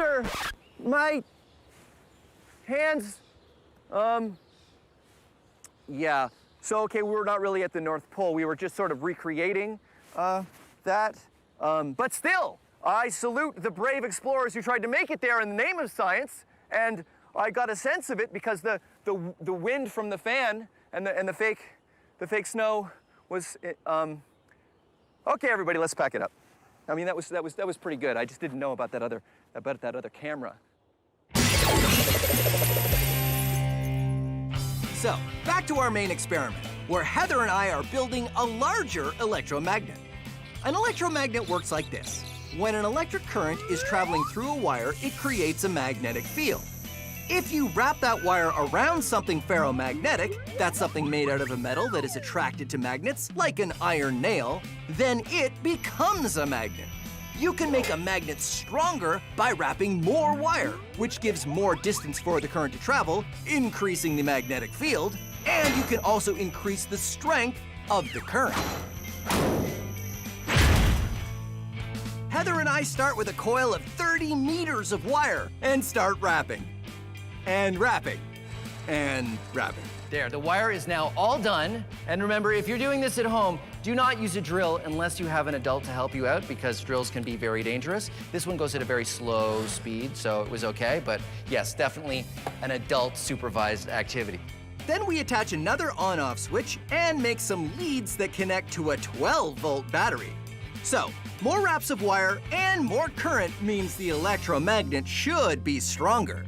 Okay, so we're gonna try this electromagnet and we're gonna pick up this stuff right here. Great. Ready? You ready? Yeah. 3, 2, 1, go! Is it on? Yeah. Wow, it really does, you can't tell it's on, but. No, but bring it closer and. Oh yeah, look at that. Okay, we turn it off. All right. Let's see if this nail can pick up this nail. All right. Ready? Ready? Go. Oh. Okay, how about this side? Oh, no. No. I don't think we're strong enough. It's not strong enough. I think that we need to max this out even more. Even more? Right. So I'm thinking there are a lot of appliances that use electromagnets, meaning it's already set up, it already has tightly wound coils and high voltage. So we're in a lab here. Maybe do you have old appliances around? I have parts bins with a whole bunch of stuff. Maybe we could find some electromagnets in those. Let's do it. Okay, great. Let's go.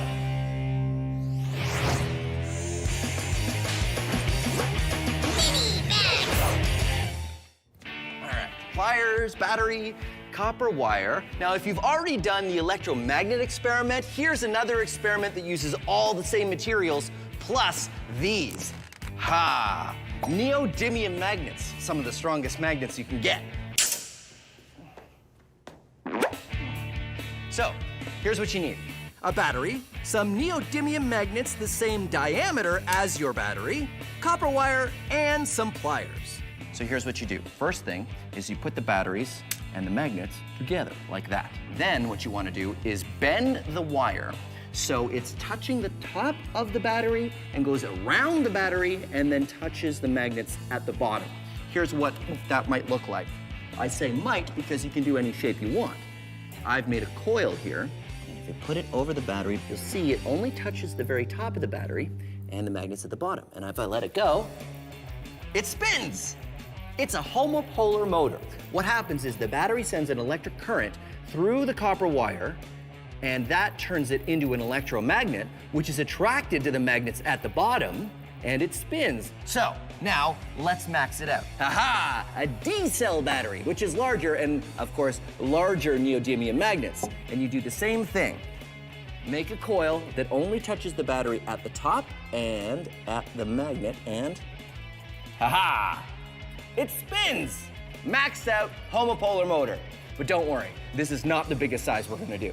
Come on.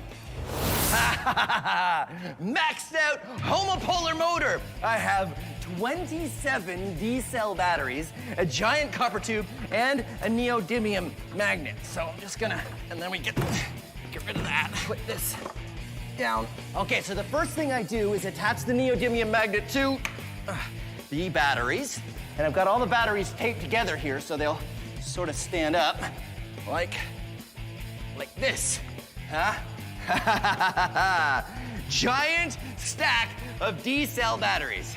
Okay, now what I do is I take the copper coil. I take the copper coil. I need to get. Okay, hold on. I got this.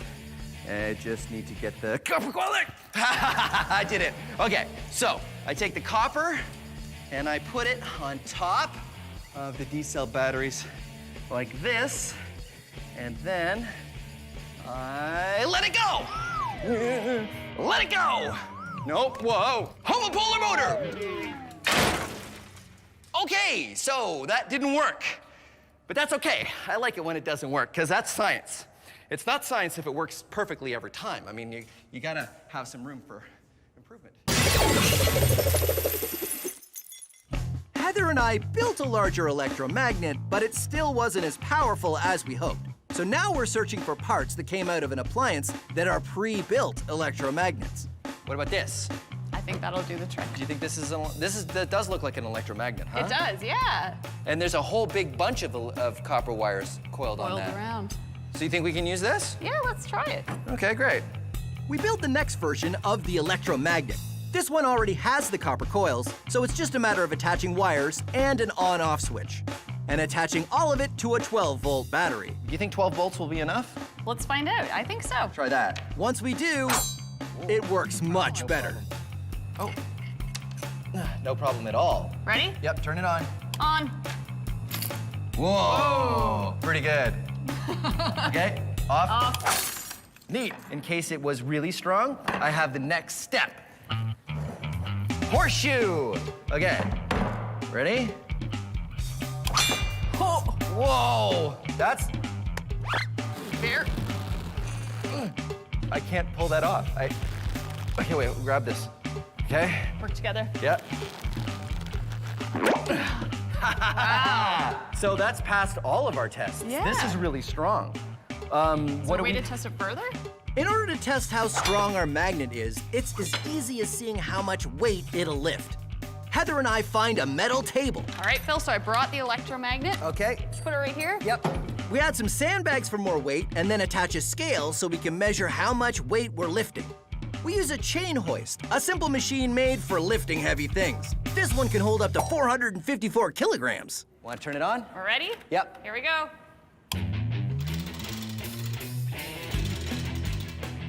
You can read on the scale how much weight is being lifted. And that scale is going up. Pounds on this side, kilograms on this side.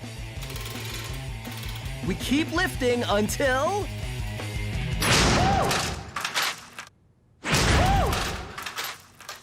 Oh, okay, so how much did it hold? It held 100 kilograms. Oh, that's more than I weigh, which gives me an idea.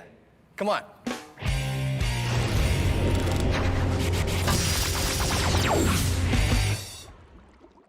This is ferrofluid. It is ferromagnetic, which means it's attracted to magnets. And I know what you're thinking. You're thinking, it's not that interesting. Well, watch as I put it next to this magnet.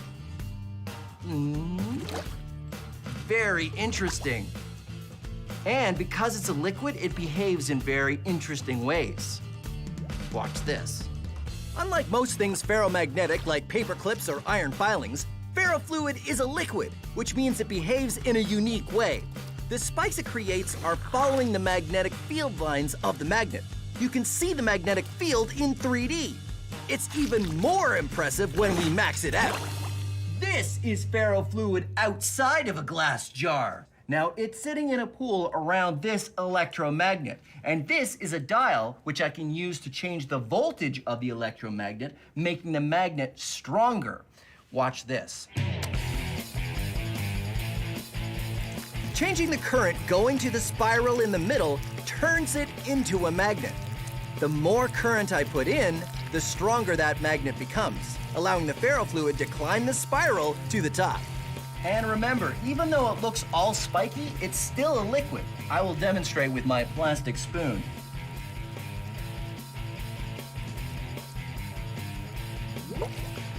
And watch this. When I turn the magnet off, it stops being spiky. Turn it on. Turn it off. Science. The Wizard Academy. All you have to do is demonstrate true magic. And you will be granted entry. Well, Fuzzix, who is the next applicant for the Wizard Academy? Overwhelmo. Indeed, it is I, Overwhelmo, and prepare to be overwhelmed. Would you be flabbergastified if I balanced this coin on its end? Not really, no. But would you be impressed if I was to balance this coin on top of this coin? Possibly. Prepare to be flustered and stupefied. Stupeflustered as I balance 3 coins on their ends on top of this glass. Well, that certainly would seem like magic. Let us see. Okay. No pressure, Overwhelmo. You can do this. And now, I say, a magic word. A magic word! Ha ha ha ha! And now you must let me into your academy. Wait. What's under the cloth? What cloth? This cloth? Nothing!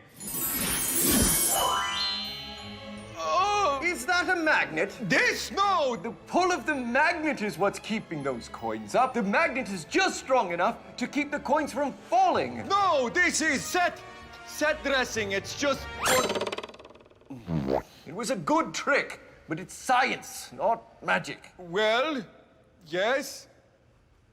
And you will see! You will see! I will be back! I, Overwhelmo, will return! And I will do such magic that you will need extra socks. Because I will knock them off! With my magic, you will need at least 2 pairs of socks, maybe 3 pairs of socks. We can still see you! No, you can't!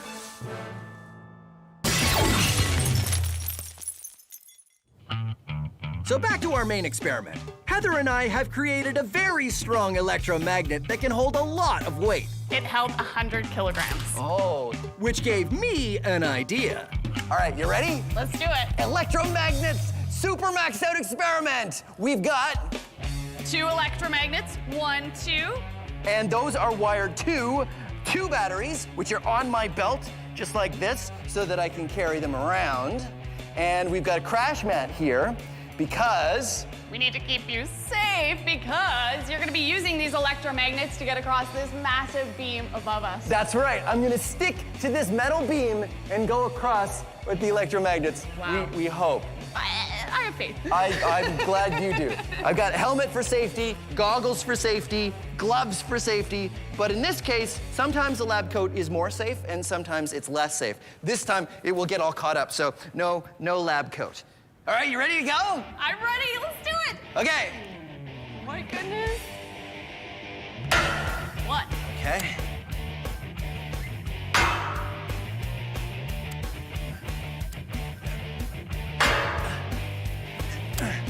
Because each of our electromagnets can hold more than my whole body weight, I can use them to cross the beam.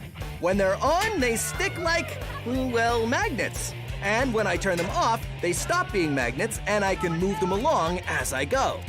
Now, this is something you should definitely not try at home. Come on, Phil.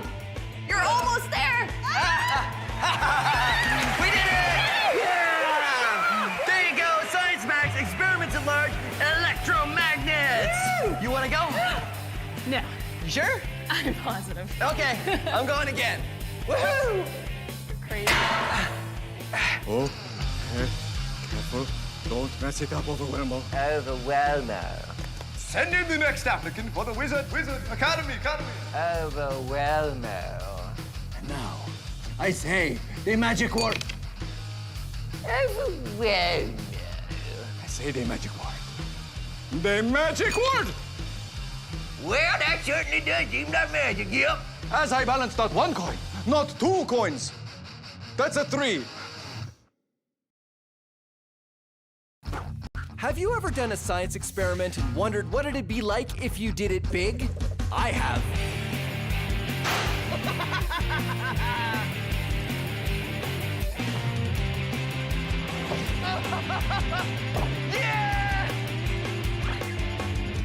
My name is Phil, and I take your everyday science experiments and do them big.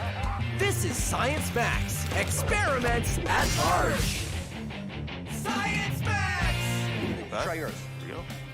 What makes airplanes, or basketballs, or people fly? It's air. As well as a bunch of other things that we learn when we try to make a giant paper airplane. So that didn't work. All on this episode of Science Max, experiments at large. Greetings, Science Maximites. Today, we're going to be looking at air. I know, it's kind of hard to look at air because it's invisible. But we can look at something that uses air to move. That's right, paper airplanes! Ha-ha! Ho-ho! Look out! Woohoo! Believe it or not, you can learn all kinds of science from paper airplanes. So let's build some. We are going to do a paper airplane which actually holds the Guinness World Record for the longest paper airplane flight. Pretty cool, huh? First, you fold the paper in half like this, but then you open it back up again, and then you fold in the corners like this. Now, don't worry if this is really, really fast, because you have all the instructions on our website. Then you can fold the paper down like this, make sure it's about 2 centimeters from the bottom, where the point is there, and then you fold the corners in just like you did before. But these ones are just guide folds. We use guide folds to help us fold other folds, basically. Now, we fold again using the guide fold lines you just made. And I like to call this fold the shirt collar fold because it sort of looks like a shirt collar when you fold it. Now, we fold again on the fold that you made before. Folds in like that, and in like that. And now we fold the point down to touch the edges right like that. And this is a guide fold, so do it very strong. Unfold it. Now you fold it in half like this. And see that guide fold line that we made there? What you're gonna do is you're gonna take the tip and you're gonna fold it in to touch the guide fold line like that. And this is also a guide, and open it up. And here's the trickiest part. See how it's bent like that? Push it open like this, and this is called a pocket fold because you want to make a little pocket and push it up against there. Fold it flat like this, fold this tip down over there like that, then fold it around the back side, then fold the wings down like this and like this. And here's the extra special bit. We're going to use some stabilizers on this plane. Fold up the stabilizers on the ends of the wings, and ta-da, the Sky King paper airplane fold. Now, as Science Maximites, you know that there's lots of ways you can learn how to fold paper airplanes. Get an adult and look up paper airplane designs on the internet, or take a book out of the library on how to fold paper airplanes. And of course, this isn't Science Max, experiments at large, if we don't max it out. So that's right, we're gonna make a giant paper airplane. I'm going to the Ontario Science Centre to do just that.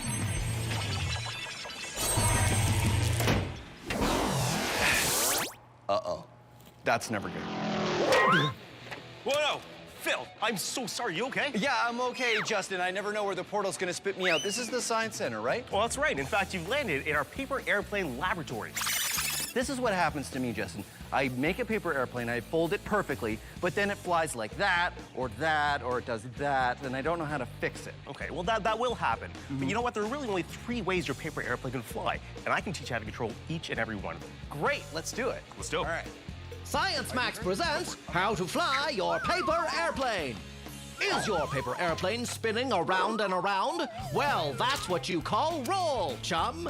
Roll is what you call it when any plane moves like this or like this. Here's how to fix it. Bend up the back of one wing to create more lift on one side, and it'll balance out. Happy days. Okay, so let me try mine. What's that? Your airplane goes straight up or straight down? Sounds like you have a problem with pitch. Sorry, pitch. Pitch is when your airplane moves like this or like this. To fix it, bend the ends of both wings up if you pitch down, or down if you pitch up. Adding a weight to the nose also helps if you've got a problem with high pitch. High pitch. Great, your turn. All right, here we go. Is your plane turning this way or that way? Yeah. Yeah? No. Yeah. Yeah is when your plane moves like this or like this. To fix it, bend the back of the plane like the rudder of a boat. Okay, great. Let me try mine. Not bad. You try yours. Here we go. Oh, yeah. That was pretty cool. That's what we want. Yeah. You know what? Are you ready to build a giant paper airplane? I think I am. Fantastic. I just need to get one more expert. I will be right back. Cool. Hey, David, how you doing? Hey, good.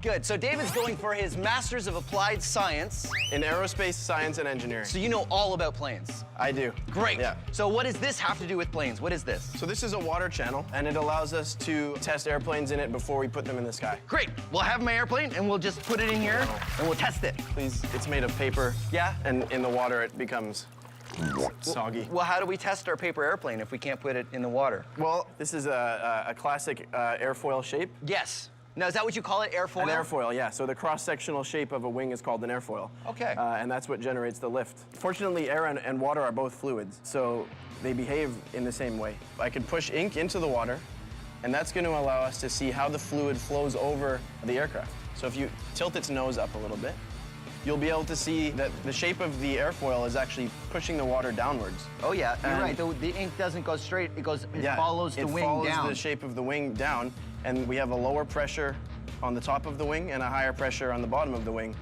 which pushes it upwards. Right, generating and lift. that creates lift. Exactly. So you guys use this all the time in aerospace? Yeah, yeah. That's pretty Absolutely. neat. So, are you ready to design an even bigger plane, a giant paper plane? I'm confident we can do a good job. I am excited about it. Let's do it right now. The big paper's over this way. This way. Okay.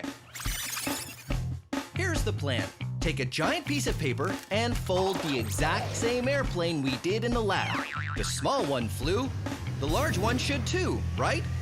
Well, let's find out. I believe we are ready to make our giant paper airplane. All we need is a giant piece of paper!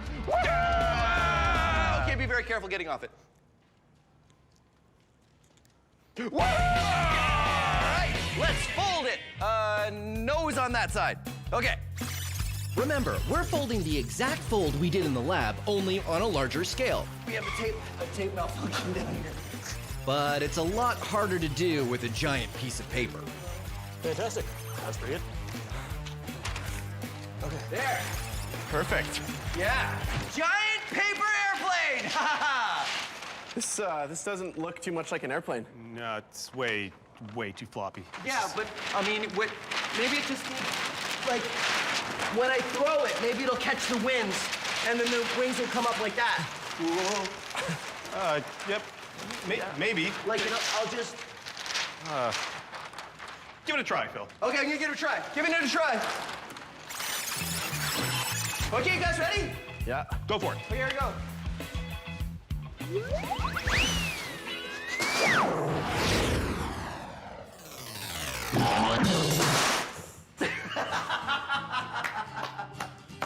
Wow. What do you think? Oh man. I think we can make some improvements. It sort of felt like a bed sheet. I feel if I just threw my lab coat, it'd probably look. Let me just see. Okay, ready? Yeah, it looks pretty much the same, doesn't it? Yeah. So, I didn't know this, but when you fold paper that big, it sort of behaves like fabric.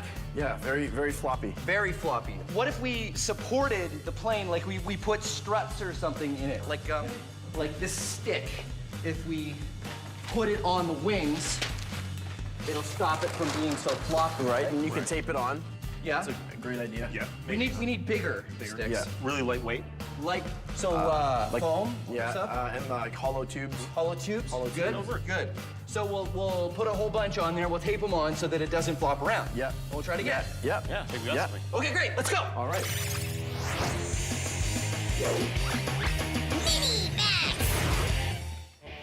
Bernoulli's theorem states that faster moving air has lower pressure than slower moving air.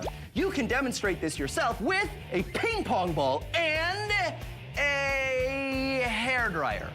You put the ping pong ball on the stream of air from the hairdryer, and because it's moving quickly, it has lower pressure than the air around it. So the low pressure air works sort of like a force field, and you can defy gravity with your floating ping pong ball.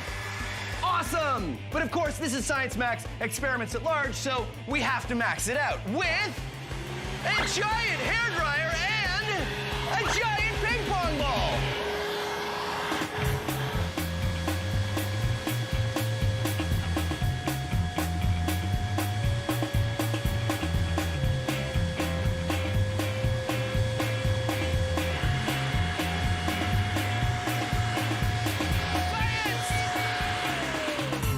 Sorry, I said science! You probably couldn't hear me because of the... So, our giant paper airplane turned out to be really floppy. When paper is that large, it doesn't hold together very well. What we're going to do is take foam and long sticks and tape it to the large paper airplane wherever we need to give it support. So, here, and here, here, and a bunch there, and maybe some over there. Well, it turned out we needed to reinforce in a lot of places. Put that in there, and then that. Great, look at that. It's not even flopping around. It stands under its own weight. Huh? There's a whole bunch of stuff on it. I don't know if it's gonna fly so well. Oh, it's gonna be. Well, I mean, I have to put the stuff on it so it doesn't flop around. But there's like really a lot of stuff. Well, I needed this foam to reinforce this foam, and then I needed the cardboard to reinforce both of those. Phil, there's a giant hole in the wing. Well, I can fix that. Just move your head, and then I'll just. Phil, there's a lot of stuff on here. There. But like, it's really a lot. Problem solved. Guys, let's just fly it. Oh, okay, sure, yeah, let's do it. Let's do it. All right. Okay. All right, here we go. Maiden voyage of the Mark II giant paper airplane. Okay, here we go. 1, 2, 3.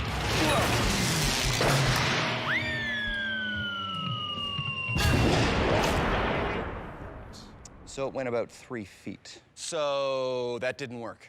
I told you, too much stuff. You did. He told me that. He said that. He said that. What we need is something that's stiffer without as much stuff on it. But the paper, it's too floppy, so you have to put the stuff on. Right. How about some cardboard? Cardboard's nice and stiff, and technically it's paper. You're right, cardboard. Let's make it out of cardboard. Yeah. Cardboard, all right. Oh, yeah, it's over here.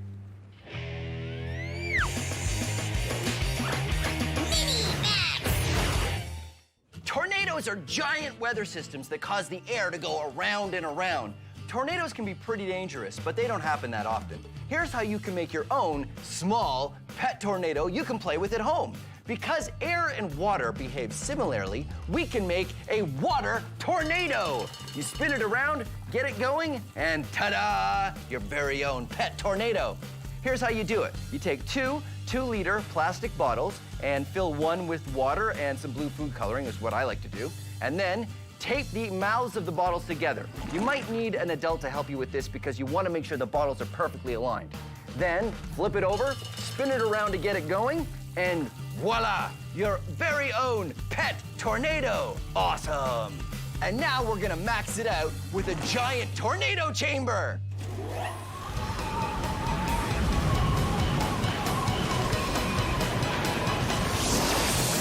Hey, Michaela. Hey, Phil. So this is your giant tornado. It's amazing. Yeah. So I made one with plastic bottles and water, but this one uses air, just like real tornadoes do in the wild. That's right. So how does this work? Well, here we have a platform, but underneath that there's a fog machine that's pushing the fog up. And we've created an updraft because there's a fan at the top that's pushing air out of the top. And also we're trying to mimic the intense winds you'd get from a tornado with these pillars that are shooting out air in this direction. So it goes around in a circle. Yeah, in real life, tornadoes are pretty rare. You need a perfect set of conditions. conditions to see them. You need warm, humid air and cold, dry air, and as well some intense winds that you usually get from thunderstorms. Science!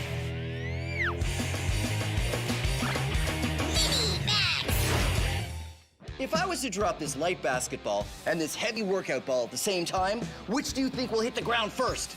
Let's find out. They landed at the same time.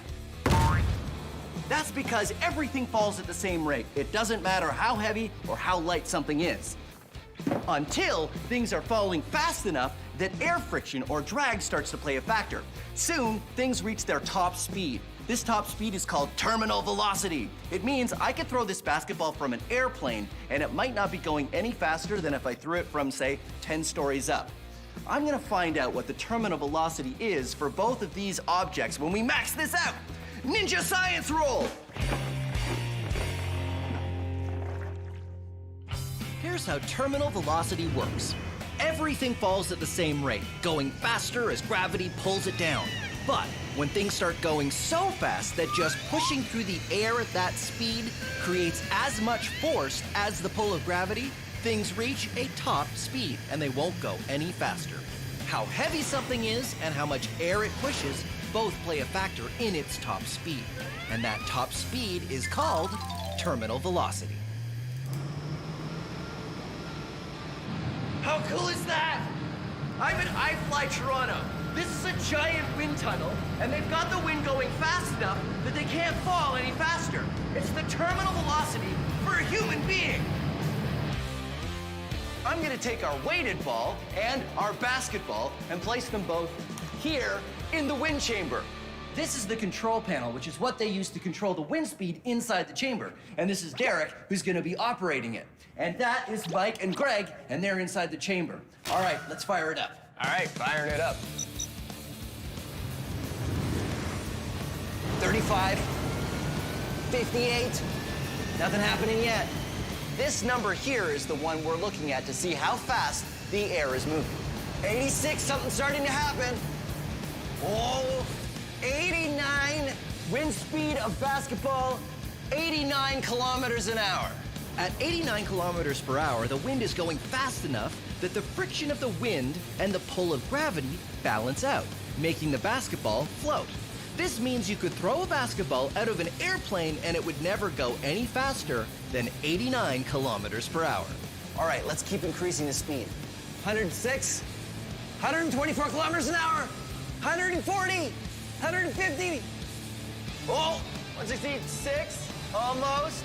172, whoa. Wind speed of the heavy red ball, 173 kilometers an hour. Because the red ball is heavier than the basketball, we need a lot more wind speed to counteract the force of gravity before they cancel out and the ball floats. Here's something else that's going on that's cool.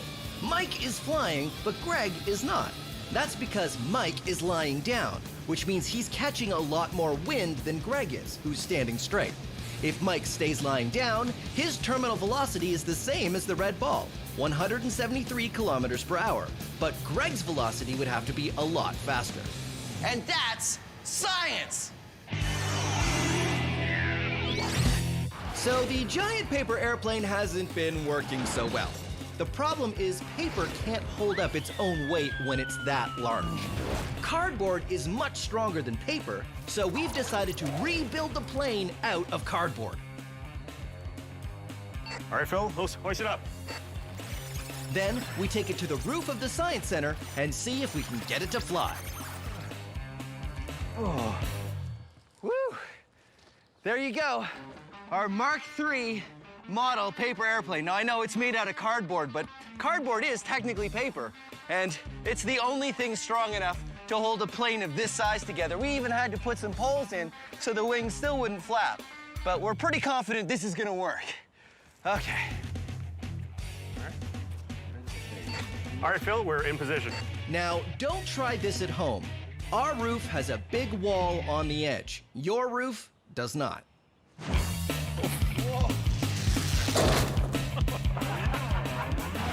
Our first attempt didn't go so well. Looks like we have a bit too much pitch.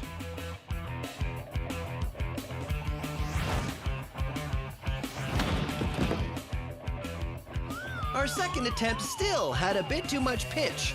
Time to add some weight to the nose. We added some clips to the front to give it a little bit more weight on the nose, which is important. Although at this point, I kind of wish there was less weight. Okay, all right.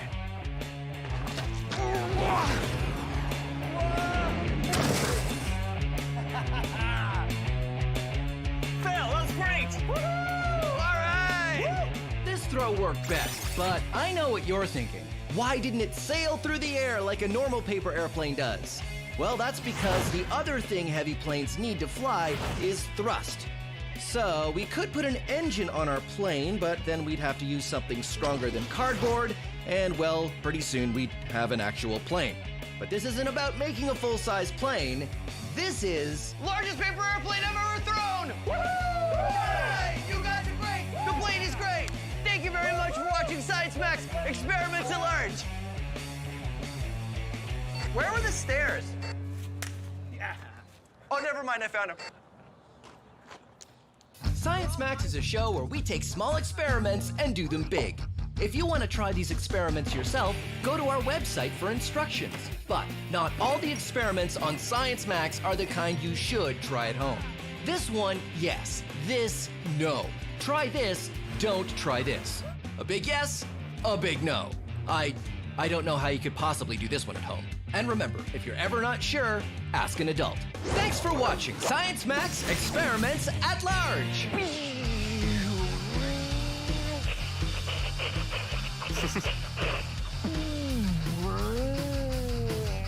Does that sound like music? Sounds good.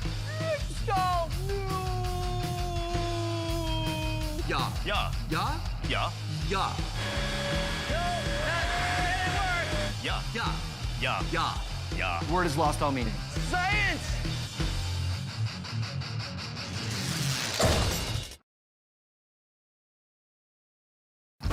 Have you ever done a science experiment and wondered what it'd be like if you did it big? I have.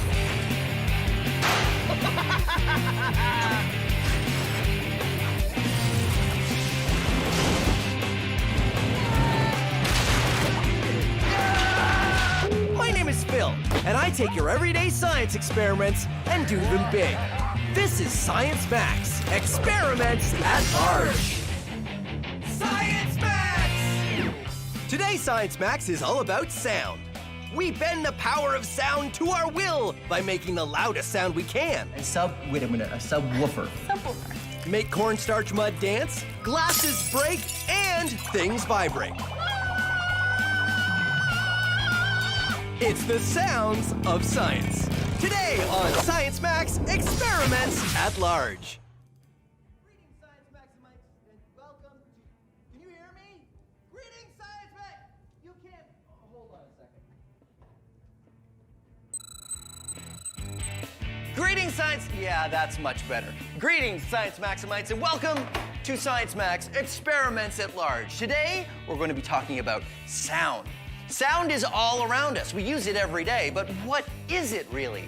Sound is energy. Let's say that this is the... No, stay. Stay. Okay. That this spring is the sound of my voice. When I make noise, it travels away from me in a wave. One air molecule vibrates the next, air molecule vibrates the next, and it looks like a wave. And when there's a little bit of energy, the wave doesn't move very much. Science. But when there's a lot of energy, the wave moves a lot. Science! What do we do? What do we do to make sound louder? This is the Science Max theme song. But it's not very loud because the speaker on my phone isn't designed to make super loud noises. So what we're going to do is find ways to make the volume of that song as loud as possible. Here is one way. Take a phone playing some music and put it in a glass. Make sure the glass is empty, of course. Huh? And suddenly, it's a lot louder. Wow! Why this works is one of the things we're gonna be looking at today. So that's what we're gonna do today on Science Max Experiments at Large. We're gonna learn how to make sound louder, as loud as we can. But I'm gonna need an expert to help me. Oh, I know, Michaela from the Ontario Science Center. She's very smart. All I need to do is go to the Ontario Science Center and see if she's busy.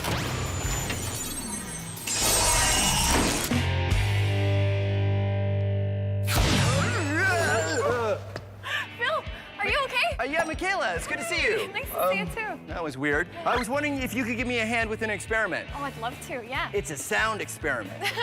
Sounds awesome. Right on. Okay, we'll take the portal. We'll go back to Science Max headquarters. Oh, we take the portal? Cool. Haven't you taken the portal before? No, don't you remember? It wasn't working last time. Oh, well, it's Is it working? fixed this time. Yeah, no, it'll be great. Trust me. Here we go. Whoa. What's going on, Phil? Is everything okay? Usually when I come through the portal, I land on something or something falls on me or... Not today. It's your lucky day. I guess so. Safe landing. Safe landing. High five. All right, so let's get started. Okay, cool.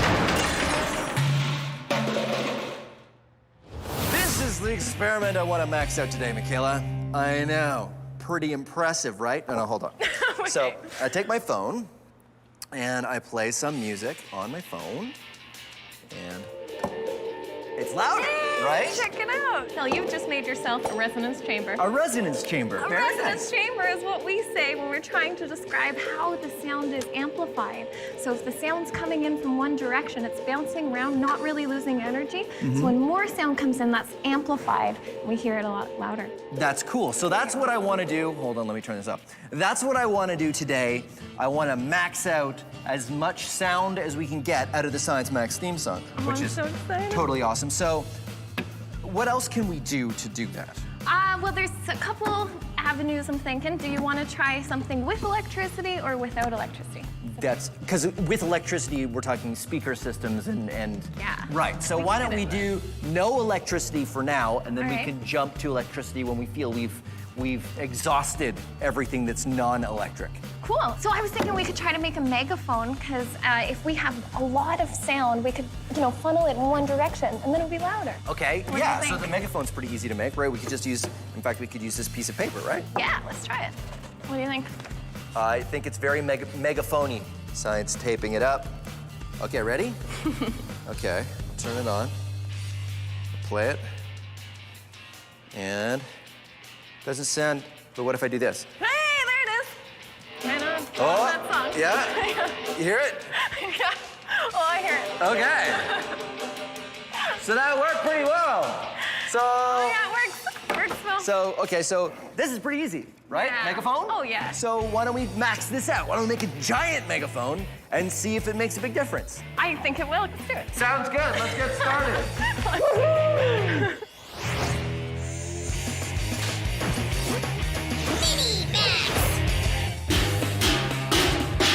All sound is vibration, but it's really hard to learn about that vibration if you can't see it. I mean, sound is invisible, right? Well, here's a way that you can make sound visible. All you need is some plastic wrap and salt and a bowl, just a regular bowl, and an elastic, like this. So what you do is you take the plastic wrap and cut off a piece just large enough to fit over the bowl, and then use the elastic to wrap around the bowl to keep the plastic tight. Pour some salt on the bowl, and then watch this. Hello, vibrating salt. The plastic wrap is stretched tight over the bowl, making it like a drum. A drum that's very sensitive to sound vibrations. Your ear works the same way. That's why we call it an ear drum. The vibrations from my voice make the plastic wrap vibrate, and that makes the salt dance. But there's more. Let's max this out. This is a Chladni plate, and what it is just a piece of metal on a platform that vibrates up and down to a frequency which I can program with this dial here. And when the sound waves vibrate the plate, they can interact in ways that make the sand form interesting patterns. Take a look. The sounds I'm generating vibrate the plate. make it move like a wave. But when the vibrations reach the edge of the plate, they bounce back and interact with the other waves going the other way. The way these waves interact at different notes is what causes the sand to make these different shapes.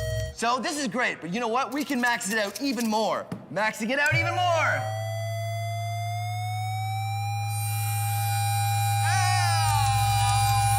Okay, that's about as much as I can take of that. So Michaela and I are on a quest to make the loudest sound we can. The first step is to make things louder without using electricity. We've looked at a resonance chamber, and now we're going to make a large megaphone. Sounds can be amplified by bouncing sound waves around in a space. When I put my phone into the glass acts as a resonance chamber. The sound waves bounce around inside the glass, and they combine and stack on top of each other. This makes the sound louder. Resonance chambers are used by musical instruments like an acoustic guitar. The wooden chamber bounces the sound waves around, and the sound waves build on each other to make the sound louder. A megaphone bounces sound waves as well. Instead of going off in all directions, a megaphone makes the sound waves all go in one direction. That's one of the reasons why a megaphone makes sounds louder, but only when it's pointed at you. So will a bigger megaphone work better? So we've made a larger megaphone, which is exactly the same thing. You just take a sheet and you roll it up, except our sheet was plexiglass covered in paper, and we've taped it together so it stays. And the idea here... Oh yeah, bigger megaphone. We're gonna vibrate even more of the air inside of here, and hopefully this thing will be louder. Okay, so you're ready to try it with the phone? Yeah. I think first we should try it with our voices, though. Okay. Now, what's your favorite season? Awesome, I can totally hear you. That's amazing. And it would be fall. No, summer. Spring? Think it's better. anything but winter. So the maxed out megaphone worked, but we still had to try it with my phone. Okay. Not bad. Yeah? Oh yeah. Oh, definitely. How about now? No, not so much. Not so much. Oh yeah. Nope. Nope. So that is a That was great cool. example of non-electrical amplification. That's right. Amplified the sounds, no electricity. Okay, bye-bye. All right.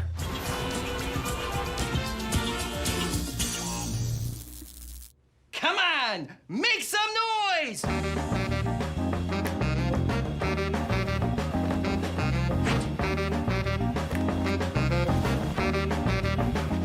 Well, how do you make noise? Well, to know that, you gotta know your sound. All sound is vibration. Here, take a closer look. You see? You got... Okay, let's try this again. All sound is vibration. The string of this guitar vibrates, which vibrates the air around it, causing the sound that you hear. Your vocal cords vibrate in your throat, causing you to make a sound. Ah, ah, ah, la, la, la, la, la, la. Look at this thing. Look at this thing. See how it's shaking back and forth? It's vibrating. Things that make a high sound, they vibrate faster. Vibrating really fast. Things that make a low sound, vibrate slowly.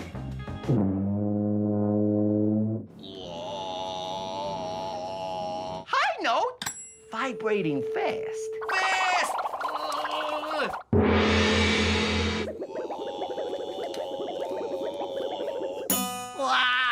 That's vibrating. And now you know your sound.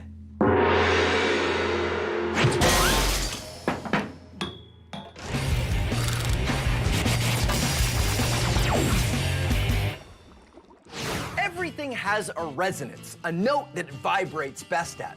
Let's say this fish tank is, well, any container where sound would be vibrating, and the waves of water are actually waves of sound. Now, normally, sound waves will bounce around inside the container, off the walls, and go back and forth like that. And how fast I move this piece of wood is the frequency, or the note, that we're playing. I could vibrate this wood very fast and make a high note. I could move this plank very slow and make a low note. And the waves just bounce around inside the container. But there's a speed I can move this plank where the waves stop going side to side and suddenly get twice as big. The waves bouncing off the sides of the tank are meeting the waves going in the other direction. But what we end up seeing is peaks of the waves not moving side to side, just going up and down, like you see here. This is the resonant frequency of this container. So, let's max this out. Say I have a wine glass, and I wet my finger, and I rub it around the rim. It vibrates at a certain note. That note is the resonant frequency of this wine glass. So what would happen if we were to play that note back to this wine glass really, really loud? And yes, this is something you should not try at home. This note makes the glass vibrate the most. Finding the perfect note things vibrate best at is great for musical instruments, but it's not great for this wine glass. The sound waves are causing the glass to vibrate a lot. And because this glass is delicate, it can only vibrate so much before it breaks.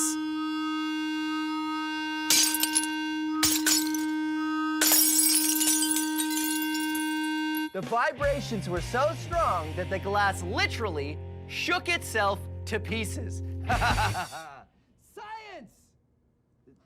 Sorry. Science! Oh, wait. Science! Michaela and I have tried a resonance chamber and a giant megaphone to make sound louder. Now it's time to move on to the next step of the plan, using electricity to help us amplify sound. And that means speakers.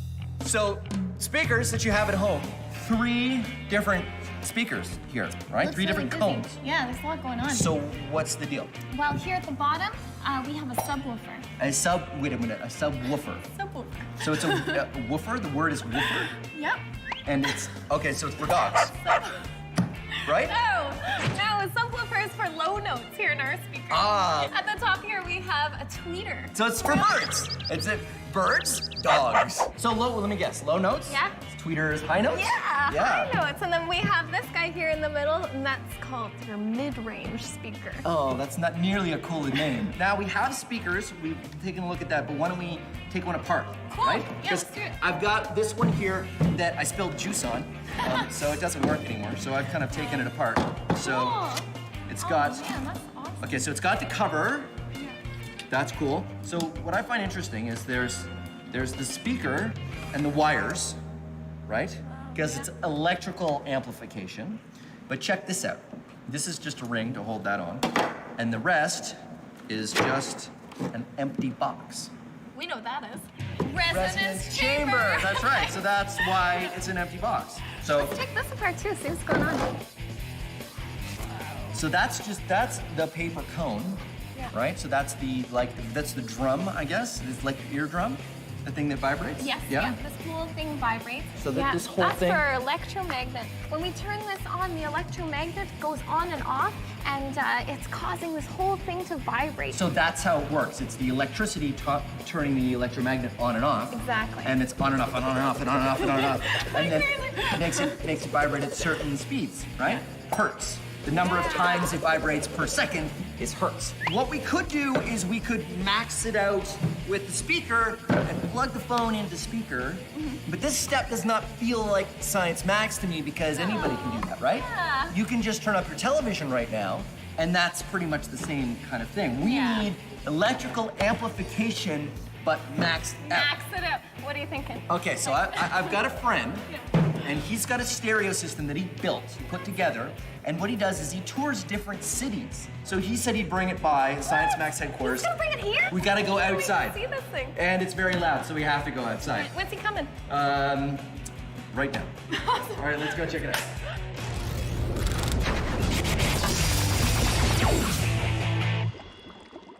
Seeing sound vibrations is fun. This kind of speaker is a special kind. It's called a subwoofer, which is designed to give you the low notes, the big rumbly bass sounds. I tilt the speaker so it's facing up and cover it with big sheets of plastic wrap, which I push into the cone. Then tape it so it's nice and secure. Then what you need is some cornstarch mud, which is 2 parts cornstarch, 1 part water. I've got some yellow cornstarch and some blue cornstarch. This experiment works the best with low notes. I'm playing a tone through the stereo that is very low. Here's what happens when I turn up the volume.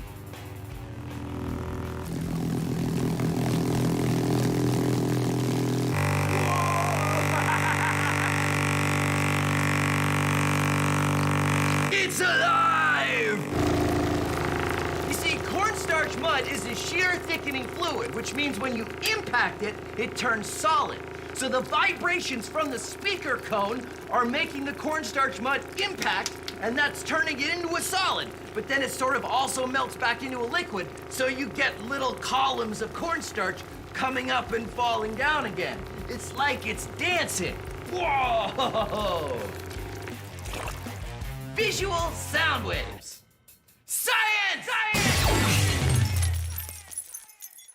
So Michaela and I are going to max out sound. To do that, we need a maxed out sound system. This is gonna be amazing. This is gonna be super maxed out sound experiment. This is James, Michaela. Hey, James, how are you? Thanks for coming, buddy. Nice to meet you. So, tell us about your speaker system. It looks a lot like a vehicle.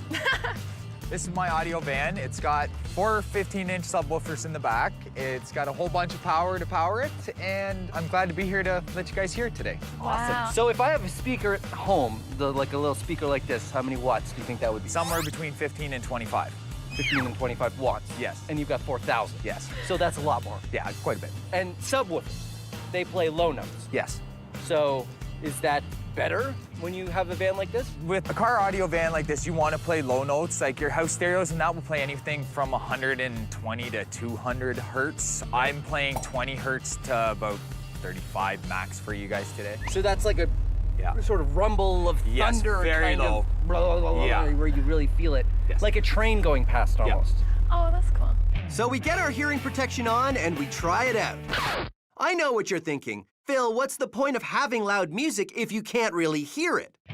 Because we've gone from listening to music to feeling it.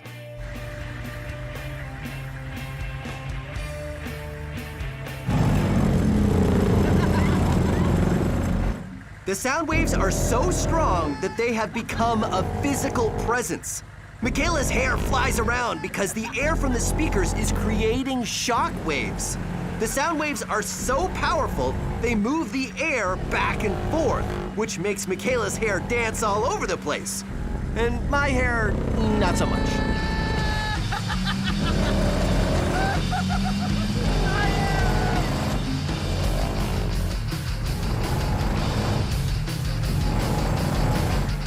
I'm totally jealous of your long hair. Yeah, you need to get longer hair. Okay, hold on. I'll go right. Okay.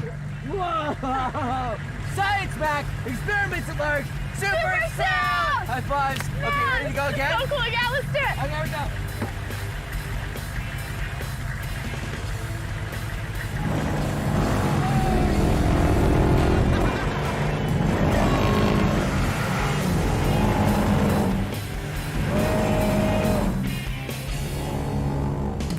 At the bottom. I can't reach it. So that's great. Wait, almost. No, I can't. Okay, I got my hair protection on. You got your hair protection on? What's that?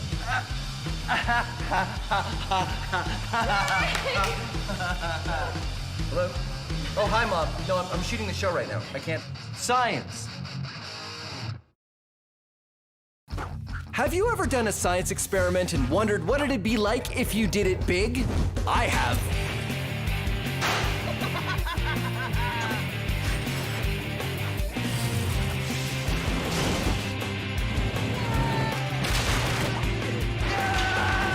My name is Phil, and I take your everyday science experiments and do them big. This is Science Max, experiments at large. Science Max! On this episode of Science Max, I'm on a quest to harness the power of lightning. Its balloon-sticking, hoop-levitating, hair-raising power is all thanks to static electricity. Hold on to your grounding rods. There's electricity in the air. All on this episode of Science Max Experiments at Large. Greetings, Science Maximites. Welcome to Science Max Experiments at Large. My name is Phil, and today on Science Max, we're going to be harnessing the awesome power of lightning. How are we harnessing the power of lightning, you ask? With this balloon. I know what you're thinking. You're thinking, Phil, what's similar between a balloon and lightning? Well, nothing right now. But behold, as I use the power of static electricity and rub the balloon on my head. Because basically that's how it starts. You see, when I rub this balloon on my head, it's stealing electrons from me, creating a positive charge in my hair and a negative charge in the balloon. And the interesting thing is, you know that things with opposite charges attract each other, right? Something that has a positive charge will attract negative things and vice versa. But anything with a charge will attract anything with a neutral charge. See all these things on the table? They all have a neutral charge, which means they've got equal amounts of positive and negative.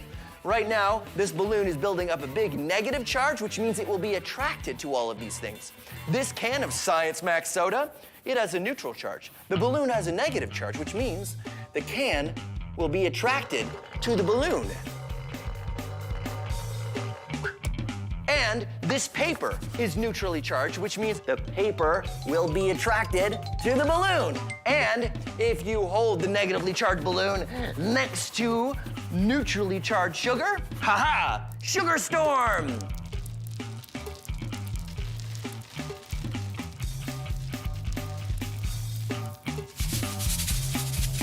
And you probably, wait, I don't want to get sugar in my hair. And you probably know this trick. If you rub a balloon on your head, you can stick it on the wall. Ha-ha! But what does any of this have to do with lightning? Well, the same thing is going on with a lightning bolt. The clouds become negatively charged, and that negative charge wants to equalize itself with the ground, which is neutrally charged. And that lightning bolt is the electricity jumping from one place to another. And you can see this yourself. If you rub a balloon on your head and you put it next to something metal, like a doorknob, there'll be a spark. But here's another thing you can do if you don't have a balloon, which I guess I don't anymore. Rub your feet, if you're wearing socks, on a carpet, and then turn out all the lights and touch a doorknob. You might be able to see a spark jump from your finger to the door. That's lightning in a very, very small form. So that's what we want to do today on Science Max Experiments at Large. Max out lightning! I think I'm going to go to the Ontario Science Centre and ask Heather her advice. She really knows her stuff. I'm going to go see if she's busy right now. Come on.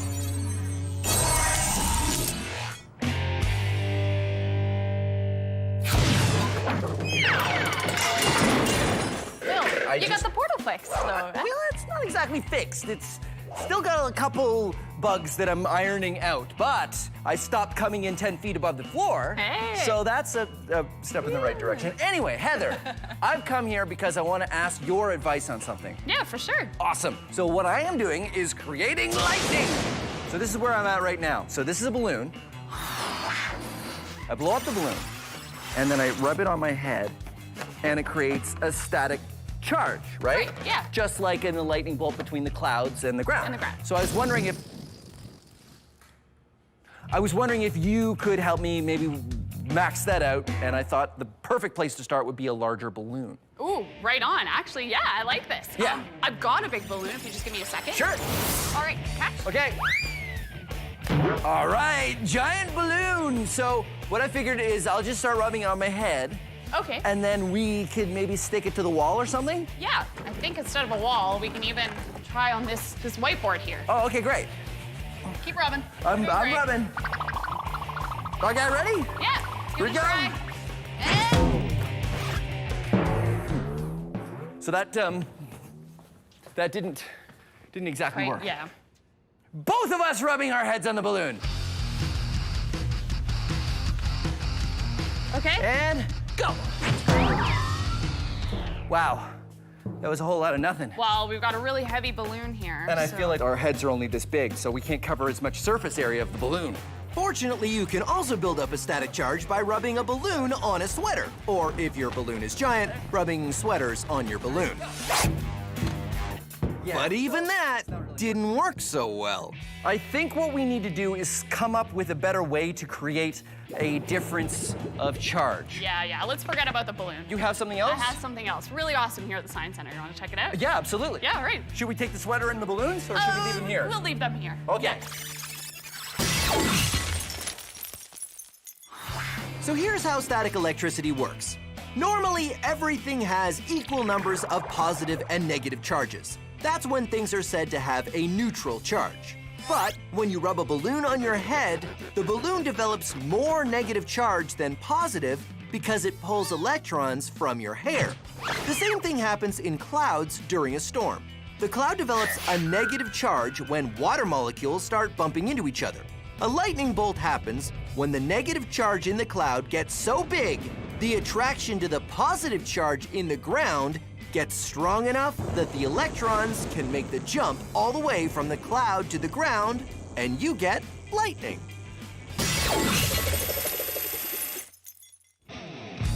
Heather and I tried to max out the static on a balloon, but a big heavy balloon just doesn't hold the same charge. That didn't exactly work. Yeah. But we're only interested in maxing out the static charge, and Heather knows just what to use. Wow.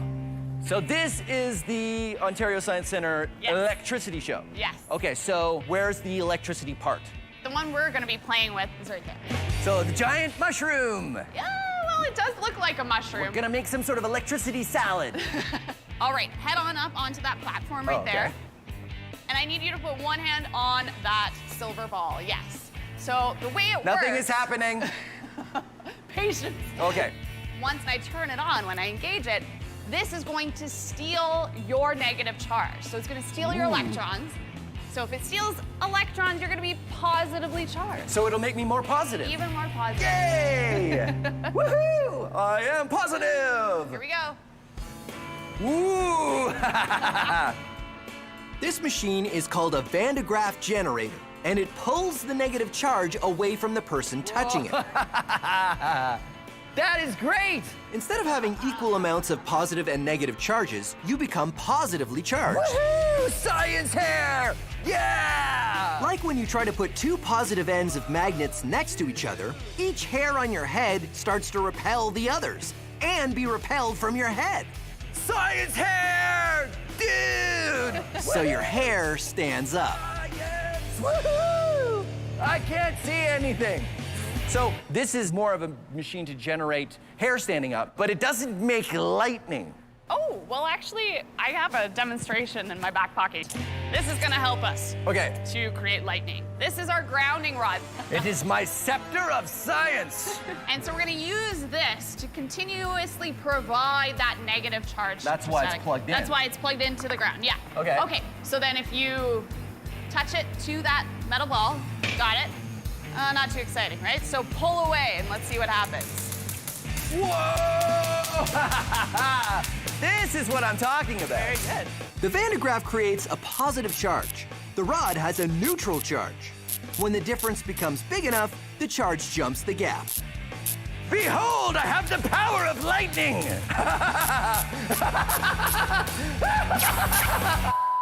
So it's the difference between the positive and the negative is what we want when we want to make a lightning bolt. Yes. So is there something we can use to make that happen?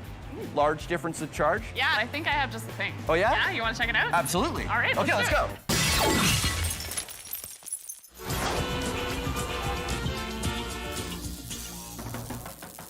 So, you would like to move electricity from here to there. Well, what you need, my friend, is a conductor. All right, a little more arpeggio this time. No, not that kind of conductor.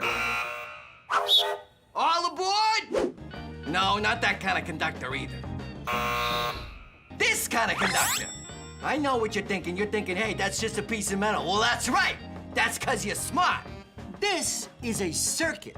Electricity flows from this battery along the wires and into the light bulb. But Sal, you cleverly observe, the light bulb is not lit. This is true. That is because we have a gap in the circuit. And air is not a good conductor of electricity. Is metal a good conductor of electricity? Let us find out. Metal is a good conductor of electricity. What about wood? Nope. What about this horseshoe? Is a good conductor. Will this sandwich conduct electricity? Nope. No. What about this plastic fish? Nope. What about this pickle? No, pickle is not a good conductor. That's why we make electrical wires out of copper and not pickles. You know, in case you were wondering.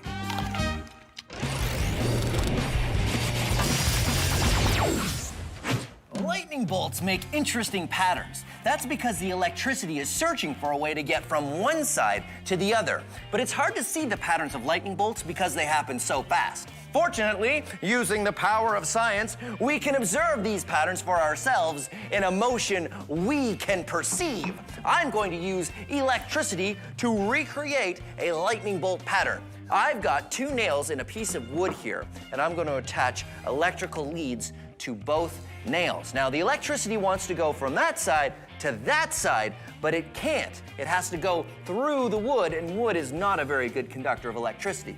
Now, this is very dangerous. I need a special machine even to pull this off, so this is definitely not something you want to try at home. In fact, I'm gonna stand way back here when I turn it on. Like water, electricity tries to find the easiest route to get from one place to another. But sometimes that involves branching out until the right connection is made. Lightning bolts do the same thing when they branch out between the clouds and the ground. Finally, there's a spot where the branches meet and the circuit completes itself. Then the electricity follows this one path, ignoring all the others. And there you go. We just watched a lightning bolt happen in slow motion. Haha, science. Back to our main experiment where Heather and I are on a quest to use static electricity to recreate a lightning bolt. Our experiments with the Van de Graaff generator had some hair-raising results, but Heather has another experiment she wants to show me. This is Jacob's ladder. Oh, so this is another way to make lightning. Yes. Lightning? See, yeah. Let's do it. All right. How do we get it to go? All right, so we want to turn it on. Behold! Oh, turn it on, Not- okay. not- Go! Oh. Ooh, look at that! You can actually see that light climbing up between the 2 copper wires. That's why you call it Jacob's ladder, because it's got the rungs of the ladder. Yeah. Between these 2 points, there's a really great charge difference, right? Okay, so what's the difference? 10,000 volts if you're looking at it. 10,000 volts. Yeah. And volts is how you measure the difference in charge. Exactly. Why does it go up? So it goes up because rather than just staying at the closest point, is because we're heating up the air. Oh, point, so yeah. hot air rises. Hot air rises. And it takes the electricity with it? So if we cooled the air, it wouldn't go up? Wouldn't immediately go up, yeah. And there it goes, and it heats back up again. Yeah. That's neat. Okay, so we have a Van de Graaff generator. We got a Jacob's ladder. Are there any other devices that make lightning like this? Ooh, yeah, there's other things like the Tesla coil, really high. I have a Tesla coil. You have a Tesla coil? I do. I've got one at the lab. I've just never known how to hook it up. Oh, I can help with that. Yeah. Really? Yeah. Okay, let's do it. Let's go back to the lab. All right. Well, yeah. I'll turn that off. Okay. Yeah, safety first. Okay. By now, you're probably an expert on what happens when you rub a balloon on your head, right? The balloon becomes negatively charged, which means it will attract anything of an opposite charge, or anything positive, or anything that is neutrally charged, like, like me. Look at the hairs on my arm when I bring the balloon close. Whoa! You see, the neutral charge in my body is being attracted to the negative charge in the balloon. So if something is negatively charged, what happens if you bring something else negatively charged nearby? well, they'll repel each other. And here's an experiment you can do to make something fly using static electricity. You'll need a balloon, a sweater, scissors, and a plastic bag out of the thinnest plastic you can find. Fold the bag up and cut off the bottom. You don't want that part. Then cut another strip from the bag. This will give you a hoop of plastic. I find it works better if you break it and tie it again. Lie it flat and rub it with the sweater. This will give it a negative charge. You'll know you've got enough of a charge when it really wants to stick to the table. Then take your balloon and rub the sweater on the balloon to charge it up. Because both the balloon and the hoop have negative charges, they repel each other. Then put them together and it will repel. And you can get the hoop to levitate. Ha-ha, a floating bag of static charge. But here's the thing, you need to keep it away from your body, because if you get close, the bag will stick to you, because you're neutrally charged and the bag is negatively charged. Pretty cool, right? Well, let's max it out. Maxed out floating static ring. Whoa, no. Yeah! Look out, look out! Oh, no! Oh, sorry about that. Oh well. It was fun while it lasted. I gotta charge these up again.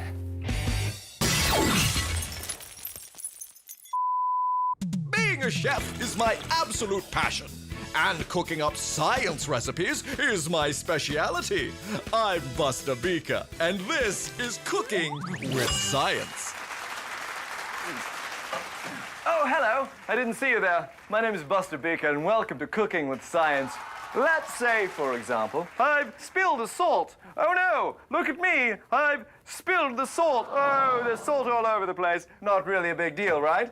All you have to do is clean up the salt, put it back in the container. But oh no, I've also spilled pepper on the salt. But that's all right. You might be able to carefully separate the But no! Oh dear, look, the pepper and the salt are all mixed together. What do? Well, here's how you can save the day using the power of science. All you need is a cloth and a plastic spoon. Like this one here. Just rub the plastic spoon on a cloth, and you'll be charging it up with a negative charge of static electricity. If it's got a negative charge, it will attract anything that has a neutral charge, just like the salt and pepper. But I know what you're thinking. How will we separate them? Well, here's the answer, my friends. Pepper is lighter than salt. Observe. Well, if you hold the spoon high enough, the pepper will be attracted and make the jump up to the bottom of the spoon, but not the salt, as long as you've got it high enough up. Because the salt is heavier, you'd have to bring the spoon closer, which we're not going to do. And if you tap it off to the side, you'll make a nice little pile of pepper, and there you go, separating pepper from salt using the power of science. Thanks for watching Cooking with Science. I'm Buster Beaker.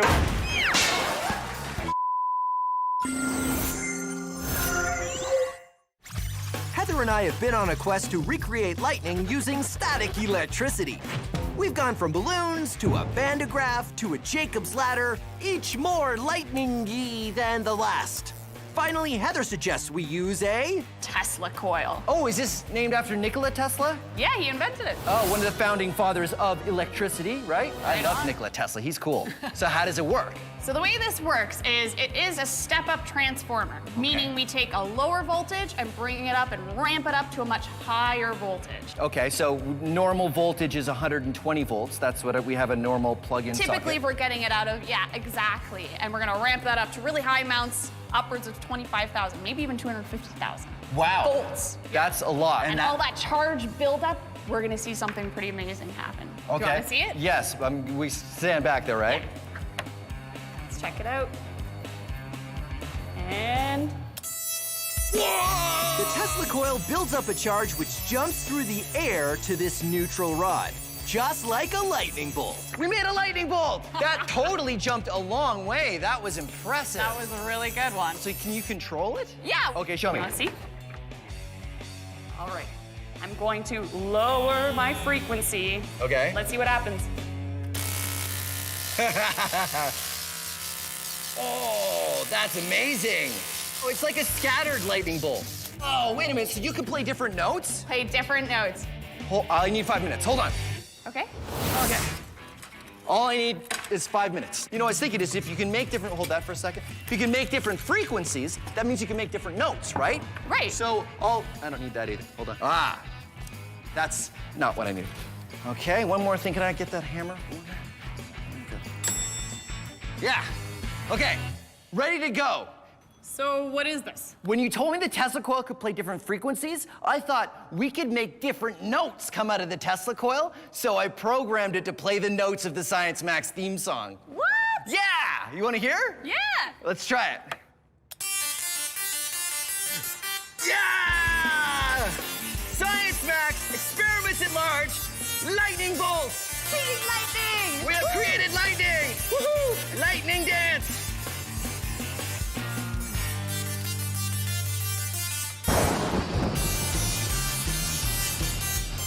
No.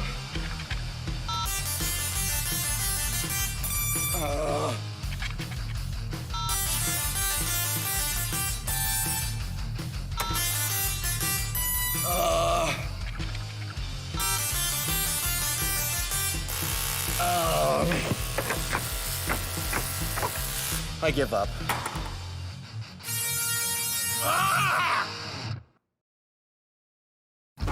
Have you ever done a science experiment and wondered what it'd be like if you did it big? I have.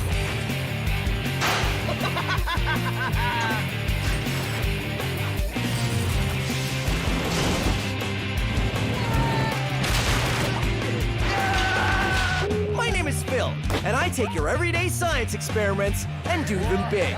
This is Science Max, experiments at large. Science Max! Today, I'm maxing out the power of water. Water is very heavy. Pressurizing water to make a water-powered car, water pressure pumpkin carving, water flying, and more. All on this episode of Science Max, experiments at large. Greetings, Science Maximites. Welcome to Science Max Experiments at Large. My name is Phil, and today we're gonna be looking at water. But water is very heavy, but that's okay because we need it to be heavy for this experiment to work. I don't know if I need that much of it though. Maybe I can get, here we go. Yeah, that's probably all I need. Today, we're going to be building a water-powered car. You'll need a base for your car, like this styrofoam, water bottles, shish kebab skewers, straws, scissors, elastics, paper plates, tape, a square of paper towel, modeling clay, vinegar, baking soda, water, and glue or a hot glue gun if you have an adult to help you, and... yeah, I know, this one is pretty involved. That's why you should go to the website for step-by-step instructions. Take your paper plates and glue 2 together to make a wheel. Then make 3 more. Wrap elastics around your base and then tape straws on the bottom. Trim them down, maybe about that much. Then take your shish kebab skewers and push it through a water bottle cap to make a hole. Then stick one wheel on, put the skewer through the straw, and do the same thing on the other 3 sides. Then take the water bottle cap and get an adult to help you make a perfect hole in it so that it fits your straw. Then use some modeling clay and hot glue to seal the straw and the cap so it's airtight. Attach the water bottle to the base of your car, then fill it with some water and vinegar. Next, you'll want to wrap up a spoonful of baking soda in the square of paper towel so you can make a little package. Finally, stick something underneath the underside of the bottle to raise the end up off the base. Bring your cap and then go outside. Here we are outside. Yeah, I know, we're not really outside, but I have a science lab and you probably don't, so I highly recommend you do this outside. And don't forget your safety glasses. Now, this is why we make a little packet of baking soda, because we want to delay this reaction as long as we can. So I like to hold it there. We'll hold it there with one finger so I can get the cap ready, because we don't want it to react until we can get the cap on and then kink the straw to keep the pressure inside till we're ready to let it go. Then at the last second, you want to drop that packet in and quickly cap it and kink the straw. And woohoo! Woohoo! There you go, a water-powered car. Now, I know what you're thinking. You're thinking, Phil, wait a minute, that's a vinegar and baking soda-powered car. Well, kind of. The vinegar and baking soda create a gas, and that gas creates pressure in the bottle, and that pressure forces the water out of the bottle. But it's the water leaving the bottle that creates the thrust. The water going that way pushes the car that way. Newton's third law, every action has an equal and opposite reaction. So what we're gonna do is max out the water-powered car. Figure out how to get water going that way so we can go that way. But we means me and someone else. Who can help me? Oh, I know, Anthony from the Ontario Science Centre. He'd be great at this. Hopefully he's not busy. We're gonna max out the water-powered car.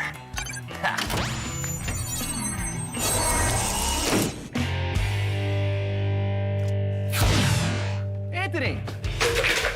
Phil, sorry about that. Did I scare you? Don't worry about it. How you doing? Awesome, thanks. Great. I was wondering if I could get your help on an experiment. Yeah, okay. Which one? I'm building a water-powered car. It's gonna be great. It's Science and Max headquarters. I'll show you. Phil? Anthony, I'm here. Whoa. Phil, where are we? Oh, this is the parking lot for Science Max headquarters. So, okay. Today, I want to max out the water car. This thing is awesome. Yeah, so what you do is you use vinegar and baking soda, and you pressurize this container, and the water shoots out that way.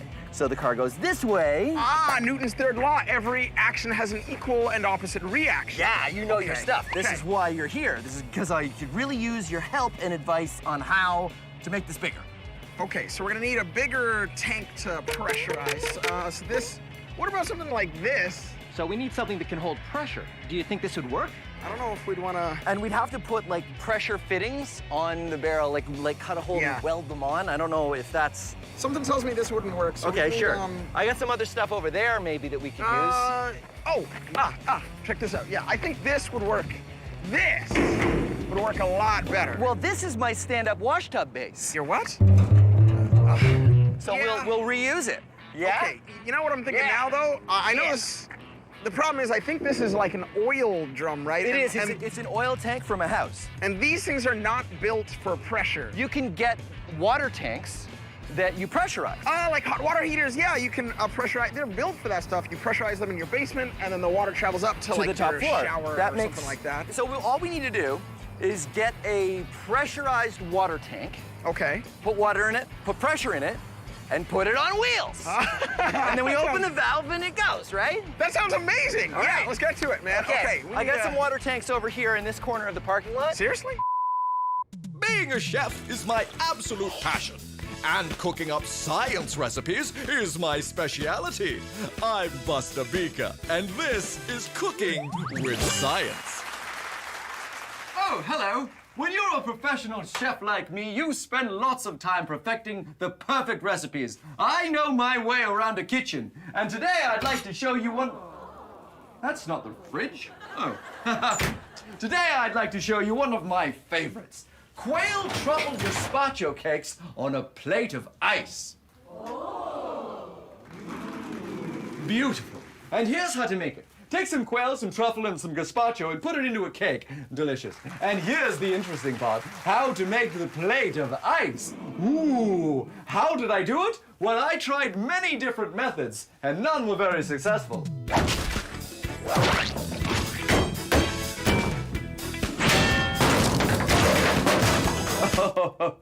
But now I let science do the work for me. So here's what I do. You see, I've got my large block of ice, and I've got a fishing line over the top, and on the bottom, I've got 2 heavy weights. Now we wait. The heavy weights put pressure on the fishing line. This pressure melts the ice where it's pressing down. As the ice melts, the fishing line moves through the block of ice and eventually cuts its way through. There we are. My hours of waiting have almost paid off. You see, I've got a perfect line through the ice, and I stopped it just before it finished. It's the pressure of the line on the ice that makes it work. The same thing happens when you use ice skates. You see, it's a very thin line, and your body weight presses down on the ice, mounts it a bit, and that allows you to glide across the ice. It also allows me to just pop this off. There you are, you see? Perfect plate of ice to put my delicacy on. Let's just try that now. There we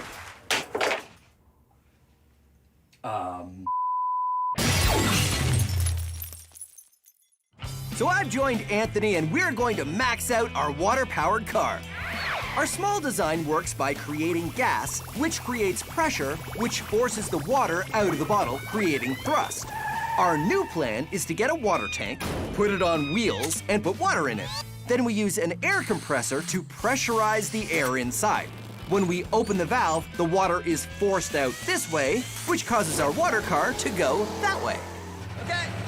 Haha! So, water car, maxed out version. Huge. Water tank. And filled with lots of water and lots of air. Too. Yeah.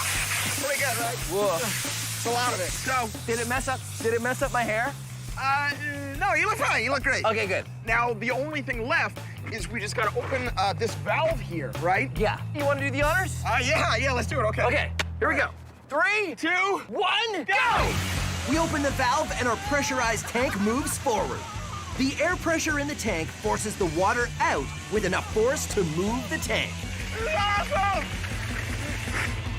That was awesome! That was a great run, yeah. That was amazing. So, pressurized water tank on wheels. Totally worked. Totally worked. Total success, yeah. So, because this is Science Max, the only thing we can do now is make it bigger. Bigger, right? exactly, Okay. yeah. So, Problem is, I don't think we're gonna find a tank bigger than this one. Yeah. Because then it would be too heavy, right? Exactly, A much way too bigger. heavy. Maybe what we can do is just get a lot more water. Okay. And then we find a way to pressurize the water. Oh, so don't pressurize the whole tank, just the stream of water that's going out As of the it comes tank. out, exactly. Something kind of like a fire hose. A fire hose, right. So we take a big container of water. Right. And I guess we would need a pump. Yeah, like a pump would be perfect. So then we suck the water out of the container, put it through the pump to pressurize it, shoot it out of a fire hose. And then our car goes flying. Goes flying. Okay. Yeah, let's do it. Yeah. All right. Amazing.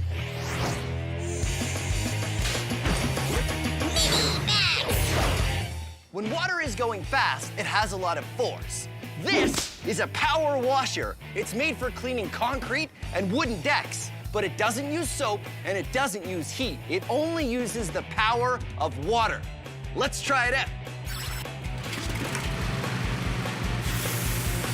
The power washer creates a stream of water that is moving really fast. It has the force to clean concrete, strip the paint, or even the Science Max logo off wood. But how do I max out the power washer? What's the most ultimate use I can think of? Power washer pumpkin carving.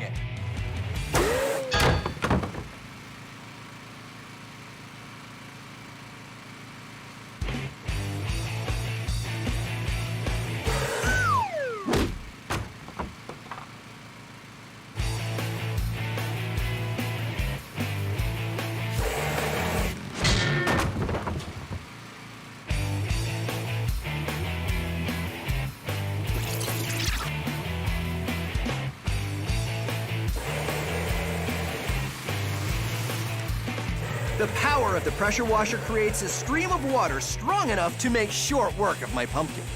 Power washers may only shoot water, but they can be dangerous, so don't try this at home.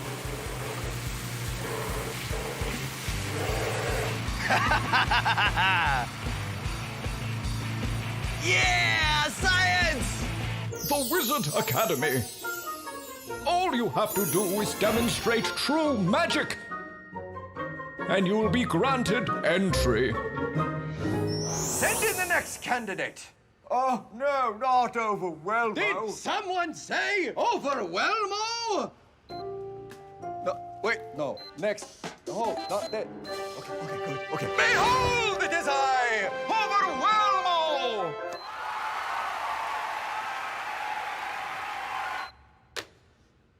Welcome back, Overwhelmo. If you can truly demonstrate magic, you may join the Wizard Academy. A glass of water! No, wait, that is not the whole trick. Okay, hold on. Okay, and this, a waterproof playing card.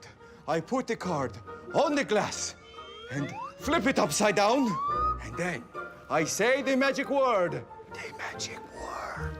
And behold, magic!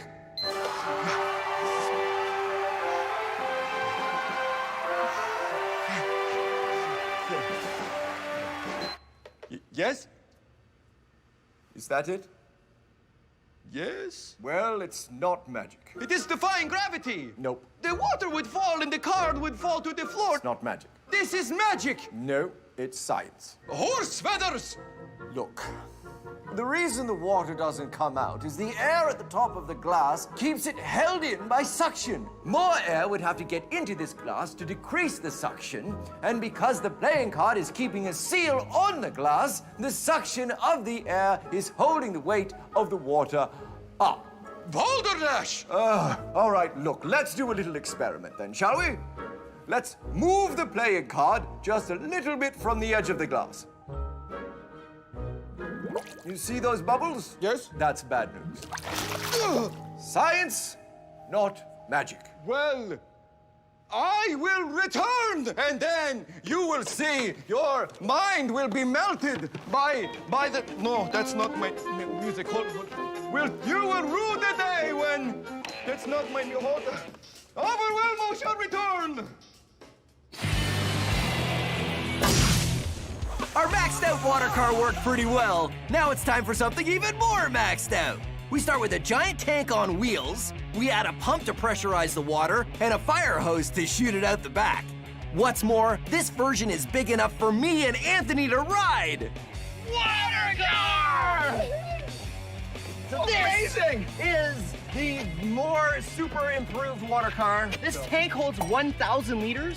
And right now it has 720 liters of water. We have a pump. That's right, our water pump. So the idea is we take the water from this container out through your hose, really pressurized, going really fast that way. Our car goes really fast this way. All we gotta do is just turn on the pump and we're ready to go. So we fire up the pump and the water stream comes out really strong. So strong I can barely hold on to it. But even so, there's a problem. What's going on back there? I got it! Going off. Yeah.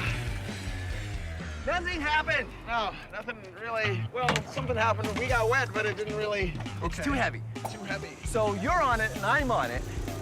That's a lot of weight. We don't ride it. That's something. Yeah. Also, this is kind of going crazy. Yeah, because if nobody's holding it, it's just gonna flap around. So we'll have a brace here. Yeah. Shoots it that way, that's good. And then we'll need, I feel like we'll need something to kind of propel it. Maybe a better propulsion system. Kind of like one of those steamboats. So we put a big paddle wheel here. Exactly. And we aim it, I guess we aim it down. At the, yeah, exactly. Like that. And then at the paddle wheel, and then the paddle wheel spins, and that propels the car. Exactly. Right? Right. Okay, well, we can do that. Let's do it. Sounds good, We'll yeah. put it together. You know what? I have a paddle wheel because I had a failed hydroelectric.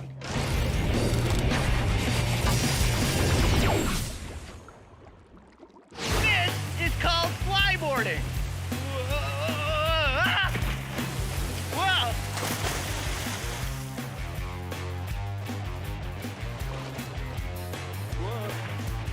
Whoa.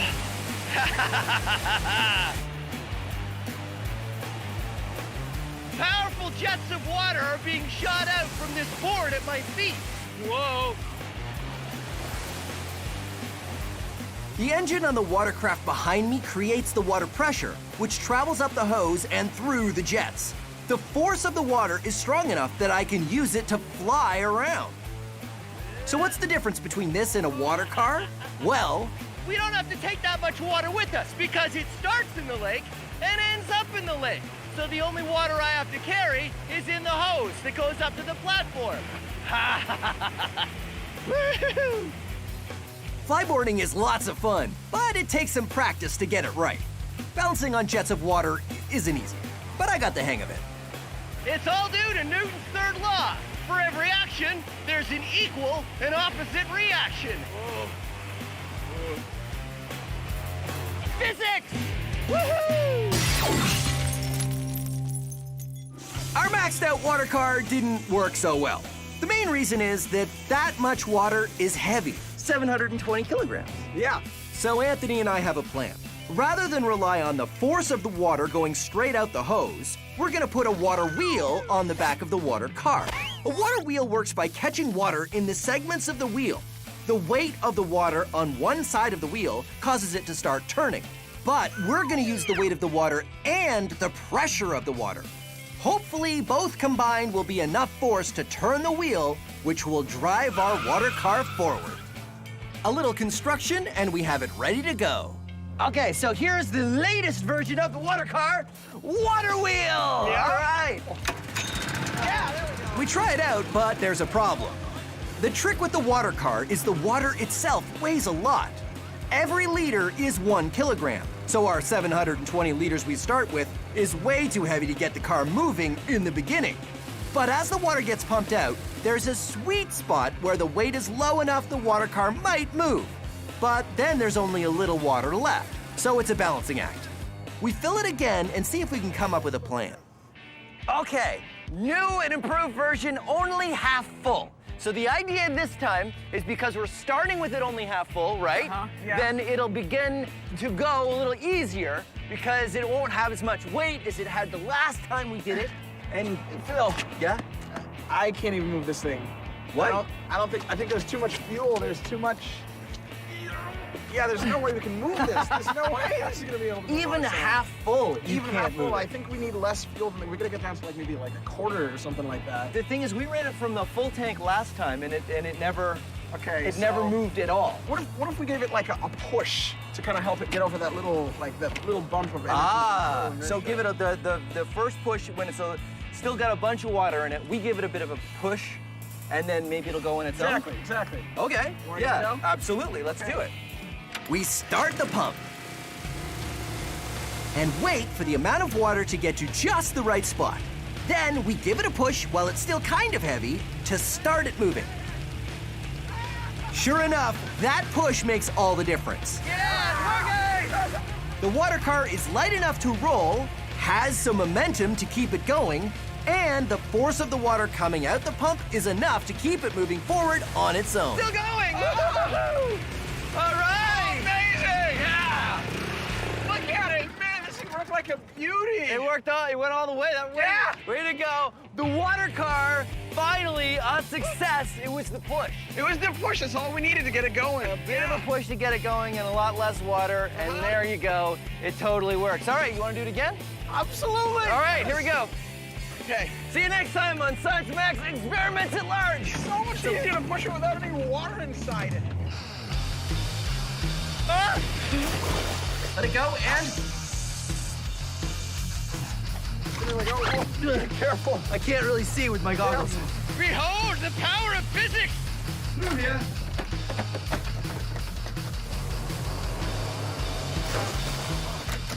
The door's full. This is called foot. Whoa! All we have to do is wait.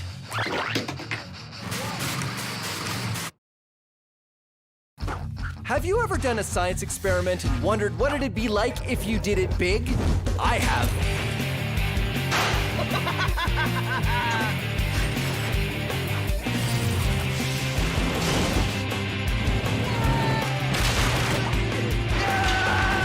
My name is Phil, and I take your everyday science experiments and do them big. This is Science Max, Experiments at Large. Science Max! Today we're moving air. We're moving it through a tube to make a stomp rocket, vacuuming it out, turning it into a vortex, and taking it with us underwater. All on this episode of Science Max, Experiments at Large. That was amazing. Greetings, Science Maximites. My name is Phil, and it's moving day today on Science Max Experiments at Large. Let's see, where do I put this? This is probably a good spot. Today, we are moving air. You probably don't think that moving air will have a huge effect, but you'd be surprised what you can do by just moving air. But don't worry, we're not just gonna move the air around in boxes. We are going to build a rocket! And this rocket uses the science of stomping on something with your foot. This is a stomp rocket, and it works by stomping on this plastic bottle, and air shoots through this tube and pushes the rocket up into the sky. And here is how you can build one of your very own. And remember, if I go too fast, don't worry, all of the steps are on the website, so you can follow along at your own speed. All you need is a 2-liter plastic bottle, 3 kinds of tape: electrical tape, duct tape, and science tape. Science tape is just the same as invisible tape, but I use this kind of tape for science. Then you want some plumber's tubing and some construction paper to make your actual rocket. First, you want to take your plumber's tubing and cut it into 3 lengths. And when I say you, I mean an adult, because you need to use a saw. So you saw it up into a long piece, a short piece, and an elbow piece. We want to make a long tube at the top, and then we also want to make a tube at the bottom so we can attach our 2-liter bottle to. And there we go. Ta-da! Ready to go. But of course, it doesn't stay up, so we have to attach it to a base. And it will look like this. And you see, it's been attached with duct tape here, and I've used electrical tape, and I've wrapped that part around there. Now, building the rocket. Wrap the paper around the tube and tape it with your science tape. Tape the top closed so no air escapes. Then cut a semicircle to make the nose cone, and 3 hoops for thrusters, and tape them to the bottom. There you go. The rocket fits on the tube just like that. And when you stomp on this bottle, it launches. But here's the most important part. The one most important rule of launching rockets. You shoot rockets outside. Come on. Once you get outside to a nice open area, and you bring your safety glasses with you, all you need to do to make the stomp rocket work is, of course, stomp on it. You ready? Here we go. 3, 2, 1. Whoa! You see that? That was amazing. Okay, so this is where we're gonna start with the stomp rocket. I'm gonna meet Chris from Logic's Academy, and he's gonna help me max it out. In fact, he's probably at Science Max headquarters already. I should get over there. Okay, where's the... Oh, there it is.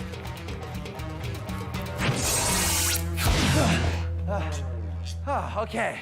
How you doing? It's good to see you. You too. Chris is from Logic's Academy, and you guys do in-class robotics workshops, right? That's right, we do. Great. Well, I was hoping I could get your expertise to help me max out the stomp rocket. Yeah, Logix makes one of these. I totally think I can help you with that. Fantastic. So it works great. I just want to make it bigger, better, more maxed out. First off, we can start by making this pipe a little bit bigger. So larger pipe, more airflow, bigger launch. Okay, let's do it. Cool. Moving air isn't that hard, right? I mean, air is super light. How hard can it be to move? Well, here's an experiment you can do that lets you measure how hard it is to move air. So what I'm gonna do is I'm gonna hit the ruler with the broom. It's gonna go over there. I hit it, and it moved, no problem. So we're gonna do it again, except I'm gonna add just a couple pieces of newspaper. All right, ready?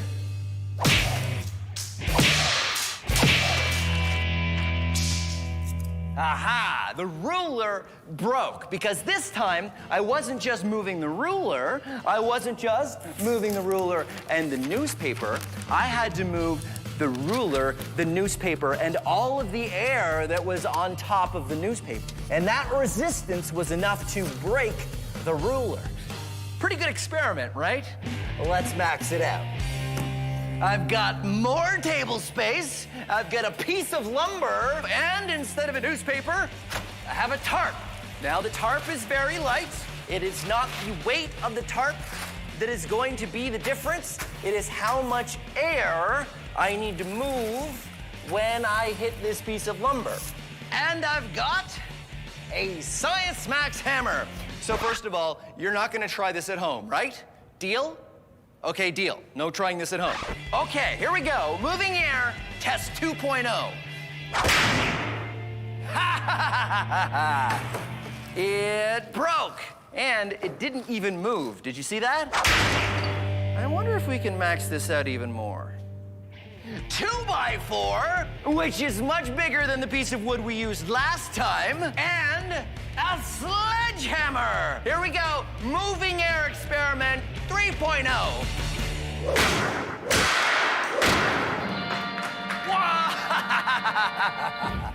Yeah, science. Whoa. So I've joined Chris from Logix Academy, and we are maxing out our Stomp rocket. To do that, we're gonna use Larger pipe, more airflow, bigger launch. The theory is that moving a larger volume of air through wider pipes will make our rocket work even better. So we get to work. This version is built exactly the same. We cut and attach the pipes, a long piece, an elbow, and a short piece, then secure them all down. We attach the plastic water bottle and tape it so it's airtight.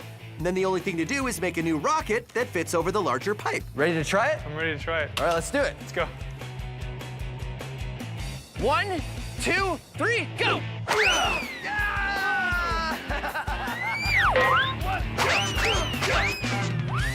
That was amazing! In the end, though it worked, it wasn't much better than the smaller rocket. I think we could still do better, right? Oh, yeah. This is Science Max, not Science Medium. Right, okay, let's go back to Science Max headquarters.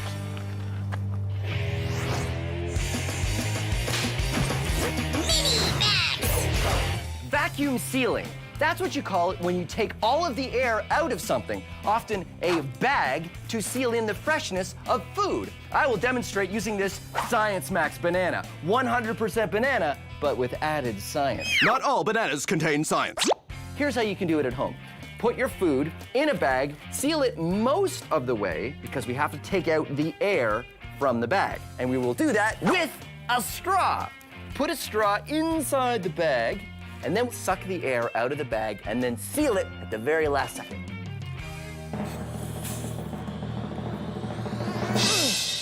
There, a vacuum sealed banana. Now I know it's kind of hard to see that it's been vacuum sealed because bananas don't really crush much when you take the air out. So I like to use stuff that has a lot of air in it to begin with. In fact, there are special bags that are specifically for vacuum sealing that are supposed to store big and bulky items that have a lot of air in them, like this pillow. See this nozzle right here? It's designed to be used with a vacuum. So, what you do is you put the vacuum on this nozzle, open it up, and then you turn the vacuum on. Oh. The vacuum is sucking all the air out of the bag, just like we did with the banana. But because the pillow is full of air as well, it starts to shrink and shrink. Then you pull off the vacuum and you tie the seal off, and, all right. And ta-da! A vacuum sealed pillow. Okay, let's max it out. What could possibly be more maxed out than a vacuum sealed pillow? Vacuum sealed fill. Okay, I put plastic bags against the door and then sealed the edges with duct tape. And of course, I didn't put any plastic over my head because you never put your head in a plastic bag, right? Well, let's see if vacuum sealed fill, it works.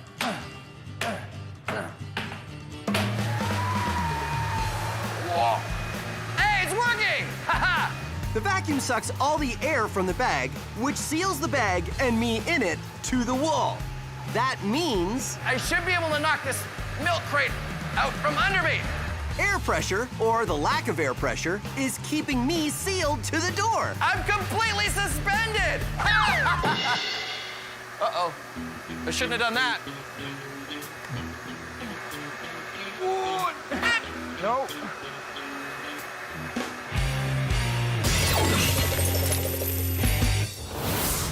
So our larger version of the Stomp rocket worked, but it didn't go as high as the first version. Chris and I see how we can improve the design.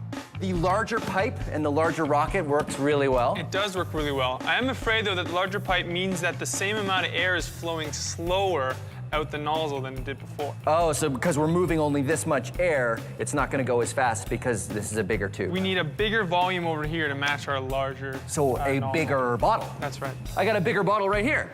Ha ha! Bigger bottle! So hold that, and then all we have to do is tape the bigger bottle. I'm not sure on. if that's gonna. Yeah, like this. Still though, I'm afraid. Yeah, so then all I need to do is tape it on. Chris and I attach a larger bottle to our tube. We just need some risers to adjust the height, then we tape it on and we're good to go. Everything else, including the rocket, stays the same. I still don't understand how you're gonna step on this one. It's just too stiff. I have a plan. Ha ha ha ha! Sledgehammer! You ready? Yeah, I'm ready. Okay. 1, 2, 3! It blew the top off the rocket. Right off it the also top. blew the bottom. Looks like it's a bit rigid to change its volume so quickly. So it's kind of a one-time use thing, huh? I think so. So why don't we try increasing the volume? Even bigger tube, Yeah. even bigger container. What's bigger than that? That's the biggest bottle they make. What else holds air? What about an air mattress? Do you think we could use an air mattress? I think we could, yeah, a really big air mattress. Oh, totally. High five. I love that idea.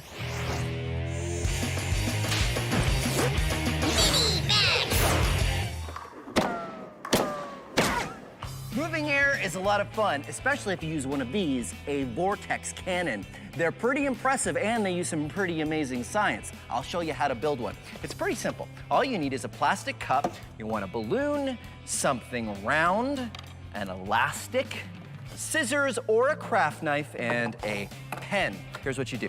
Take your balloon and cut it just where it gets wide. You take the mouth of the cup right there, and you have to stretch the balloon over the top. And then you want to put an elastic around it, keep it in place. And this now is a surface on the top, and that's what you're going to use to pull back and create your burst of air. But of course, the air's not going to go anywhere until you make a hole in the bottom. So here's what you do. You take your round thing and draw a circle, and take your craft knife or a scissors and an adult and get them to help you cut out a hole. And when you pull back on the balloon, a burst of air comes through the hole. But the air has an interesting shape. Now, I know what you're thinking. You're thinking, Phil, air is invisible. You can't tell what shape it is. Well, I can show you. Come on. This is my maxed out vortex cannon. It's made out of a garbage can. I've got a hole in here, and this is a shower curtain with a ball that I can get a grip on and pull. And then it shoots forward like this. Now it makes a big puff of air, but again, the air is invisible, so we don't know what shape it is, but I can help with that because I've got this, a fog machine. I fill the inside of the garbage can so we can see what the air is doing when I fire the vortex cannon. Okay, come on over here. Ready? Whoa! Okay, ready? Check it out. The vortex cannon shapes the air into a ring, called a vortex. It makes a ring. Well, actually sort of a donut. Because of its shape, the air in a vortex can move much farther than air that doesn't have a shape.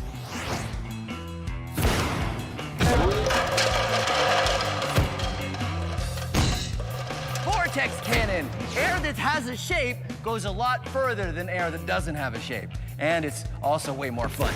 Woohoo!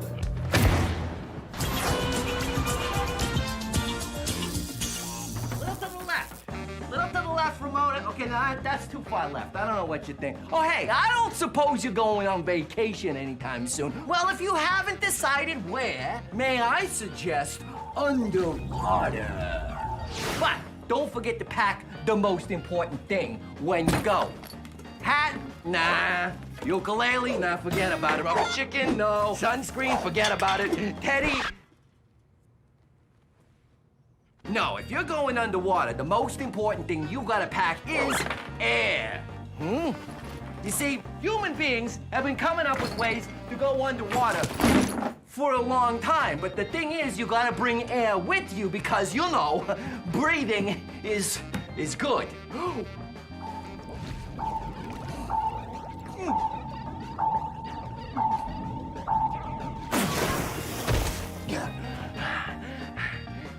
out. It's a diving bell. One of the first ways humans used to be able to take air with them when they went underwater. You see, it's a big, heavy bell, and it's lowered from a ship above on a rope. And when it gets lowered into the water, it traps a bubble of air underneath. So you can swim around underwater, but then when you need to breathe again, you don't have to go all the way back up. You just pop under the bell and take another breath. Bells like this were actually much bigger when they used to use them for diving to hold more air. Huh? Ring-a-ding-ding. What do you think? You want this? No? It's okay. I got something else. Hold on. Check this out. It's an old-timey diving suit.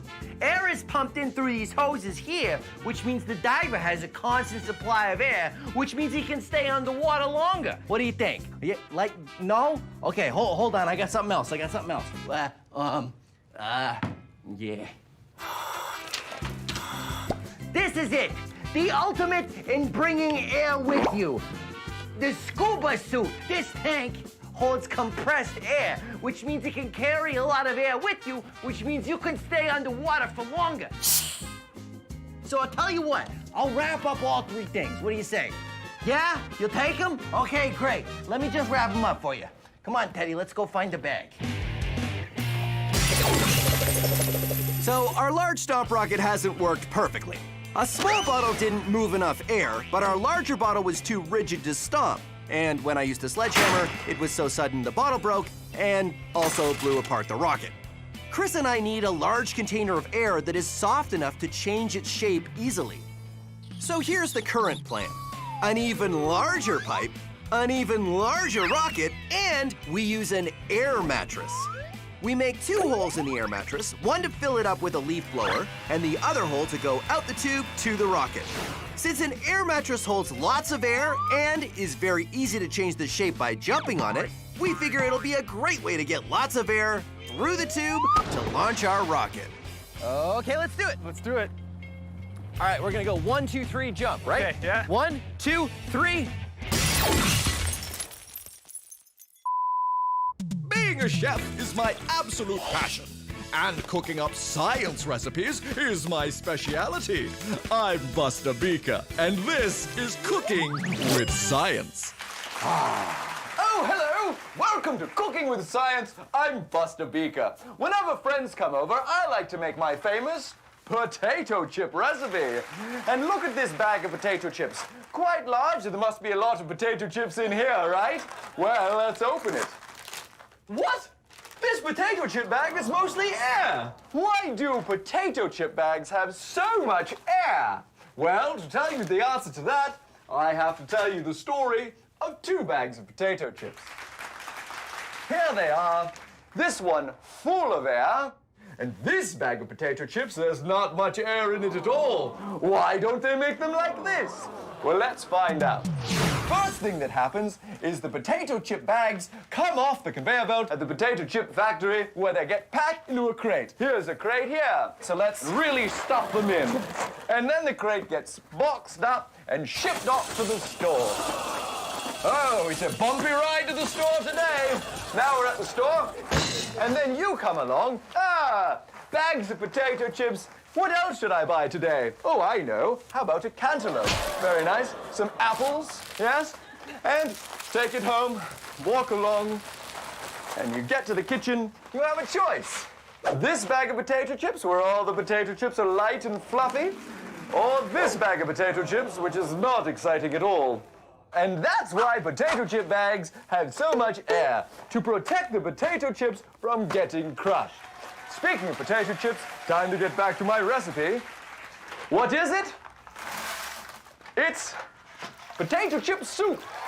Well, I'm Buster Beaker, and thanks for joining me on Cooking with Science. Perhaps a little bit more cooking. Okay, so where were we? Oh, right, our maxed out rocket. A much larger pipe, a large air mattress, and the largest rocket yet. Let's see how it goes. 1, 2, 3, jump. 1, 2, 3. Yeah! All right, let's do it again. Okay. 1, 2, 3.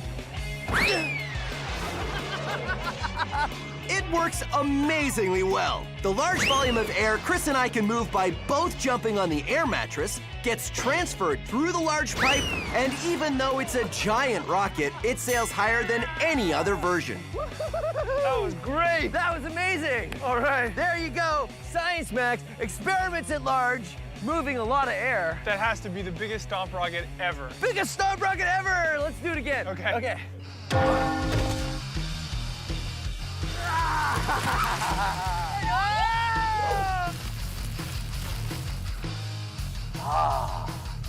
Oh, it smells so horrible. It's a diving bell. And that didn't work at all. That's acting, my friends. Oh, friends, it's so bad.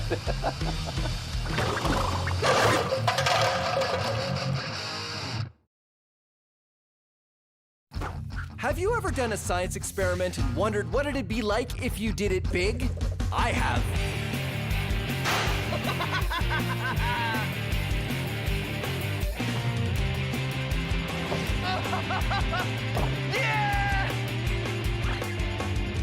My name is Phil, and I take your everyday science experiments and do them big.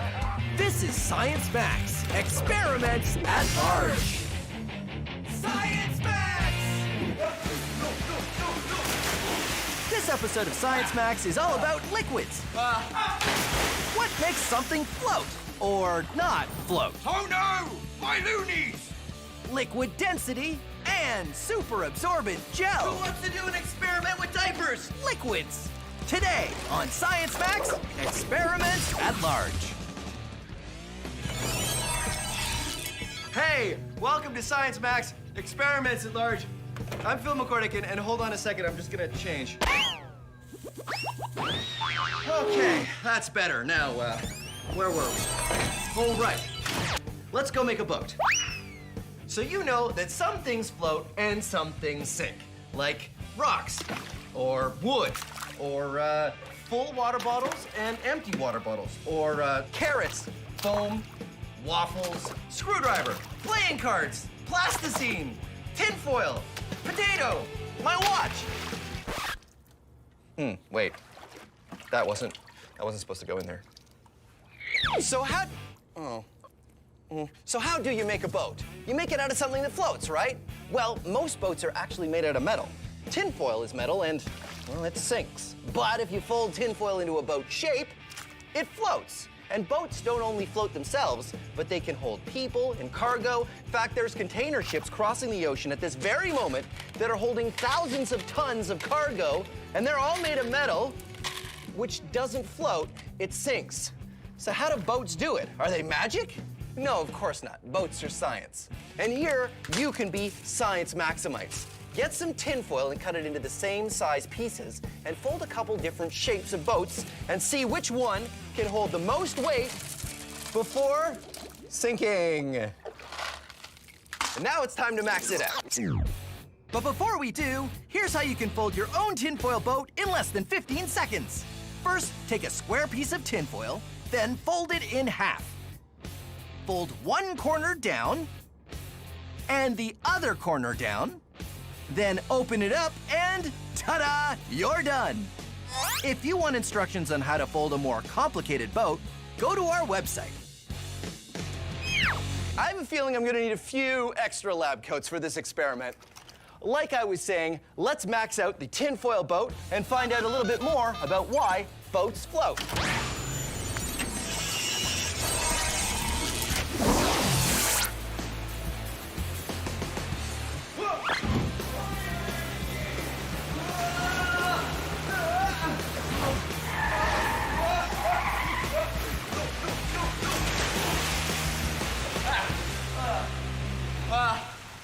Okay, well, I'm here at an indoor pool, which is not, I wasn't expecting to be in the pool just yet, but this is where we're gonna build our giant tinfoil boat, so why not? Huznia! Phil, you're wet. I thought I was gonna come in over there, but I came in on the water sled. I think I had the coordinates wrong. Anyway, this is Huznia, and she's from Let's Talk Science, which is all about science education, right? Yes. Just like us. So you're gonna help me max out the tinfoil boat. I think I dropped it in the water. Hold on. Whoa!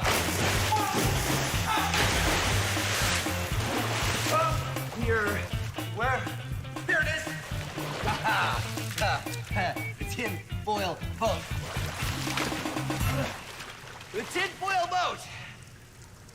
Bill, this is a boat? Well, it looked a lot better before I came down the water slide, but that's the idea, and then we make it bigger. What do you think? I don't think it's gonna work, Phil. Oh, well, why not? Tinfoil is very thin, Uh-huh. and it might not hold the shape of the boat. Well, I still think we should use tinfoil, though. Why? Well, because the small experiment was tinfoil, and I bought all of this tinfoil. Then let's do it. Tinfoil? Okay, high five. I will, I'll take the tinfoil, and you take that, and, I'm gonna have to dry off at some point. Welcome to Shipbuilding for Pirates. I'm Swubby, and I've built some of the finest pirate ships for some of the finest pirates this side of the Caribbean. And I can teach you to do the same. But first, you need to know your basics. Mass and volume. Let's start with volume! But not that kind of volume. Which of these two chests do you think has more volume? Right, this one here. Which of these two balloons do you think has more volume? Right, this one here. Volume is how much space something takes up. Which of these two chests has more volume? That's right, they're the same. But which of these two chests has more mass? Which is heavier? Hard to tell, isn't it? But what if I told you that this one was empty and this one was full of treasure? Oh, loonies. Now, which one has more mass? That's right, this one. These two chests have the same volume, but this one has more mass. This chest has more volume than that one, but this one... My loonies! That chest does not have as much mass.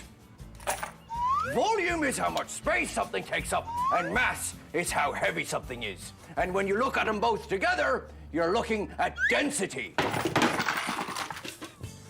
Join us next time on Shipbuilding for Pirates, and then we'll look at how volume, mass, and density work together to make something float. Oh, my precious, precious loonies. Are you all right, my pretties? They can't talk, so I'm not sure what they're saying. So, Husni and I get to work constructing a large tinfoil boat.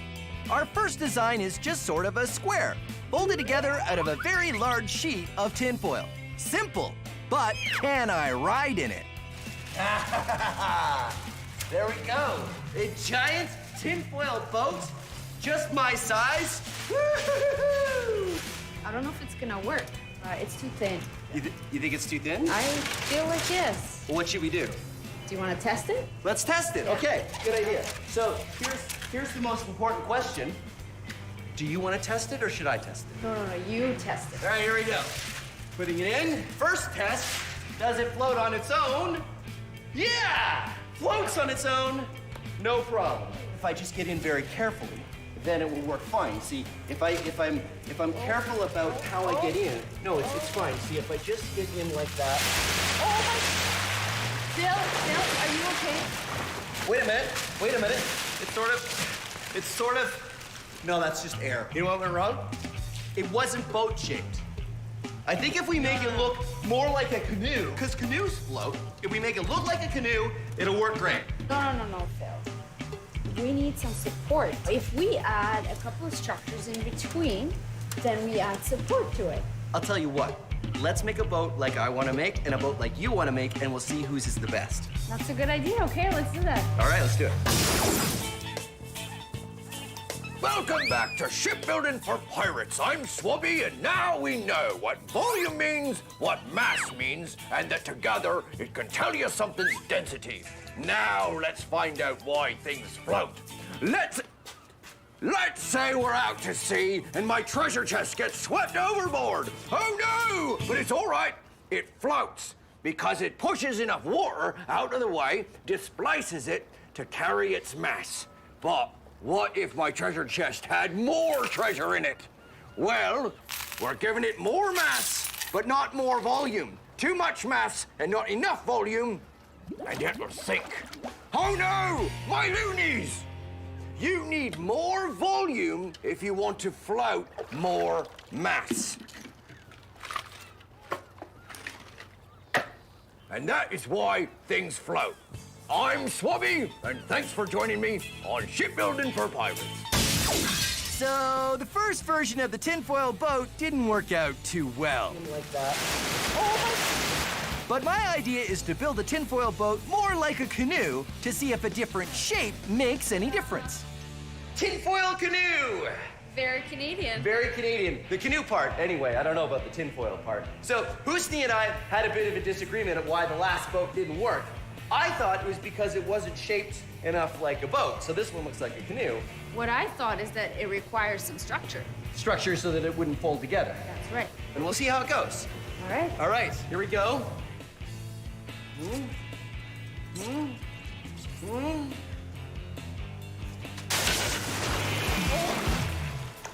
Did it work? No.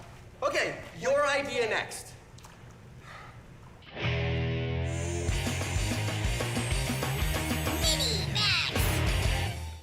Did you know it's easier to float in salt water, like in the ocean, than it is in fresh water, like a lake or a pool? That's because not all liquids are created equal. They have different densities. This is fresh water, or it doesn't have anything in it. And this is sugar.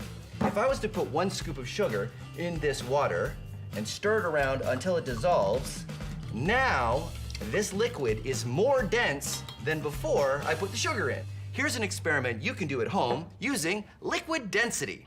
This glass just has regular water with yellow food coloring in it. This glass, green food coloring and half a cup of sugar in it. This one has a full cup of sugar in it, and this one has 2 cups of sugar in it.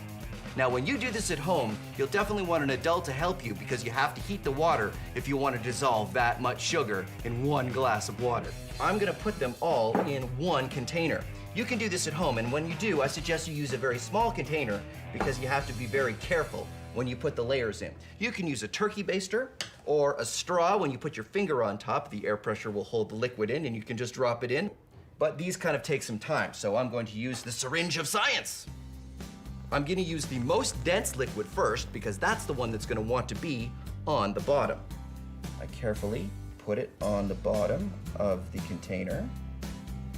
The next layer, be very careful. And you'll see that the red and the blue aren't mixing because they have different densities. The blue is heavier than the red. We'll add the green, and you can see even when it drips into the red, it comes back up to the top because the green liquid isn't as dense as the red liquid, and the denser liquids push the lighter liquid up. And now we're gonna add the yellow, which of course has no sugar in it at all. And there you go. All the layers stay separate. If you put it on a light, you can really see it. Liquid densities. Now, let's max it out. Ta-da! The longest length of liquid layers. 12 liquids all organized by density. Starting from the bottom, we have honey, corn syrup, chocolate syrup, maple syrup, dish soap, whole milk, water, dyed blue, vegetable oil, extra virgin olive oil, rubbing alcohol, baby oil, and lamp oil. Liquid density. I really want to mix it up, but it took me a long time to make this, so I'm not going to. Our first 2 attempts at a tinfoil boat haven't gone so well. Husnia's idea is to make a tinfoil boat and add some more structure, because the tinfoil just wants to collapse when I get in it. So we start with a large piece of cardboard on the bottom, then we wrap the tinfoil around it and shape it into a boat. After that, we add some supports across the top to stop it from folding in when we add my weight to it. This boat feels a lot stronger than the one I was just in. I told you. So how does all of this work? So we got some support using broomsticks and then some cardboard paper. And then underneath we have Cardboard. cardboard. And so how will all of this help the boat not sink with me in it? Right.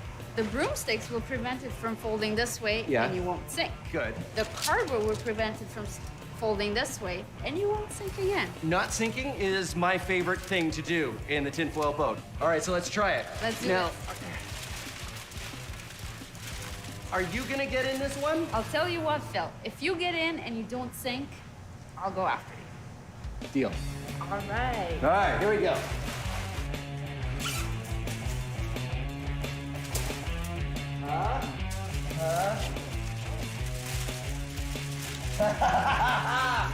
It's sort of working. Oh no, water's coming in.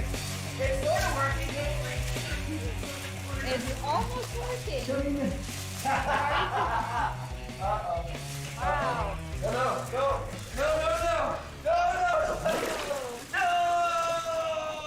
No. Hold on. 1, 2, 3, go! Another thing I learned is that a very light tinfoil boat can be very heavy when it's full of water. I don't know if fixing it is in the cards. I think we're gonna have to build another boat. So what do you think we should do? Let's add more structure.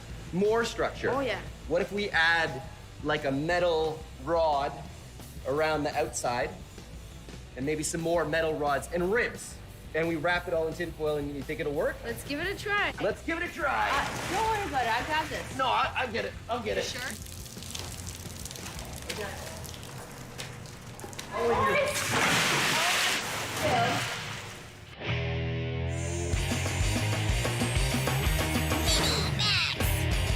Who wants to do an experiment with diapers? Oh! No, I'm serious. You may have a little brother or sister at home, which means you probably know where you can find some diapers. But there are two things you need to remember. First, ask an adult if you can use the diapers for your experiment. And two, only use unused diapers, okay? Okay. So, you take the diaper, and if you cut it, be very careful, maybe get an adult to help you, over some black construction paper, like I have here, and you shake the diaper over the construction paper, you'll see that there's a little powder that comes out. And this is the secret ingredient. This is super absorbent gel. What it does is it soaks up all the liquid, and diapers are full of them. And you carefully pour it into a plastic cup, like that. Now you can see I have already done it with a number of diapers. It's important to use a plastic cup because it's a little messy, although it's non-toxic, it's totally safe, but it's still easier to clean up by just throwing the cup away. Now, add some water, and what happens is this super absorbent gel absorbs the water and turns very quickly into a paste. Look at that. Now, let's max it out. 5 kilograms of super absorbent gel, 500 liters of water. Now, it is time to do science!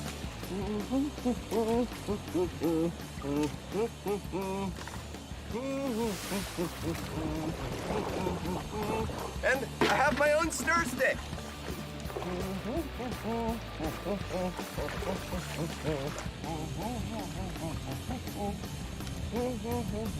Yep, definitely coming along. I'm not exactly sure if we're getting anything on this camera, but I want to make sure it's recording. Yep, it's recording. There we go.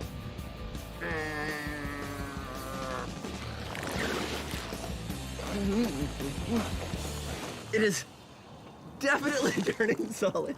Well, there you go. The giant super absorbent gel experiment.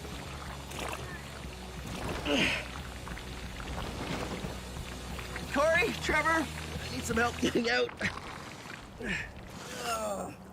How many outfits have I been through in this episode?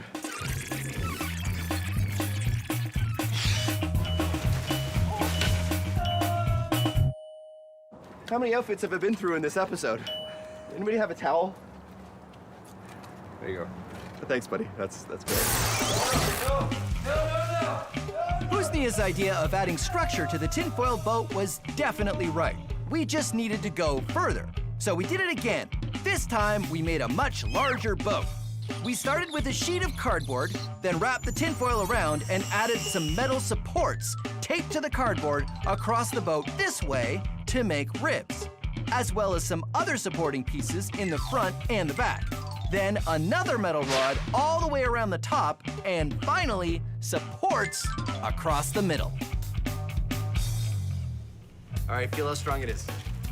I'm really excited about this version of the tinfoil boat. What we did is we used thwarts, big hard pieces of wood that we did last time, but this time we have ribs. Ribs, right, which are made of a cardboard, a metal rod attached to it, and shaped, and we did a whole bunch of them that go the whole length of the boat. And then we used all of this bendable metal, and we have one that runs all the way around the gunnels, and a whole bunch that run down the inside, and we even used bike fenders at the front and the back of the boat to give it super rigidity so that it hopefully won't go like all the other boats have done so far. Are you ready, Husnia? Let's do this. 1, 2, 3, lift. All right, I'm gonna get over.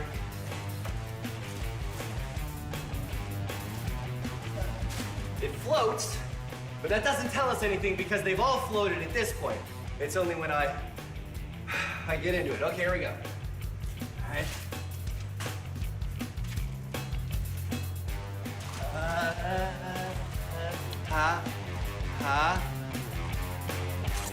Hey! Hey, it works! All right. Oh, it's working. Ha ha ha ha! Look at that! It works perfectly. The tinfoil boat experiment has been done. Science Max, experiments at large. What do you think, Husnia? The only reason I got into this boat is I knew it's gonna work. Really? Oh, yeah. So you knew you would never get wet? See, I don't think that's fair. I think it's time that you got wet. I think we should go. I think you and I should just get wet right now. Just need someone help.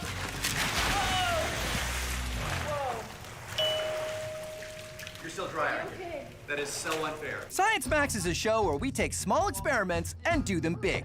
If you want to try these experiments yourself, go to our website for instructions. But not all the experiments on Science Max are the kind you should try at home. This one, yes. This, no. Try this, don't try this. A big yes, a big no. I don't know how you could possibly do this one at home. And remember, if you're ever not sure, ask an adult. Thanks for watching Science Max Experiments at Large. Science! I don't know what you're saying. I don't speak treasure chest. The one thing I'm really trying not to think about is that this is the stuff that's in diapers. Let me talk to your brother. Whoa, whoa, whoa, whoa. Don't talk with your mouth full.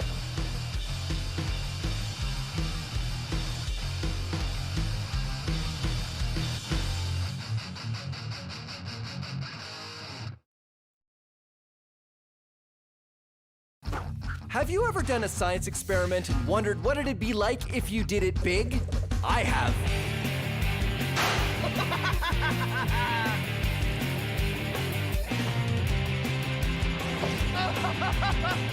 Yeah! My name is Phil, and I take your everyday science experiments and do them big. This is Science Max, Experiments at Large. Science Max! 3, 2, 1. We're really under pressure during this episode of Science Max. Compressing a gas till it's pressurized is how we can do this, and to a lesser degree, this. Help, I'm being crushed by all this pressure. Pressure, today on Science Max Experiments at Large. Phil to Mission Control. Come in, Mission Control.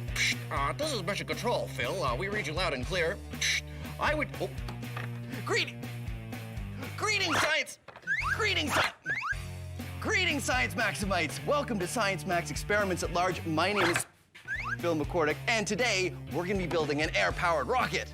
Too difficult, you say? Nonsense, it's easy. It's not like it's rocket science. Hey, it is rocket science. Cool! Here's what you need. You need a bottle and a cork.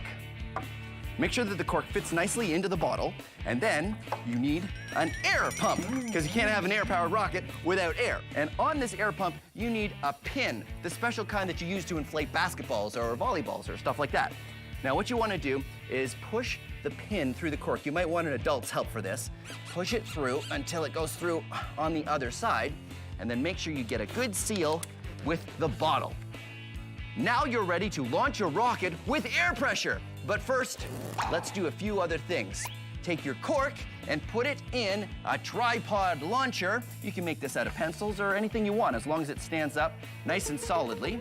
And then, of course, you want to decorate your bottle so it looks like a rocket. This is my rocket. Pretty good, right? So stick the bottle on the cork like before, like that. And then you stick the pin in the bottom. And what we're gonna do is we're gonna inflate the bottle with air pressure, and then it's gonna launch. Okay, here we go. You know, rocketry really isn't something you should do indoors. Come on.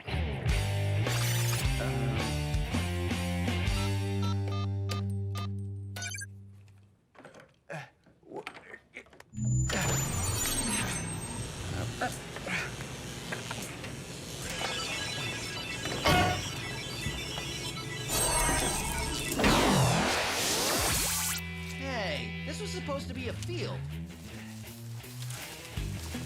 What's going? Why are there? Oh, it's in my shoe. Oh, this will do nicely. Now,